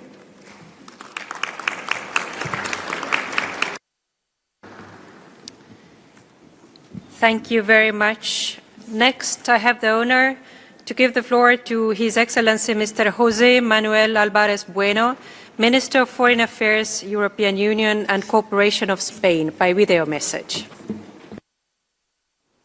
Señor Presidente. President, Spain's beginning its second year as a member of the Human Rights Council. We face a difficult international situation, but Spain and the international community as a whole cannot be overcome by pessimism. It's our duty to defend human rights as being vital for peace, justice and democracy. The Council was created 20 years ago as a place for dialogue to address inequalities, and it's had a true impact on the enjoyment of all universal and indivisible rights, be they civil or political, economic, social or cultural. The Council is a place where victims, human rights defenders and civil society can make their voices heard. Defending human rights is based on accountability for all human rights violations and abuse. That's why we support the International Criminal Court and why we have put forward a Spanish candidate to reflect our commitment to the institution. I would also like to show our support for the Council mechanisms established to provide recognition, truth, memory, justice and reparation for victims. It's vital that these mechanisms and special procedures remain independent. They're absolutely vital for promoting and protecting human rights. It's more important than ever to underscore the Council's preventive work and to support the Office of the High Commissioner. That's why Spain continues to defend a unique foreign policy which is based on respect for human rights and international humanitarian law. We call for full compliance just as much in Ukraine, Gaza, Sudan and Nicaragua. And we do want to see peace as the permanent state for Palestine and Israel. And we're convinced it's only a Palestinian state with recognised borders which is geographically united and viable, and which encompasses Gaza and the West Bank with East Jerusalem as its capital, will be able to meet the aspirations for peace and security of Palestinians and also those of Israelis, and to provide stability to the region. We'll continue to support Ukraine. Will defend its independence, sovereignty and territorial integrity within its internationally recognised borders. We're also deeply concerned about the escalation of the conflict in Sudan, as well as the serious human rights violations and those of international humanitarian law which have caused the greatest humanitarian crisis in the world. We're worried about the situation in Nicaragua, and we call for an end to repression. We're concerned about the lack of accountability in Ethiopia, including regarding the killing of humanitarian workers. When it comes to Venezuela, we're calling for a democratic, fair and inclusive transition and a broad amnesty. We'd like to thank the High Commissioner for his invitation to take part in a global alliance for human rights. And you can count on us to get this initiative going, and we will defend human rights in Spain and the rest of the world. Spanish foreign policy is feminist. We have to end violence against women and girls. That's why we're investing in women taking part in all decision making and at a multilateral level. We believe in an inclusive society because it's one that will be more prosperous, and that's why we'll continue to combat all forms of discrimination, including those who face criminal persecution because of their sexual orientation or gender identity. It is a fundamental goal of our co-presidency of the Equal Rights Coalition, the greatest public-private coalition working in favour of diversity and the rights of LGBTI persons. We will work for sexual orientation and gender identity to be decriminalised through that role, and will continue to defend the complete abolition of the death penalty, as well as to change the International Commission Against the Death Penalty into an international entity. We're also commemorating the 20th anniversary of the Convention on the Rights of Persons with Disabilities this year, as well as the 20th anniversary of the Optional Protocol to the Convention on Torture. We'd like to take this opportunity to congratulate the committees established under both those treaties for their excellent work.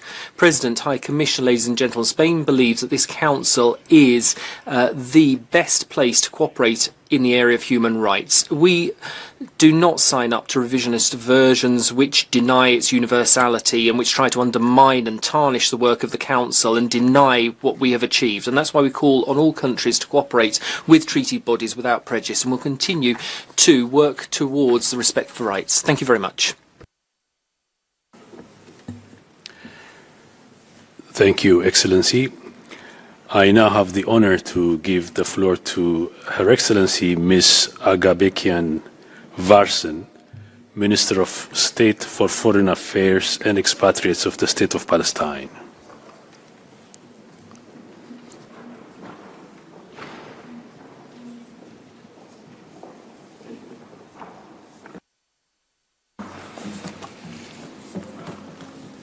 أصحاب المعالي والسعادة، السيدات والسادة.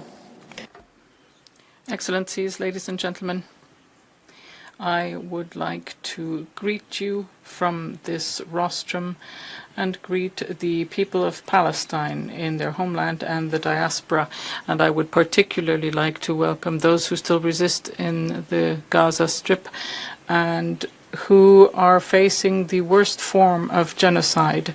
The Palestinian people is a victim of a systematic policy of forced displacement, of emptying the land of its inhabitants and imposing a colonial reality by the force of arms.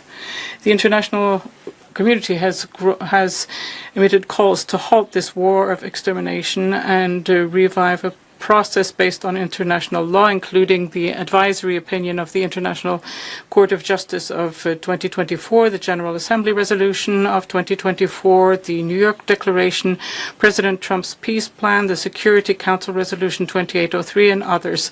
Despite all this, the occupying power continues to violate international law and the UN Charter.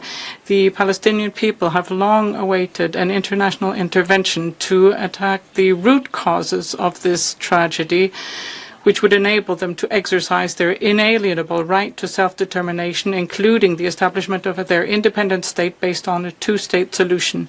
Over the past decades, we have witnessed our lands being taken and the same crimes being repeated without any real accountability. This systematic impunity stems from a lack of political will to enforce international law, and that has allowed for war crimes, crimes against humanity, and genocide to continue. Some attempt to cover up the enormity of these crimes, either by equating the victim with the perpetrator, by disregarding the colonial nature of the occupation, or by adopting false narratives. Even the United Nations and the Human Rights Council mechanisms have been attacked, as have the international courts, and this instead of holding criminals accountable for their war crimes. Mr. President, Israel, the occupying power, and the apartheid regime continues to commit horrific crimes in the Gaza Strip, despite the signing of the Sharm el-Sheikh agreement last October. The Gaza Strip remains under a suffocating siege. Crossing points are closed, humanitarian personnel is targeted, aid convoys are prevented from entering, and restrictions are imposed against the entry of food and medicine. This occupation also targets UNRWA, UN agencies, and international and local organizations, and an arbitrary decision has been taken to prevent 37 humanitarian organizations from operating. This is an attempt to silence witnesses and cut off protection and services to millions of refugees and displaced persons. In the West Bank, including East Jerusalem, the de facto annexation is accelerating through the expansion of settlements and the establishment of over 1,200 checkpoints and electronic gates, and the transfer of civilian powers to the occupation authorities. And this is part of an effort to seize more land and to re-register it in the names of the settlers, making an illegality a reality. There are attacks by settler gangs protected by the occupation forces. Crops are burned, villages are raided, families are displaced. Jerusalem is our historical capital, despite the attempts to change the legal and demographic realities, including by attacks on holy sites and places of worship. There is no just solution without Jerusalem as the capital of the State of Palestine. Palestinian prisoners and detainees face arbitrary policies, including administrative detention without fair trial, solitary confinement, torture, ill treatment, and medical neglect. You have certainly seen that there has been a bill adopted to legislate the death penalty for prisoners to be carried out by electrocution or poisoning in violation of the Geneva Conventions and the Convention Against Torture. The occupying power aims to weaken the State of Palestine politically, financially, and militarily through the withholding of $4.4 billion of tax revenues and the threat to paralyze the banking sector. Despite this, our strategy remains based on the unity of the Palestinian land and the right of our people to their land. The State of Palestine is recognized by over 160 countries and will continue to strengthen the resilience of our people on its land while holding the occupation accountable for its legal responsibilities.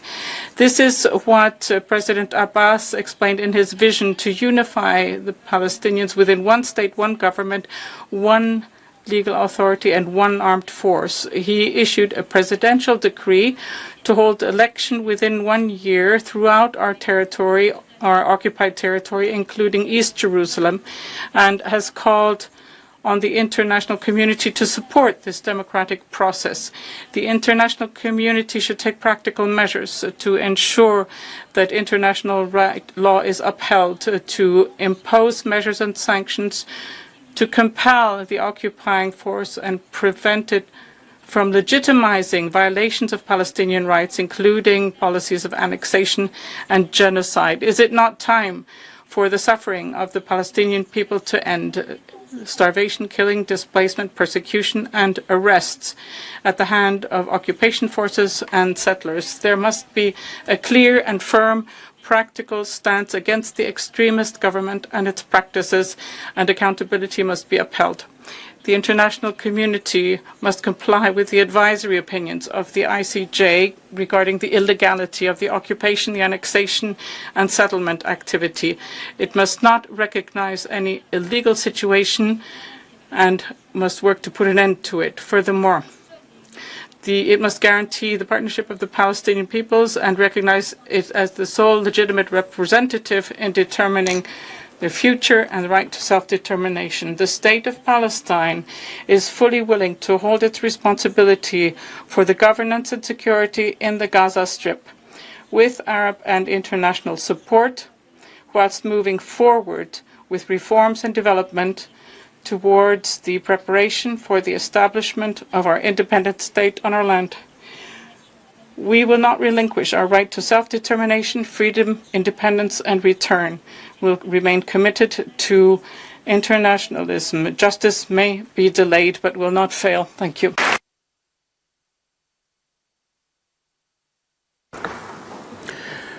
Thank you, Excellency. I have the honor to give the floor to His Excellency Mr. Cheikh Niang, Minister of African Integration, Foreign Affairs and Senegalese Diaspora. Excellency, you have the floor.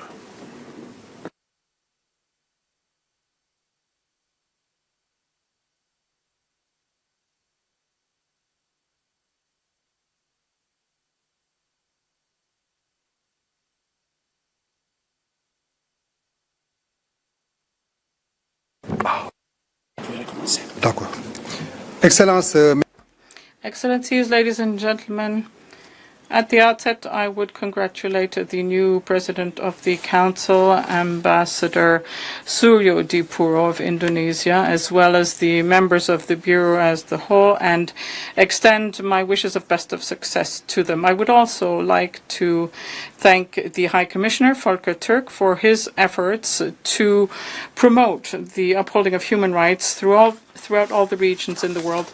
Ladies and gentlemen, the architecture for the promotion and protection of human rights has seen the establishment of innovative and dynamic bodies such as the Human Rights Council and the UPR.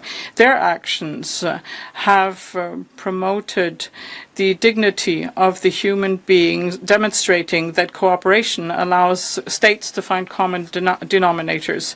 At the heart of the world's body for monitoring and protecting the human condition, the Council bears a fundamental role, that of sounding the alarm, and we must use its capacities to be effective and to find sustainable solutions for upholding human rights. Senegal is concerned by the increased situation of conflict and violations of humanitarian laws over the past few years, by the increase of hate speech, racism and xenophobia, and by the increased number of cases of a failure to uphold the rights of migrants and refugees, as well as the challenges connected to climate change and technological progress.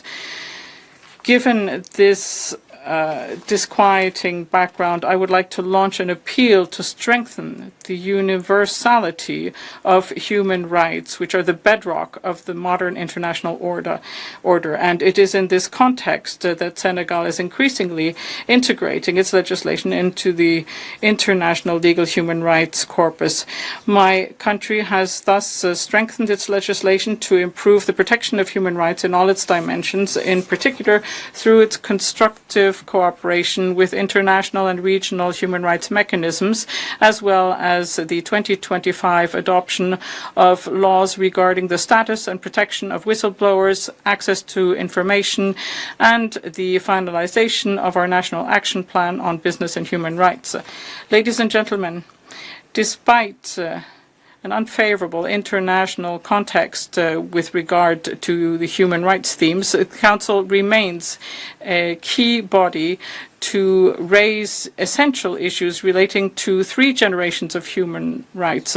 And in this context, the holding during this session of debates on violence against children and children in periods of conflict is to be welcomed. The high-level panel planned for the 25th anniversary of the Durban Declaration and Programme of Action is another excellent opportunity to strengthen our attention and focus on racism and its multiple signals. We must, moreover, ensure that we continue to work for law security throughout the world. We must attach the same importance to the 3 generations of human rights, because liberty alone is not sufficient when poverty and social exclusion debase certain segments of our societies. Ladies and gentlemen, I would like to state here the pride that we bear as co-facilitators in the process of maintaining or not the subsidiary body of the General Assembly conferred to the Human Rights Council. At these crossroads, we are preparing to celebrate our 20th anniversary, but it is up to us to uphold the hope that its establishment gave rise to in June 2006. And in this context, Senegal, loyal to a long tradition of its culture of tolerance, reiterates its deep faith in a standing dialogue and consensus-seeking towards a strong multilateral system founded on law, justice, and equity as means to foster peace, security, and social progress. Thank you.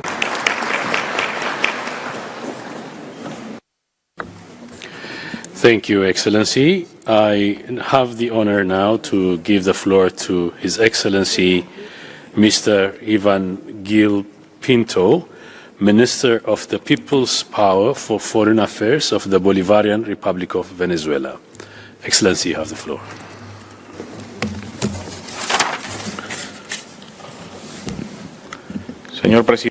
President, Excellencies,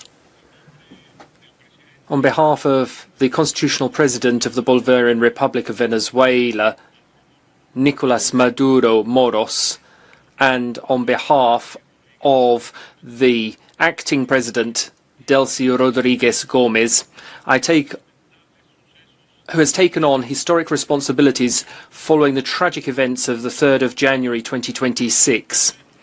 I come before the Council today as a sovereign nation which has resisted one of the multifaceted, aggressive policies against a specific country for over 10 years. We're not at war with that country. This whole narrative has been built on fake and biased manipulations of information in order to present Venezuela as a state which violates human rights. It wasn't a legal debate, it was a political operation. During this long period of aggression, our assets were frozen, our migrants, our children were the targets of stigma campaigns, they were criminalized and targets of xenophobia. There were also practices which are a shame on our universal position because of arbitrary arrest and imprisonment, amongst other things. And all of this occurred in front of the whole world and despite the multilateral system. We must recall that the United Nations General Assembly has on a number of occasions adopted resolutions which recognize that unilateral coercive measures are a blight on international law and which have a serious negative impact on the enjoyment of human rights, particularly on the enjoyment of economic, social and cultural rights. Similarly, the Human Rights Council itself has warned against the adverse impact of these measures on access to health, education, food and the decent development of nations. They should not be used as a weapon of political pressure. Excellencies, on the 3rd of January 2026, we saw a terrible turn of events, illegal military attack on our country which caused over 100 deaths and the arbitrary detention of the President Nicolas Maduro Moro and the First Lady Celia Flores whilst they were exercising their official functions.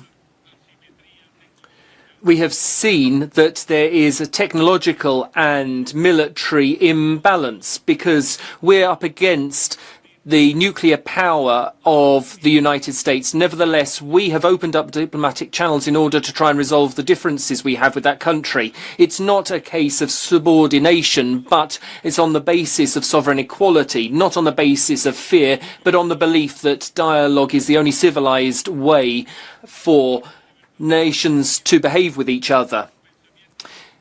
Simón Bolívar, our liberator, said that peace will be my harbour, my glory, my hope, my luck, and the most valuable thing I have in the world. For Bolívar, this is the supreme destination of humanity, and we call on people to resolve their differences through mutual recognition, through dialogue and respect.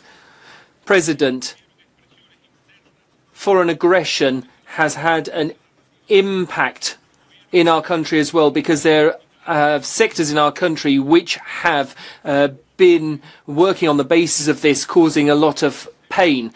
There's been violence, there have been atrocious acts which have never should have occurred. There are people who've been burned alive in the street because of their political beliefs or their skin colour.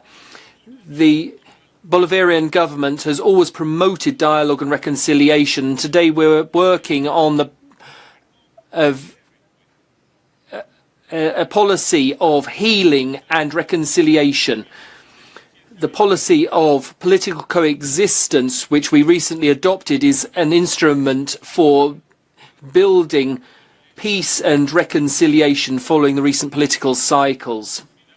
This ensures legal certainty and restorative justice without allowing for impunity for serious crimes such as crimes against humanity, murder, or actions against our national sovereignty. It creates a special monitoring commission and reiterates that we will solve our problems internally on the basis of the Constitution with you promoting peaceful coexistence. And this is the message we're bringing to the Council today. Human rights cannot be an instrument for political warfare. They cannot be selective and they cannot depend on ideological positions. Excellencies, we're particularly concerned to see that while some countries are subjected to constant scrutiny, which is disproportionate, there are also human tragedies such as the genocide of the Palestinian people do not get the attention they deserve. They're a stain on our collective conscience. We cannot have selective geopolitical stances in the Council. The Council must recover its position as being impartial, universal and committed to all peoples. Venezuela isn't coming here to demand accountability. We are a state which is committed to strengthening our institutions with constant improvements to our protection mechanisms and on the basis of international cooperation, which in turn is based on mutual respect. We have renewed our commitment to the Office of the High Commissioner with new fora for dialogue, ensuring also respect for our sovereignty as a United Nations member state. We must put our heads together and think about this. If human rights become a tool of political pressure, they will lose their moral essence. If they're applied selectively, they lose their legitimacy. And if they're subjected to strategic interests, then they lose their authority. Venezuela has decided to chart its path, which is the path of peace with sovereignty. It's the path of dialogue without giving up our principles. It's the path of reconciliation at home without forgetting justice. It is the path of international cooperation based on equality among states. We demand that the Council be capable of taking a critical look at itself and that it's capable of correcting its mistakes and that it acts with the same firmness towards any violation wherever it occurs. I would like to round off this statement by a moral reflection. We demand the following action. Firstly, an end to all unilateral coercive measures. Not only do they run counter to international law, but they have violated economic, social and cultural rights of millions of Venezuelans. Secondly, we call for respect for state sovereignty in line with the United Nations Charter as a fundamental principle of effective multilateralism and universal human rights. Thirdly, a human rights agenda which does not sidestep the major tragedies of the world and which recognises all victims as being equal without political selectivity for any of them. And lastly, the fourth point is that we call for the immediate release by the United States government of the constitutional president of the Bolivarian Republic of Venezuela, Nicolas Maduro Moro, and his wife, the First Lady, Cilia Flores. Venezuela will continue to defend its independence, its dignity and the rights of its people, and it will do it as it has done until today through diplomacy, through dialogue and the firm belief that peace is the supreme good of humanity. Thank you very much, President.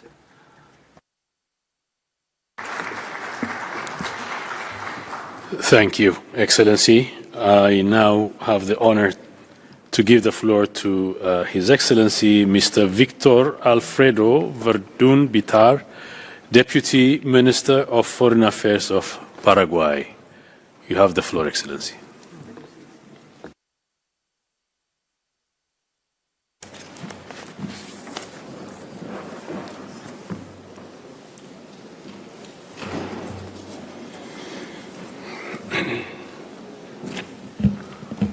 Señor Presidente del President of the Human Rights Council, High Commissioner,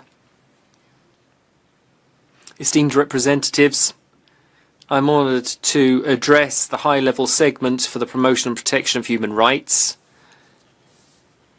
Today's world is particularly complex. Armed conflict, protracted crises affect millions. In this context, the Council must strengthen its ability to act and reassert its key role. The world is clamouring for peace, and our societies must be able to develop with dignity and in safety. Paraguay firmly defends democracy and the relevance of human rights as the bedrocks of institutional stability and government legitimacy. We're concerned about the events in Venezuela. The democratic order must be fully restored and there must be an orderly and transparent transition. Paraguay stands ready to work constructively alongside the international community in order to achieve this aim.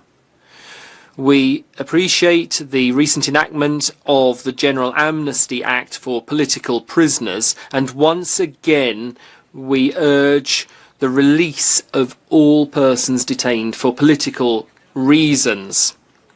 We're worried about the situation in Cuba. There continue to be significant limitations on fundamental freedoms. It's absolutely vital that human rights be respected and protected, ensure that people can live in dignity.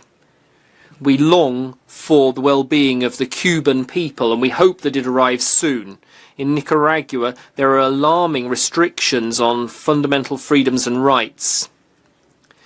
Appropriate conditions must be created immediately for restoring the democratic order, and we urge the Council, in line with Resolution 58/18, to closely follow the situation in Nicaragua. Democracy and human rights cannot be strengthened unless fundamental freedoms are respected. The principle of non-intervention and sovereignty must not protect dictators. They must not be allowed to systematically violate human rights. Such principles cannot be used as shields to avoid accountability.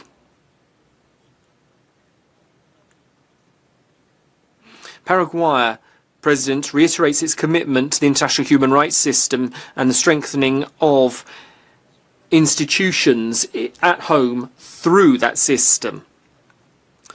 Paraguay continues to promote fundamental freedoms such as protecting the right to life since conception and recognising the family as the core of society. Non-discrimination, equality before the law and other values which are the very heart of our country.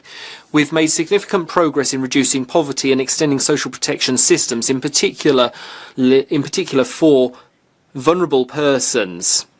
At the same time, we've strengthened the rule of law, institutional transparency and improved prison conditions, focusing on social rehabilitation for prisoners. Alongside this, we've strengthened our policies designed to ensure equality between women and men and enabling women to fully participate in economic, social and political life. And through Simore Plus, Paraguay has strengthened its national mechanism on implementation, reporting and follow-up. This allows us to fully comply with international recommendations. This interinstitutional and participative model has garnered interest from other states and has encouraged us to exchange best practices. When it came to our fourth Universal Periodic Review, we reiterated our readiness to continue implementing accepted recommendations.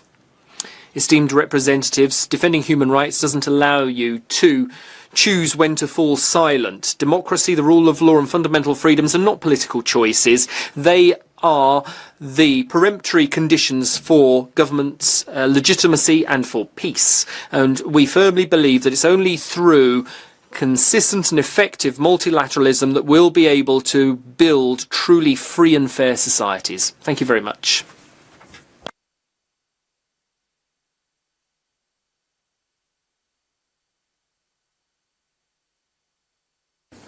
Thank you, Excellency. I now give the floor to Her Excellency Mrs. Hala bint Mazyad Al Tuwaijiri, President of the Human Rights Commission of Saudi Arabia.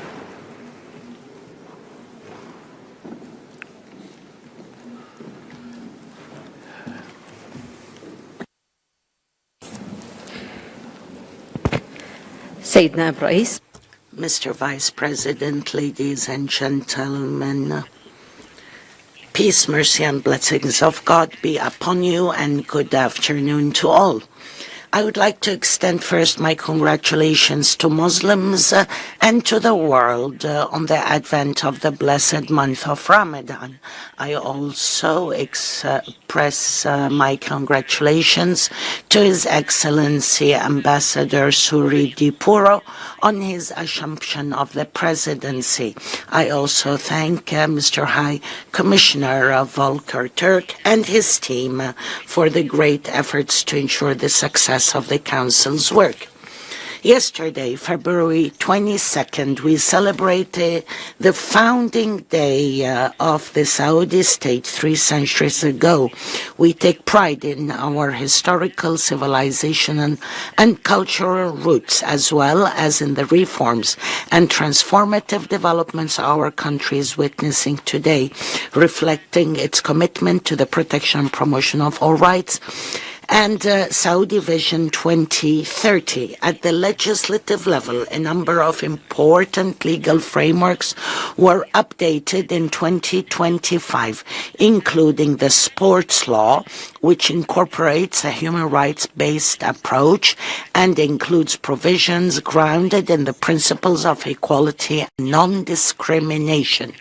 Mr. President, ladies and gentlemen, today more than 15 million foreign residents are in Saudi Arabia from over 60 countries with an integrated system that ensures respect for their rights. This includes the adoption and implementation of the national policy for the promotion of equal opportunities and non-discrimination in employment and occupation, the national policy to eliminate forced labor, the national policy and plan of action to prevent child labor. These efforts have been tangibly reflected in several indicators. Compliance with occupational safety rose from 15 to 73%. Work-related fatalities decreased by 70%. Unemployment rate dropped from 12.3% in 2016 to approximately 7% in 2025. One of the most remarkable transformations in my country and among the inspiring success stories of Vision 2030 is the full partnership between women and men in the national development process. The female labor force participation rate exceeded 34%. That's a growth of over 108% since 2017. Women now hold 44% of middle and senior management positions. Women have also increased in the field of cybersecurity. In this context, we have worked on enhancing women's participation in cybersecurity through several efforts, programs, and plans, foremost amongst which the initiative of His Majesty the King to empower women in cybersecurity. We reaffirm the importance of empowering women and enhancing her role in cybersecurity. Mr. President, ladies and gentlemen, the world today is witnessing horrifying practices against children, such as their exploitation and prostitution, pornography, and other forms of abuse. These have evolved into organized international crimes exploiting victims' vulnerability. Unfortunately, some of these practices have emerged through the misuse of human rights to justify deviant ideas, resulting in harmful consequences that extend across generations. We call on the international community to adopt a firm stance and to take effective measures to ensure that such crimes are not tolerated, that perpetrators do not escape accountability and that they are prosecuted internationally. These crimes are crimes against childhood, on par with crimes against humanity. My country's approach to human rights is based on an integrated mission that links domestic rights promotion with the support of peace, stability, and civilian protection in conflict context. My country rejects and condemns the continued brutal assaults on the brotherly people in Gaza, the persistence of starvation and forced displacement. We reaffirm that the land of Gaza is Palestinian. The rights of its people are inalienable. Neither aggression nor threats can strip them away.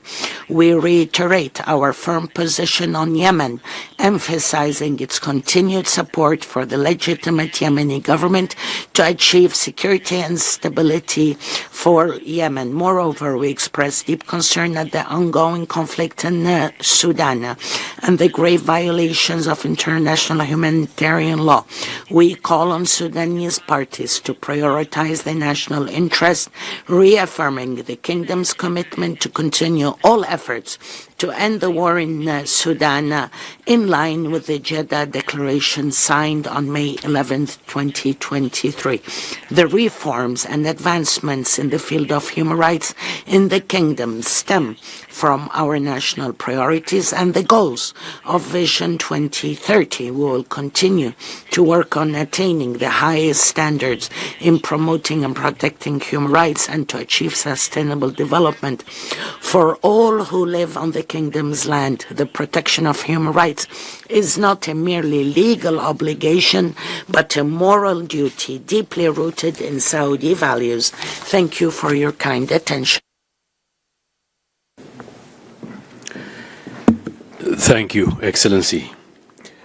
I now have the honor to give the floor to Excellency Edaso Rodrigue Bayala, Minister of Justice and Human Rights of Burkina Faso, via video message. Excellence, Monsieur le Président. Excellencies, President of the Human Rights Council, United Nations High Commissioner for Human Rights, ladies and gentlemen, heads of delegation, Excellencies, ladies and gentlemen. I'm delighted to take the floor during the high-level segment of the 61st session of the Human Rights Council on behalf of my country, Burkina Faso. President, like other members of the Alliance of Sahel States, which are Mali and Niger, Burkina Faso has scored further successes in combating terrorism in order to protect the prime human right, which is the right to life. Thanks to the victories day in, day out achieved by our brave defence and security forces and the volunteers for the defence of the fatherland, civilians have been resettled in their homes with access to education, health and other basic social services. We've been fighting for sovereignty and dignity against the regressive forces which are the puppets of imperialism, who are arming and funding them with the terrible aim of trying to destroy our country and take advantage of our wealth.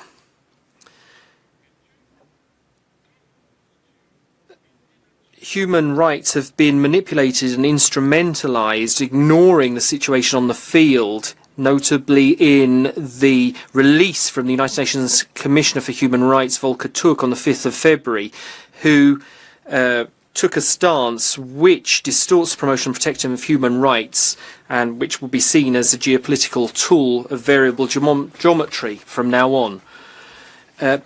President, Burkina Faso, in line with its commitments and under the strong leadership of Cameroon President Captain Ibrahim Traoré, has undertaken a number of actions to restore the dignity of the Burkina Faso people, which has suffered the cowardly and barbaric attacks of terrorists.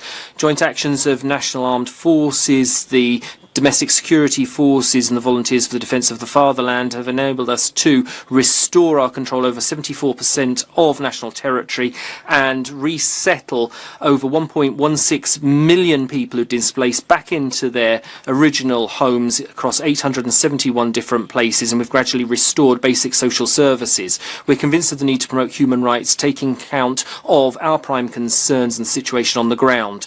President, despite this security context, Burkina Faso has undertaken important legislative and institutional reform to support the trend which was triggered by the progressive and popular revolution. Last year we adopted a number of different legal texts. They've overhauled some of our laws to improve access to justice, speed up the handling of judicial cases, to promote criminal mediation, protect women, children and vulnerable persons, to promote transitional justice and to give a formal nature to traditional justice which is based on our own values, and to give a place in positive law to traditional leaders. President, when it comes to institutional reform, we have created an entity to regulate communication and privacy. We have also extended the judicial system to the places where we have military detachments by placing the military police in those areas. And we have also deployed legal advisors to our military divisions. A number of presidential initiatives have been developed as well. We have implemented initiatives and adopted a new national development framework called the Relance Plan for the 2026-2030 period, and this is going to have a considerable beneficial effect on civilian life. President, in order to speed up outstanding judicial cases, last year we launched an operation to try and clean up the backlog of outstanding cases, which meant that 8,700 cases went to trial in the high courts, and there were 548 appeal cases which were heard. Lastly, Burkina Faso reiterates its unwavering commitment to promoting and protecting human rights and strict respect for its sovereignty and the situation in our society and our culture. We also call upon the international community to frank and sincere cooperation which is free from paternalism and which does not instrumentalise human rights. Fatherland or death, we will prevail. Thank you very much. Thank you, Excellency. I have the honor to give the floor to Her Excellency, Mrs. Isabelle Béraud Amadei, Minister of Foreign Affairs and Cooperation of Monaco, via video message. Monsieur le Président du Mr. Human Rights Council President, High Commissioner, Excellencies, ladies and gentlemen. We are living through an era where force attempts to impose itself as a political language to the detriment of law. Violence is silencing law, and conflict is quashing the search for joint solutions. The international equilibrium is under threat. It is our very system based on law, and also the system that was built on 2 world wars that is now jeopardized. Everywhere human rights, international law and international humanitarian law are tested and gradually eroded, characterized by a weakening of international institutions, the questioning of norms, a policy of force that imposes itself. The multilateral crisis is deep. The United Nations Organization, which is the pillar of the international system, is under political attack and delegitimization campaigns, as well as direct threats against its staff and its mandates. In addition, there is a severe financial crisis that is present, which makes its balance weaker at a time when more than ever the world needs a creative and independent and strong UN. An alternative to the UN is not a fairer world. It is a world that is under the rule of the strongest, and we see that every day. In Gaza, civilians are paying an insufferable price, infrastructures are destroyed, access to humanitarian aid is impeded, and the international humanitarian law too often disregarded. The invasion of Ukraine and its disastrous consequences remind us that the inviolability of territorial integrity is paramount, and its violation is a violation of international law. In Syria, after tens of years of conflict, displacement continue to impede international law, where transitional justice and the rule of law remain extremely fragile. In Iran, the repression against demonstrations, the death sentence, the cutting of communication and discrimination against dissidents gives rise to deep concerns. In Sudan, millions of civilians have been plunged into a large-scale humanitarian catastrophe when rape, forced displacement, and hunger are used as tools of war. These situations differ by their context, nevertheless have one thing in common. It is always the civilians who lose and pay the highest price for disregard for the international order. Ladies and gentlemen, the protection of fundamental rights is not an option. To weaken them is to open the door to arbitrary rule, fragmentation, and permanent suffering. Given this reality, the Human Rights Council must not be just an abstract forum where words evaporate no sooner than they are spoken. It must be the voice of those who no longer have a voice. This ambition, however, is condemned to be merely words if the Human Rights Commissioner does not have the adequate means to live up to his mandates, in particular that entrusted to him by our Council. And this is why, High Commissioner, this year once again you can count on the financial support of the Principality of Monaco in its voluntary contribution to your office, which will be increased. Mr. President, Excellencies, ladies and gentlemen, today more than ever, our responsibility collectively is to reassert the place of international law and human rights law at the core of the universal project embodied by the UN. History teaches us a simple lesson. The force may conquer, but only law can build. And I can assure you that my country will always be on the side of the law. Thank you. Thank you, Excellency. I now have the honor to give the floor to His Excellency, Mr. Lejeune Mbela, Minister of Foreign Affairs of Cameroon.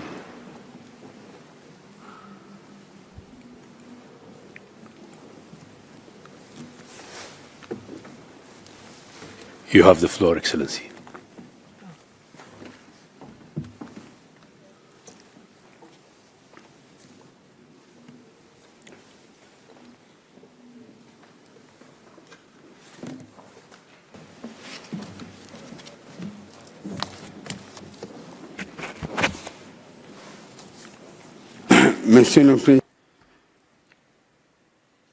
Mr. President of the Human Rights Council, High Commissioner, Excellencies, ladies and gentlemen, allow me at the outset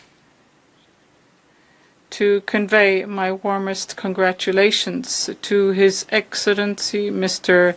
Siddhartha Reza Suryodipur on his election to the presidency of this Council.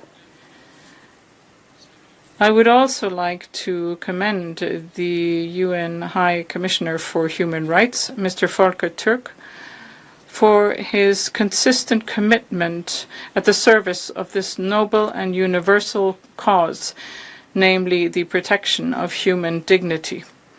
Excellencies, the United Nations organization, which is the pillar of peace and collective security, is now facing multiple challenges: protracted conflicts, geopolitical fractures, growing inequalities, but also a financial crisis which leads to great concern and weakens the functioning of our shared mechanisms.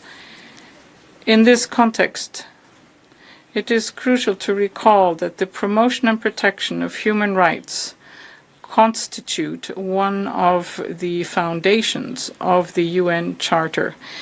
They cannot be pushed to the background of international priority, and their promotion cannot be dissociated either from peace or from development.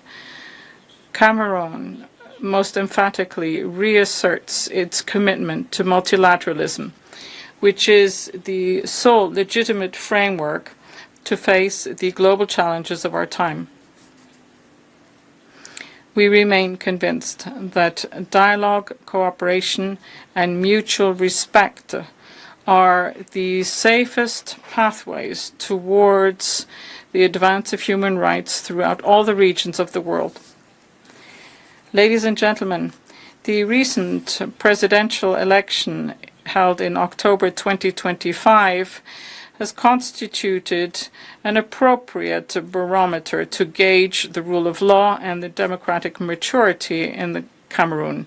Public liberties are carried out within the framework of a legal context. The vitality of the political pluralism and the participation of citizens have reflected that democracy is deeply rooted in our country. Under the impetus of His Excellency Paul Biya, the President of the Republic, whose commitment to peace is well known, Cameroon has continued to strengthen the rule of law and democratic governance.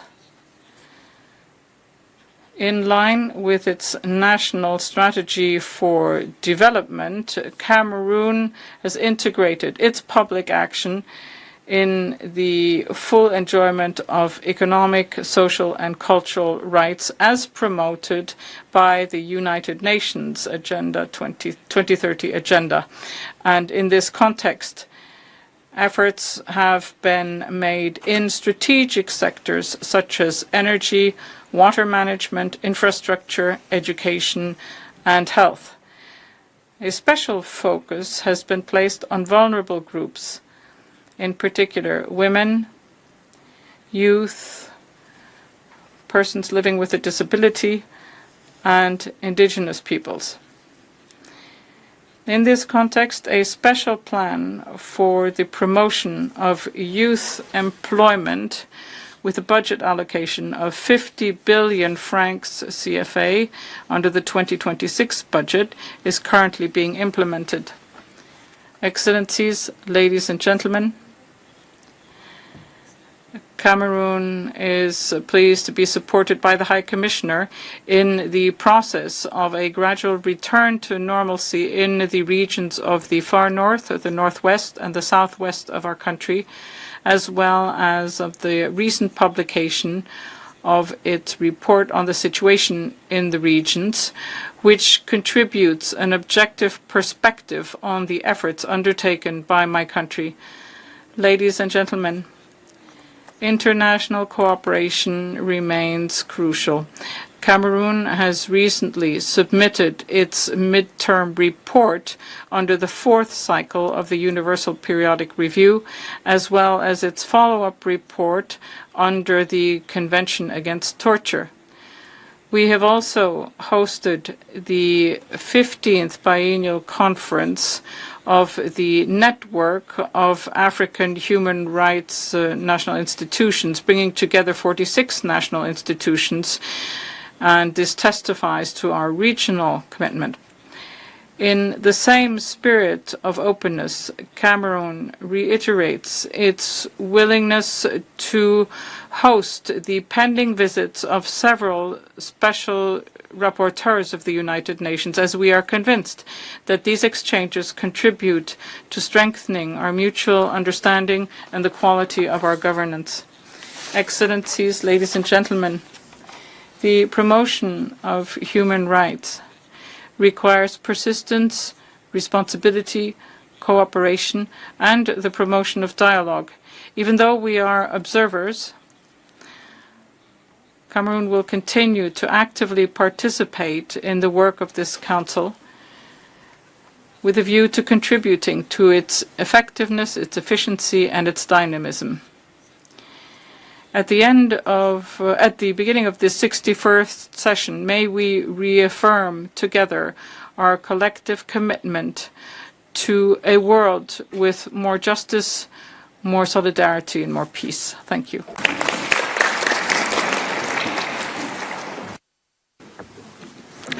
Thank you, Excellency. I now have the honor to give the floor to His Excellency, Mr. Muhammad Haji Hassan, Minister for Foreign Affairs of Malaysia, via video message. Mr. President, Excellencies, under the strain of numerous armed conflicts, humanitarian crises, and growing inequalities, the multilateral system is facing its greatest challenge this century. In such dire circumstances, we must redouble international and national efforts to protect human rights. Gaza is the ultimate test of whether we will succeed in our collective commitment to human rights. The Council's Commission of Inquiry on Palestine last year concluded that Israel's actions in Gaza meet the Genocide Convention criteria of deliberate genocide acts. As the fundamental rights to life, dignity and self-determination of the Palestinian people, including children, are continuously denied, impunity will only enable further atrocities.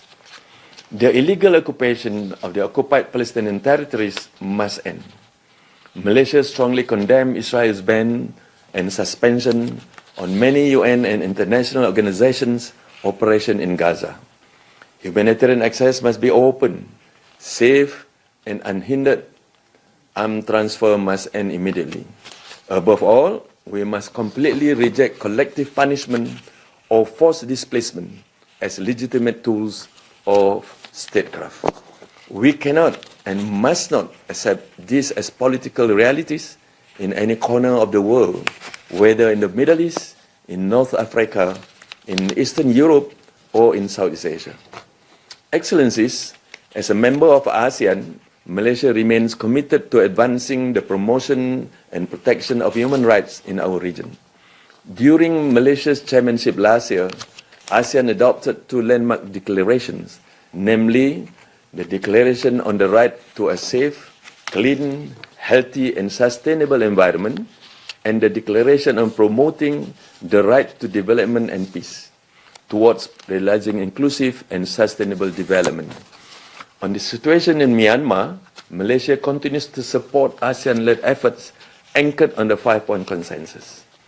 This includes the delivery of aid through the ASEAN Humanitarian Assistance Center, as well as facilitating inclusive and constructive engagement among stakeholders. In this context, Your Excellencies, Malaysia remains committed to assisting Myanmar in finding a peaceful and durable solution to the crisis. Excellencies, at the national level, Malaysia continues to advance human rights priorities through progressive legal reforms and institution building. In August last year, we launched the National Action Plan on Business and Human Rights for 2025-2030 to ensure all business activities adhere to human rights standards, prevent abuses, and provide access to remedies in accordance with the United Nations guiding principles. The government is also undertaking further reforms, including drafting a Whistleblower Protection Act, a Freedom of Information Act, and an Ombudsman Act. A strategic care plan focused on the needs of the aging population and long-term care services is also being comprehensively developed. Children's rights continue to be national priority. Malaysia recently engaged in a constructive dialogue under the Convention on the Rights of the Child. We are strengthening child protection measures, both offline and online, including through initiatives to combat cyberbullying, online sexual exploitation and abuse, and digital violence. Malaysia will continue to collaborate with OSCHR through various human rights mechanisms, including for capacity building and technical assistance. Excellencies, in order for the Human Rights Council to remain relevant, credible and effective, it must not be selective and it must avoid double standards. The Council must act with consistency and sincerity in accordance with universally accepted principles.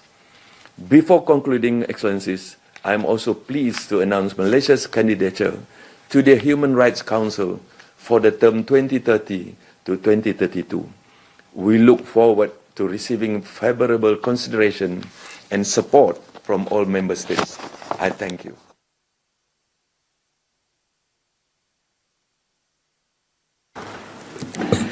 Thank you, Excellency.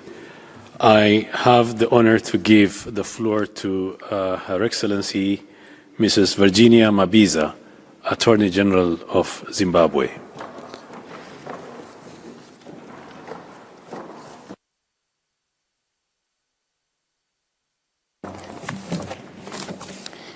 Thank you, Mr. President, Your Excellencies and distinguished delegates.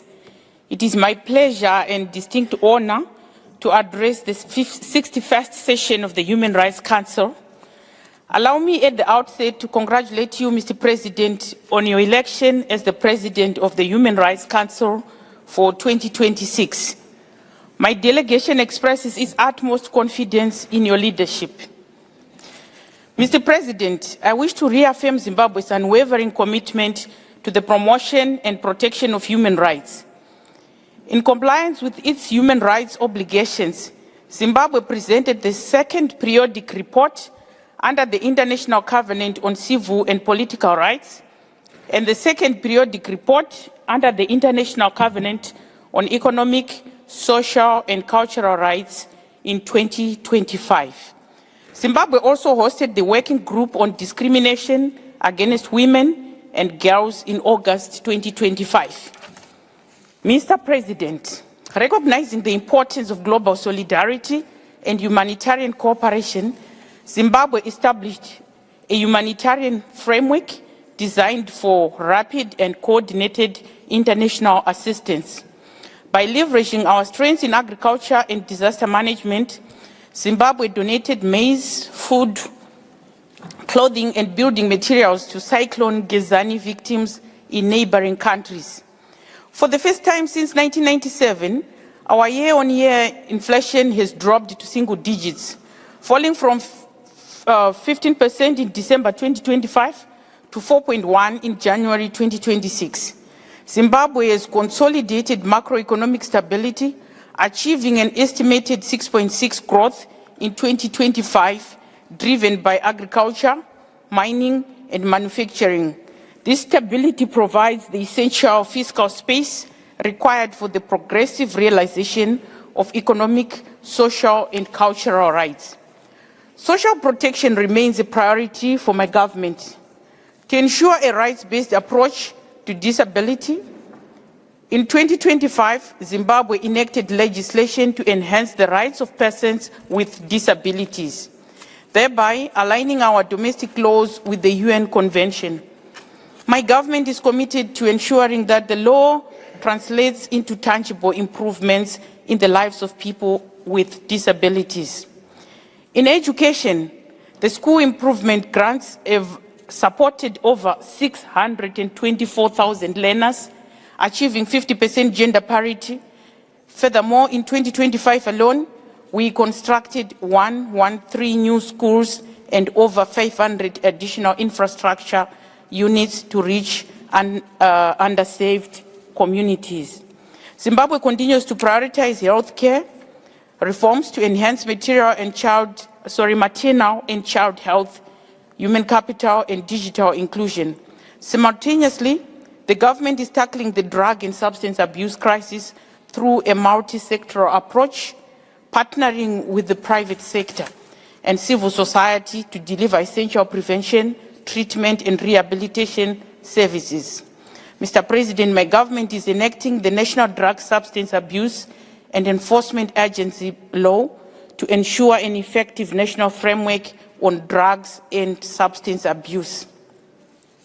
Again, Zimbabwe continues to review its legislation to eliminate gender disparities and promote equality and non-discrimination, increase the participation of women and youth across economic and governance structures remains a national priority. Government has also adopted African Convention on Ending Violence Against Women and Girls, which is consistent with existing legislation on the protection of the girl child and gender parity. Mr. President, Zimbabwe remains steadfast in its dedication to environmental rights and proactive stewardship, most notably evidenced by our hosting of the 15th meeting of the Conference of the Contracting Parties to the Ramsar Convention on Wetlands, COP15. By prioritizing protection of wetlands, we are not only safeguarding our biodiversity heritage, but we are also reinforcing our national drive toward climate resilience and the realization of a clean, healthy environment for all our citizens. Unilateral coercive measures continue to be an obstacle to the enjoyment of fundamental human rights by our people. I take that again. Unilateral coercive measures continue to be an obstacle to the enjoyment of fundamental human rights by our people.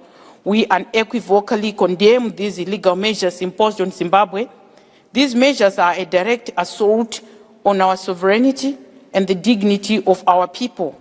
We demand their immediate and unconditional lifting. In conclusion, Mr. President, Zimbabwe reiterates its commitment to the protection and promotion of human rights. We believe that multilateralism remains key in the promotion, protection, and advancement of human rights globally.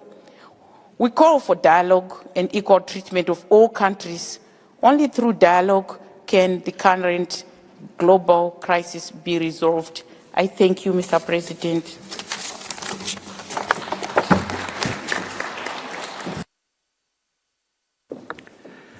Thank you, Your Excellency. I now have the honor to give the floor to His Excellency Mr. Kazem Garibabadi, Deputy Foreign Minister for Legal and International Affairs of Iran. Excellency, you have the floor.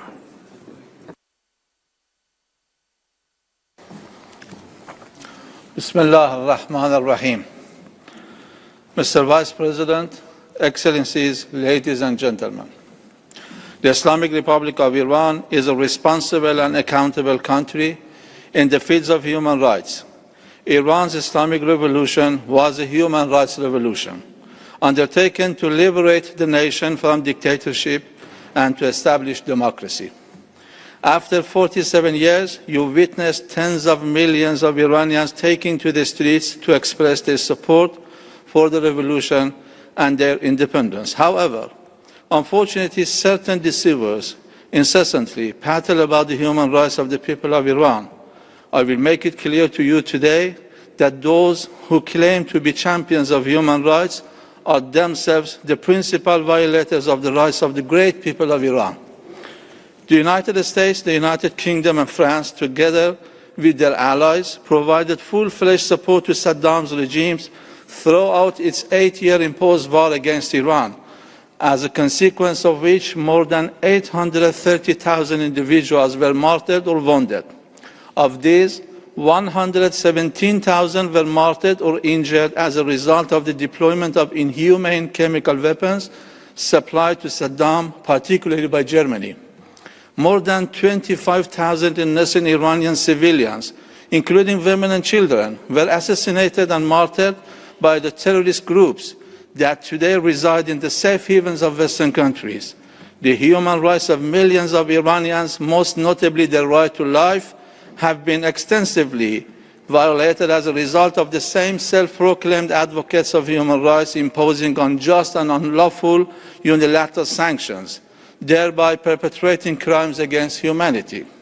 During the 12-day war waged by the United States and the Zionist regime against Iran back in June 2025, more than 1,060 individuals were martyred and approximately 6,000 were injured, while these very same so-called champions of human rights supported the aggressors and even prevented the Security Council and the Human Rights Council from condemning the aggression. Those countries which now profess concern for the human rights of the Iranian people, did they, during those periods, not feel the pain of these people's human rights? What have these self-proclaimed advocates of human rights really done in the face of killing and injuring of more than 244,000 individuals in Gaza? Mr. President, the Human Rights Council has regrettably been transformed into an instrument in the hands of false and self-proclaimed champions of human rights. That which holds no significance for these countries is precisely human rights itself. At a time when the civilization of those who now claim to be champions of human rights had yet to take shape, Iran was the cradle of civilizations and human rights. It is indeed regrettable that those who claim to champion human rights now have the audacity to lecture the Iranian people on democracy, the very Iranian people who 47 years ago liberated themselves from the yoke of the Pahlavi dictatorship. More lamentable still is the delusion entertained by certain anti-human rights seekers who imagine that this democracy can somehow be delivered through the breath of the fugitive and deposed dictator. Is this not a betrayal and an affront to democracy? The people of Iran are those who, under all circumstances, have steadfastly defended the independence and territorial integrity of their country, not those who, in treachery, call for the bombardment of their own homeland and are hated among Iran and the Iranian people. We take pride in all Iranians living abroad whose hearts beat for their homeland, even if they may hold certain criticisms. We call upon them to strive for the dignity, greatness, and honor of Iran. I declare from this very podium that Iran and the Iranian people will stand with resolve and authority against any conspiracy, whether military or political in nature, directed against their homeland. Although Iranians are not inclined towards aggression against other countries, they know full well how to defend their land and honor with firmness and resolve.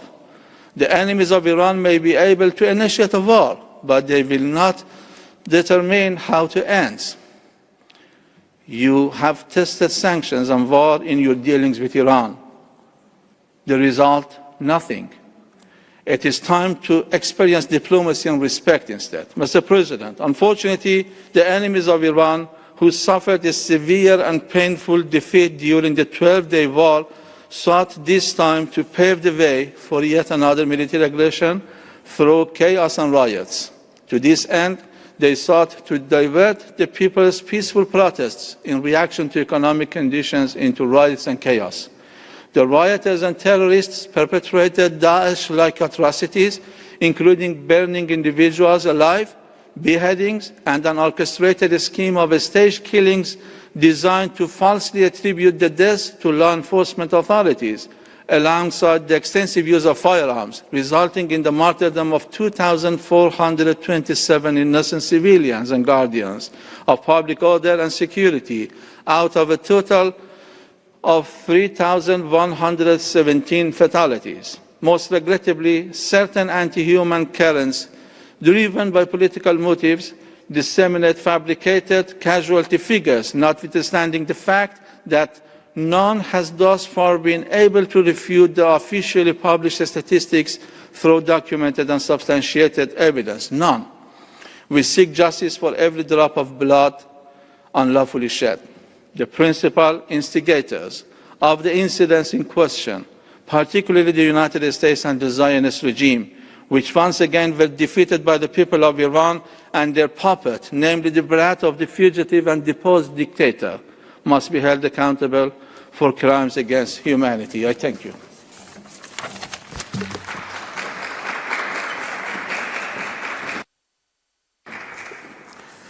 Thank you, Excellency. I now have the honor to give the floor to Her Excellency, Ms. Gina Kim, Vice Minister of Foreign Affairs of the Republic of Korea. You have the floor, Excellency.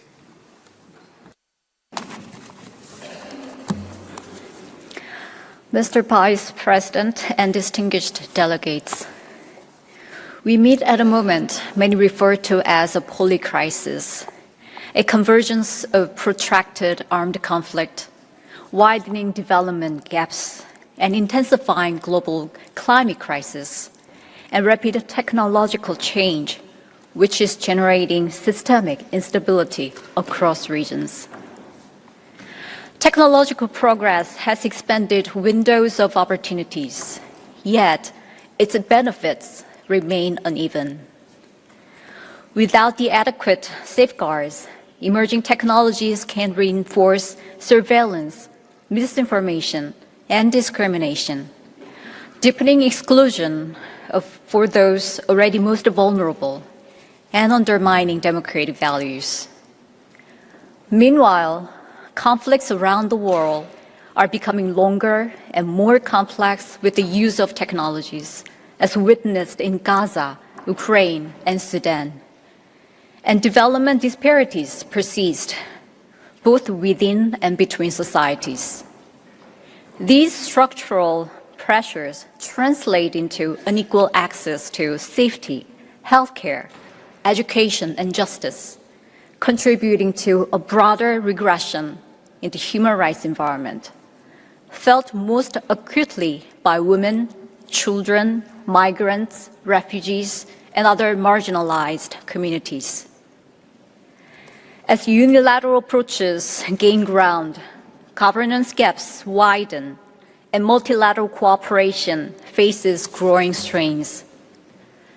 Strengthening and reforming the UN systems under the UN80 initiative is therefore essential to ensure that global communities can deliver real protection on the ground. We must not compromise our key priorities. In this context, the work of the Human Rights Council is more important than ever, and human rights norms must guide our responses to conflict, development, and technological change alike.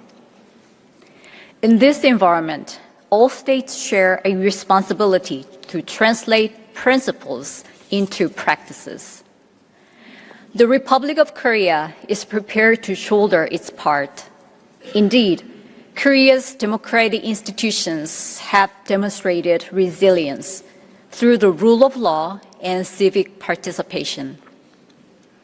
At the same time, an active developer of artificial intelligence and emerging technologies, Korea seeks to contribute to global norm setting and governance frameworks that ensure innovation remains aligned with human rights principles, equity, and public responsibility. Building on this foundation, Korea will seek to contribute in 3 practical ways. First, we will promote a human rights-based approach in response to emerging technologies and share policy experiences with developing partners to set responsible AI principles. We remain concerned that the misuse of digital innovation can generate significant human rights harms. Korea is committed to working with international partners and UN human rights institutions to mitigate these risks through engagement with UN mechanisms.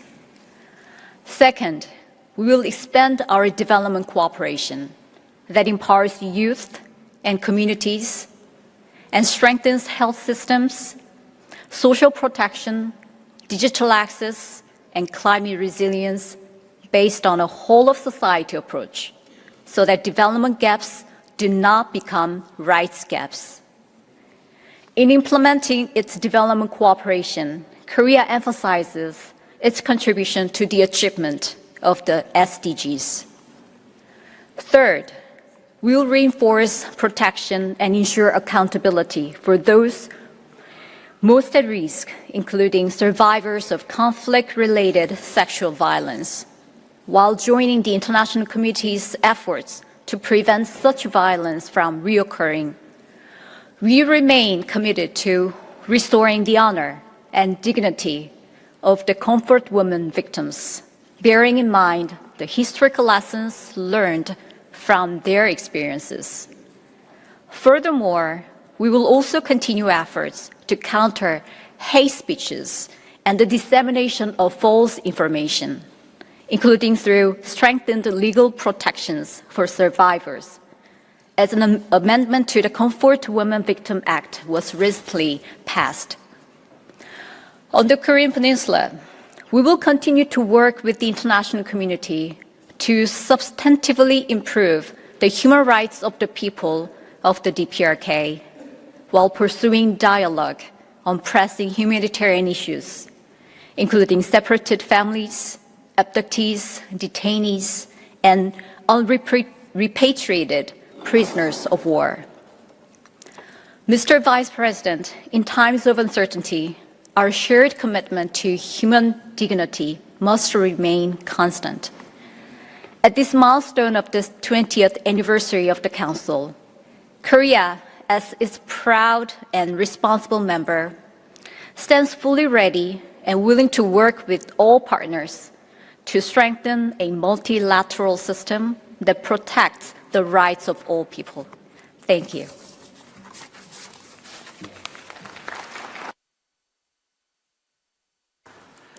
Thank you, Excellency. I now have the honor to give the floor to Her Excellency Mrs. Janine Melo dos Santos, Executive Secretary of the Ministry of Human Rights and Citizenship of Brazil. You have the floor.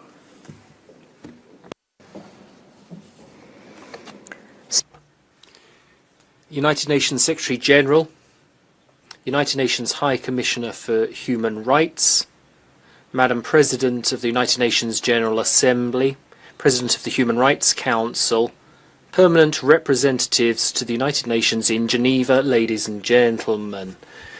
Brazil reiterates its commitment to democracy, multilateralism, defending the rule of law and human rights. Unless you guarantee social environmental justice, gender equality, combat discrimination and respect human diversity, you won't achieve democracy. Hate speech and fake news, particularly online, have been used as strategies to dehumanize vulnerable groups and are behind serious human rights violations. For Brazil, digital governance must be anchored in international human rights law. Last year, we adopted the online statutes for children and adolescents with clear responsibilities for fully protecting children online. When it comes to tackling poverty, once again, Brazil has been taken off the United Nations hunger map. 24 million people have overcome serious food insecurity, and 19 million families in extreme poverty have been supported through the Bolsa Familia program, which is a global reference in conditioned cash transfers. Brazil confirms its unwavering commitment to the rights to education and health, defining policies which extend access, retention and quality in schools with full-time school days, support for education for young people and access to universities. The right to education is the top priority for our country. 93% of children are now enrolled in pre-primary education, and we're also committed to the discussions for adopting an additional protocol to the Convention on the Rights of the Child on free child education. We have extended the training of doctors and other health professionals with specific programs where we're investing in innovation.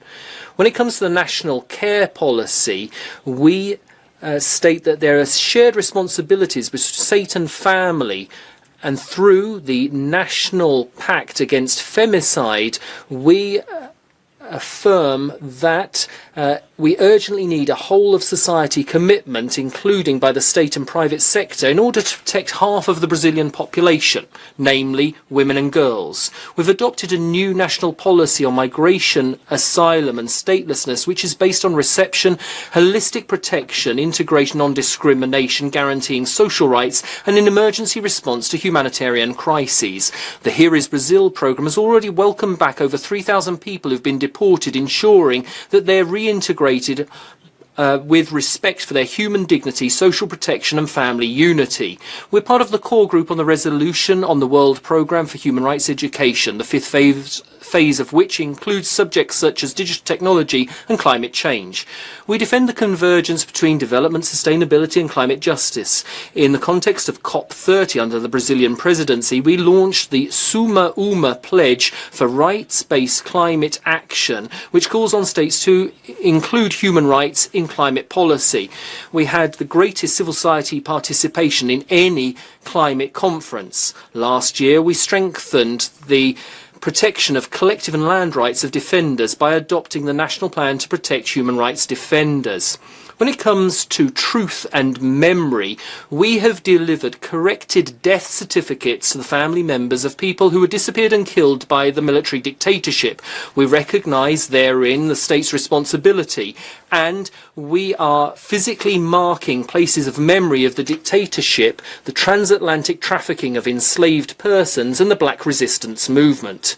On equality, we highlight the renewal of the mandate of the independent expert on the protection against violence and discrimination on the basis of sexual orientation and gender identity. Last year, we held the fourth conference on the rights of the LGBTQIA+ community, and we established a national policy for this community.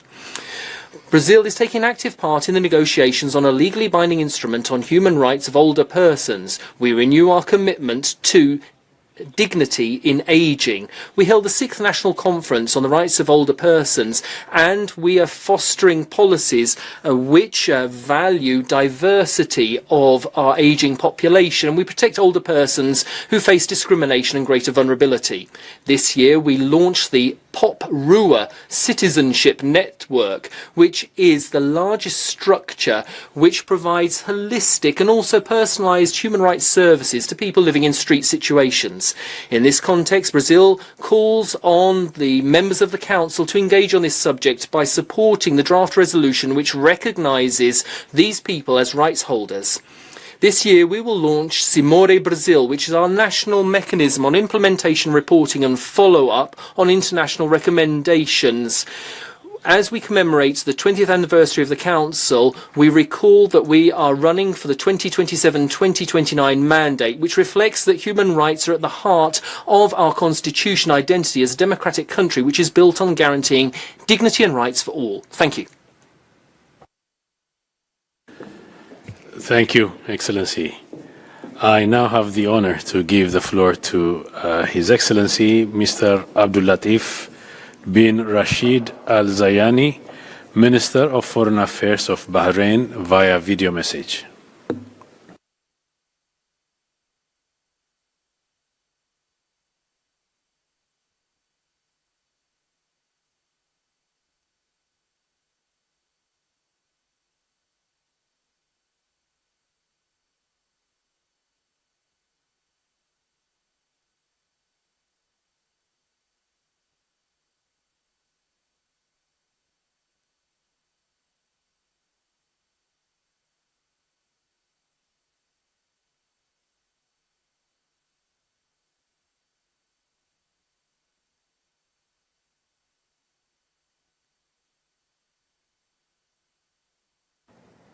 أصحاب المعالي والسعادة السلام عليكم ورحمة الله وبركاته.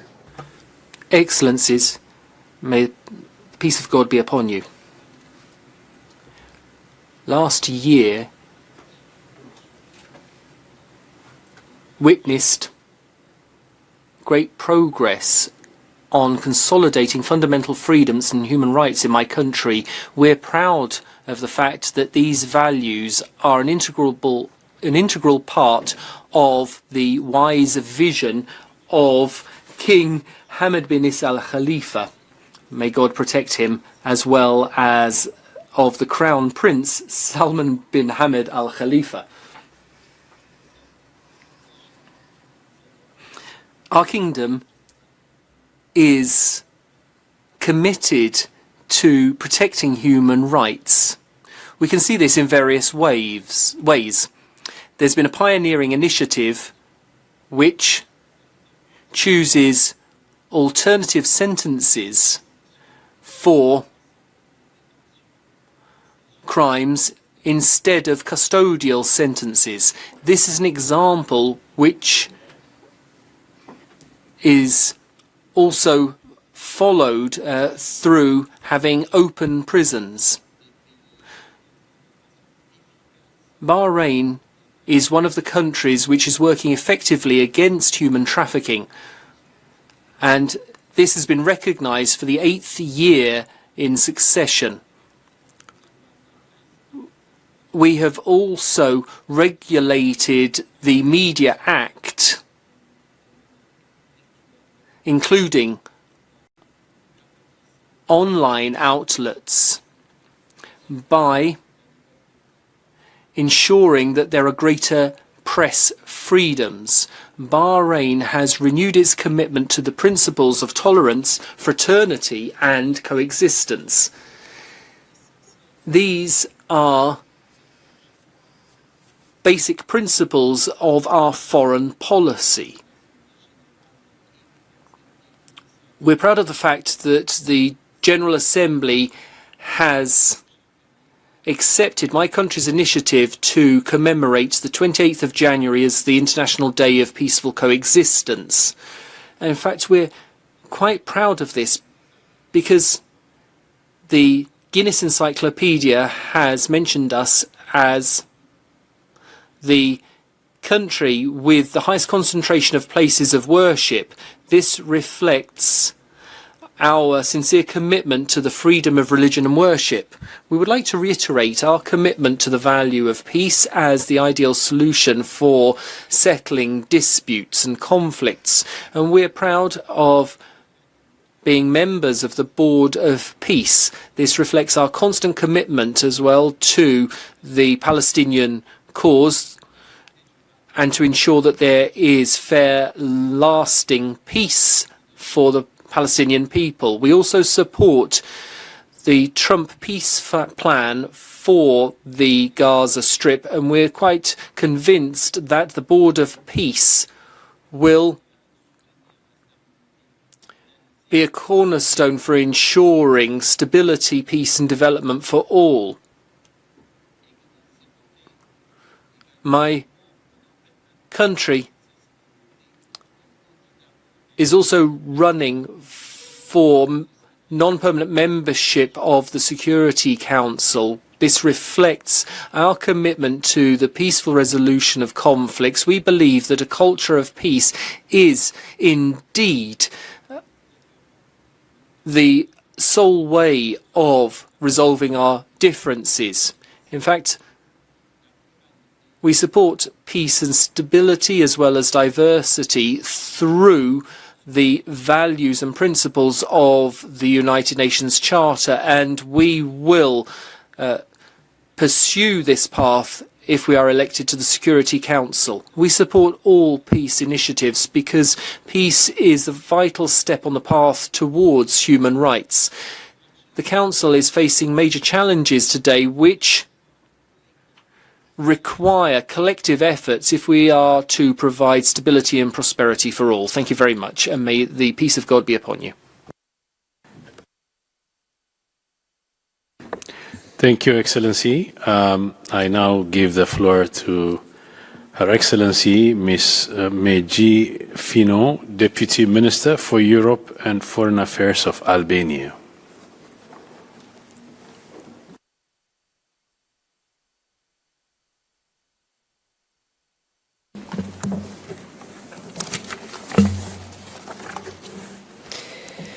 Mr. Vice President, Excellencies, ladies and gentlemen, it is an honor to address the Human Rights Council at a time when the international human rights system faces profound and interconnected challenges. More than 75 years after the adoption of the Universal Declaration of Human Rights, its principles remain clear and non-negotiable. Human rights are not optional, they are not selective, and they are not subject to political convenience. Albania's commitment to these principles is deeply shaped by our own history. Having emerged from dictatorship and systemic denial of freedoms, we know that rights must be protected not only in declarations, but through strong institutions, independent justice, and accountable governance, because human rights begin at home. Today, Albania's internal reform process, closely linked to our path towards European Union membership, continues to strengthen democratic institutions, consolidate the rule of law, and enhance the protection of fundamental rights. Justice reform remains central to this transformation. In this context, we attach particular importance to the guidance and recommendations of international and European human rights bodies, including relevant United Nations treaty bodies, in ensuring full respect for due process guarantees and effective judicial oversight. We continue to modernize our legal framework in line with European and international standards, advancing equality, protecting minorities, safeguarding personal data, and promoting non-discrimination. Gender equality and the empowerment of women remain core priorities, as does strengthening child protection and combating violence against women and girls. We are equally committed to protecting civic space and ensuring media freedom. Reform is not an event, it is a continuous responsibility. Albania's domestic experience informs our strong position on global accountability. One of the most serious threats to the international human rights system today is the erosion of accountability for grave violations. Albania unequivocally condemns the ongoing war of aggression against Ukraine. Russia's aggression is not only an attack on Ukraine's sovereignty, it is an assault on the fundamental principles that underpin international law and human rights. Widespread and well-documented violations of human rights and international humanitarian law must not go unanswered. There can be no sustainable peace without justice and no stability without accountability. We're also gravely concerned by the humanitarian catastrophe in Gaza. The protection of civilian lives, full respect for international humanitarian law, the delivery of humanitarian assistance must remain imperative. A sustainable ceasefire and a credible political horizon are essential for lasting peace and security for both Israelis and Palestinians. And we remain deeply concerned about the situation in Afghanistan, particularly the systemic repression of women and girls.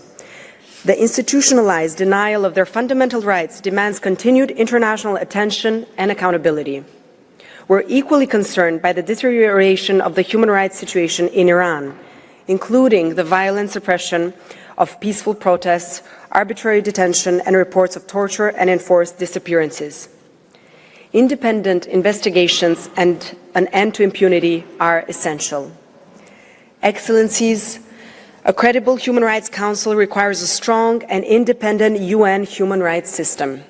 Albania reaffirms its full support for the Office of the High Commissioner for Human Rights and its initiatives which protect and promote human rights, the special procedures, commissions of inquiry, and fact-finding missions.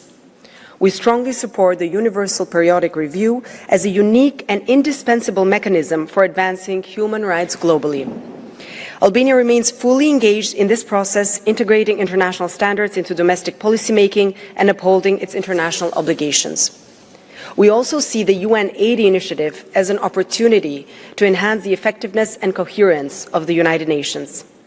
At the same time, we stress that any reform must preserve and strengthen, not dilute, the human rights pillar of the UN system.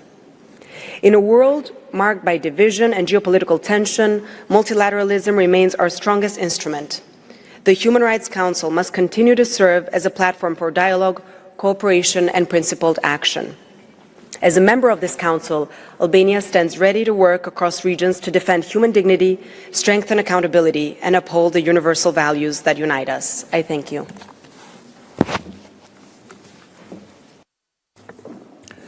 Thank you, Excellency. I now have the floor to give the floor to Her Excellency Ms. Gabriela Sommerfeld, Minister of Foreign Affairs and Human Mobility of Ecuador, via video message. President, distinguished representatives, ladies and gentlemen, as Minister for Foreign Affairs and Human Mobility and Ecuador as a whole, it's an honour to take part in this high-level segment of the Human Rights Council. And at the same time, we're aware of the high level of duty. As members of the international community, we have made constant progress towards promoting, protecting and ensuring human rights. Ecuador's tradition is to respect human dignity, fundamental freedoms and strengthen the rule of law. Ecuador has shown consistency between its international commitments and public policies. Not only was Ecuador the first country in the world to have ratified the 27 international instruments which have been deemed by the United Nations Treaty section as human rights instruments, but in addition we have incorporated their rules and principles into domestic law. So we take on this duty in the firm belief that multilateralism, dialogue and cooperation are the most effective tools for tackling global challenges. And this is a commitment which we will voice loud and clear as Vice Presidents of the Council this year, so that we strengthen the voice of Latin America and the Caribbean in favour of all human rights. President, Ecuador has actively promoted international protection systems. We have an open and cooperative relationship with the special procedures. We've been constant participants in the Universal Periodic Review, and we've strengthened our national institutions. Against this backdrop, we would like to highlight three priorities. Firstly, strengthening the Council as a pillar of the universal system, which must give primacy to dialogue, consensus, cooperation and prevention, and act with objectivity, impartiality and without politicisation. Secondly, we will have meaningful participation on the main items on the agenda by trying to combine international instruments with the Sustainable Development Goals in order to ensure that development is inclusive and sustainable. And thirdly, we will give a firm impetus to gender equality and empowering women and girls through holistic policies to prevent and eradicate gender-based violence. President, the government which is led by the President of the Republic, Daniel Noboa, and violence, protect children and adolescents, provide support to victims and strengthen access to justice, social reintegration and generate education and work opportunities, since we recognise that security can be maintained when it's based on dignity and inclusion. In addition, we are fostering policies designed to attract responsible investment, productive development, and to create decent jobs through mainstreaming human rights into all these areas. President, Ecuador's commitment to human rights is firmly embedded in all our structures and is a state policy. Current challenges, violence, inequality, climate change and poverty can only be tackled through effective international cooperation which is based on shared responsibilities. Shared challenges require shared responses. The new Ecuador reiterates that it stands ready to work with you all in order to strengthen peace, democracy, sustainable development and respect for human rights in all regions of the world. We firmly believe that through dialogue and working together, we can work towards fair and inclusive societies in which everyone can live with dignity, safety and freedom. Thank you very much. Thank you, Excellency. I now have the honor to give the floor to Her Excellency Mrs. Mariam bint Ali bin Nasser Al Misnad, Minister of State for International Cooperation of Qatar.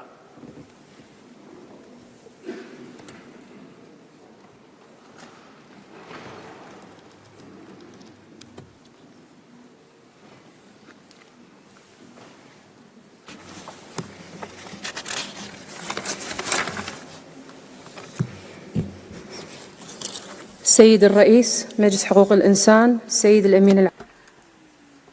Mr. President, Secretary General, High Commissioner for Human Rights, Excellencies, ladies and gentlemen, may the peace of God be upon you.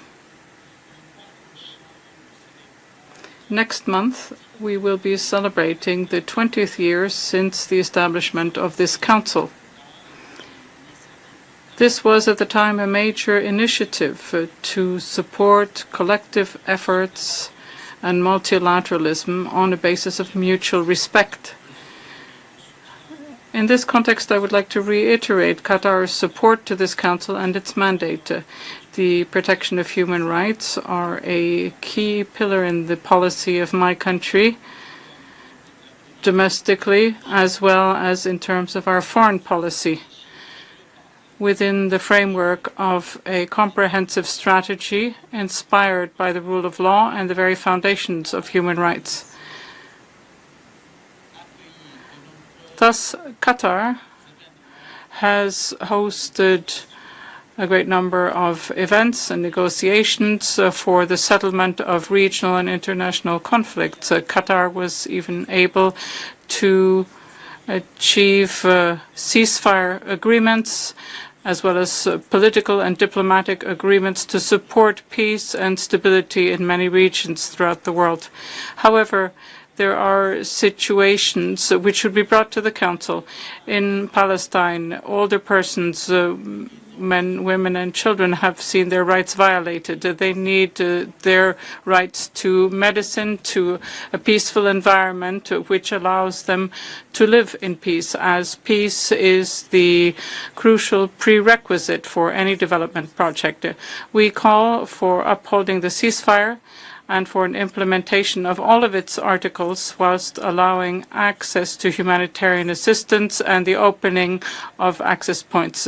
In Syria, the state of Qatar has always stood by the Syrian people.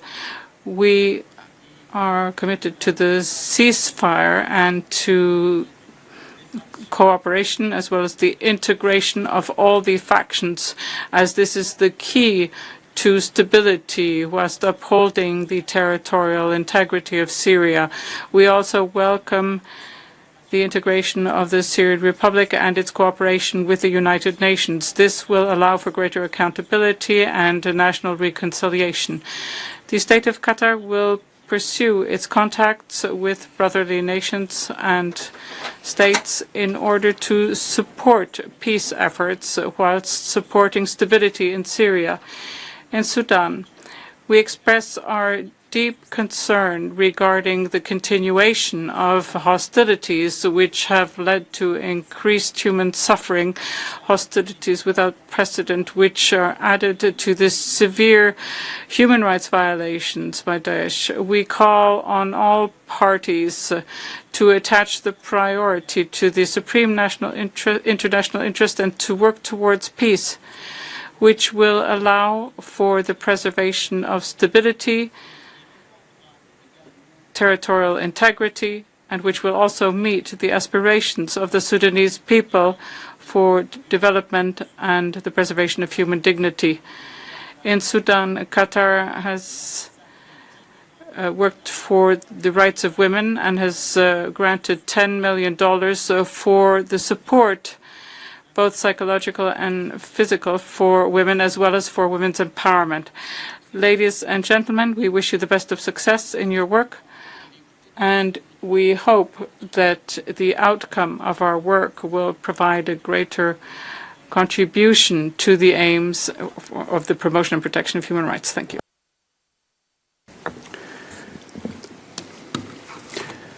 Thank you, Excellency. This was the last dignitary we could accommodate at this meeting. Excellencies, dear participants, we will now take a technical break and we'll reconvene at 3 p.m. to continue with the high-level segment, to be followed by the annual high-level panel discussion on human rights mainstreaming.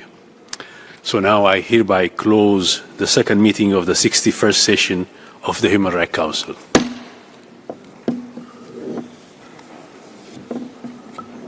Thank you so much. Thank you. It was a pleasure. And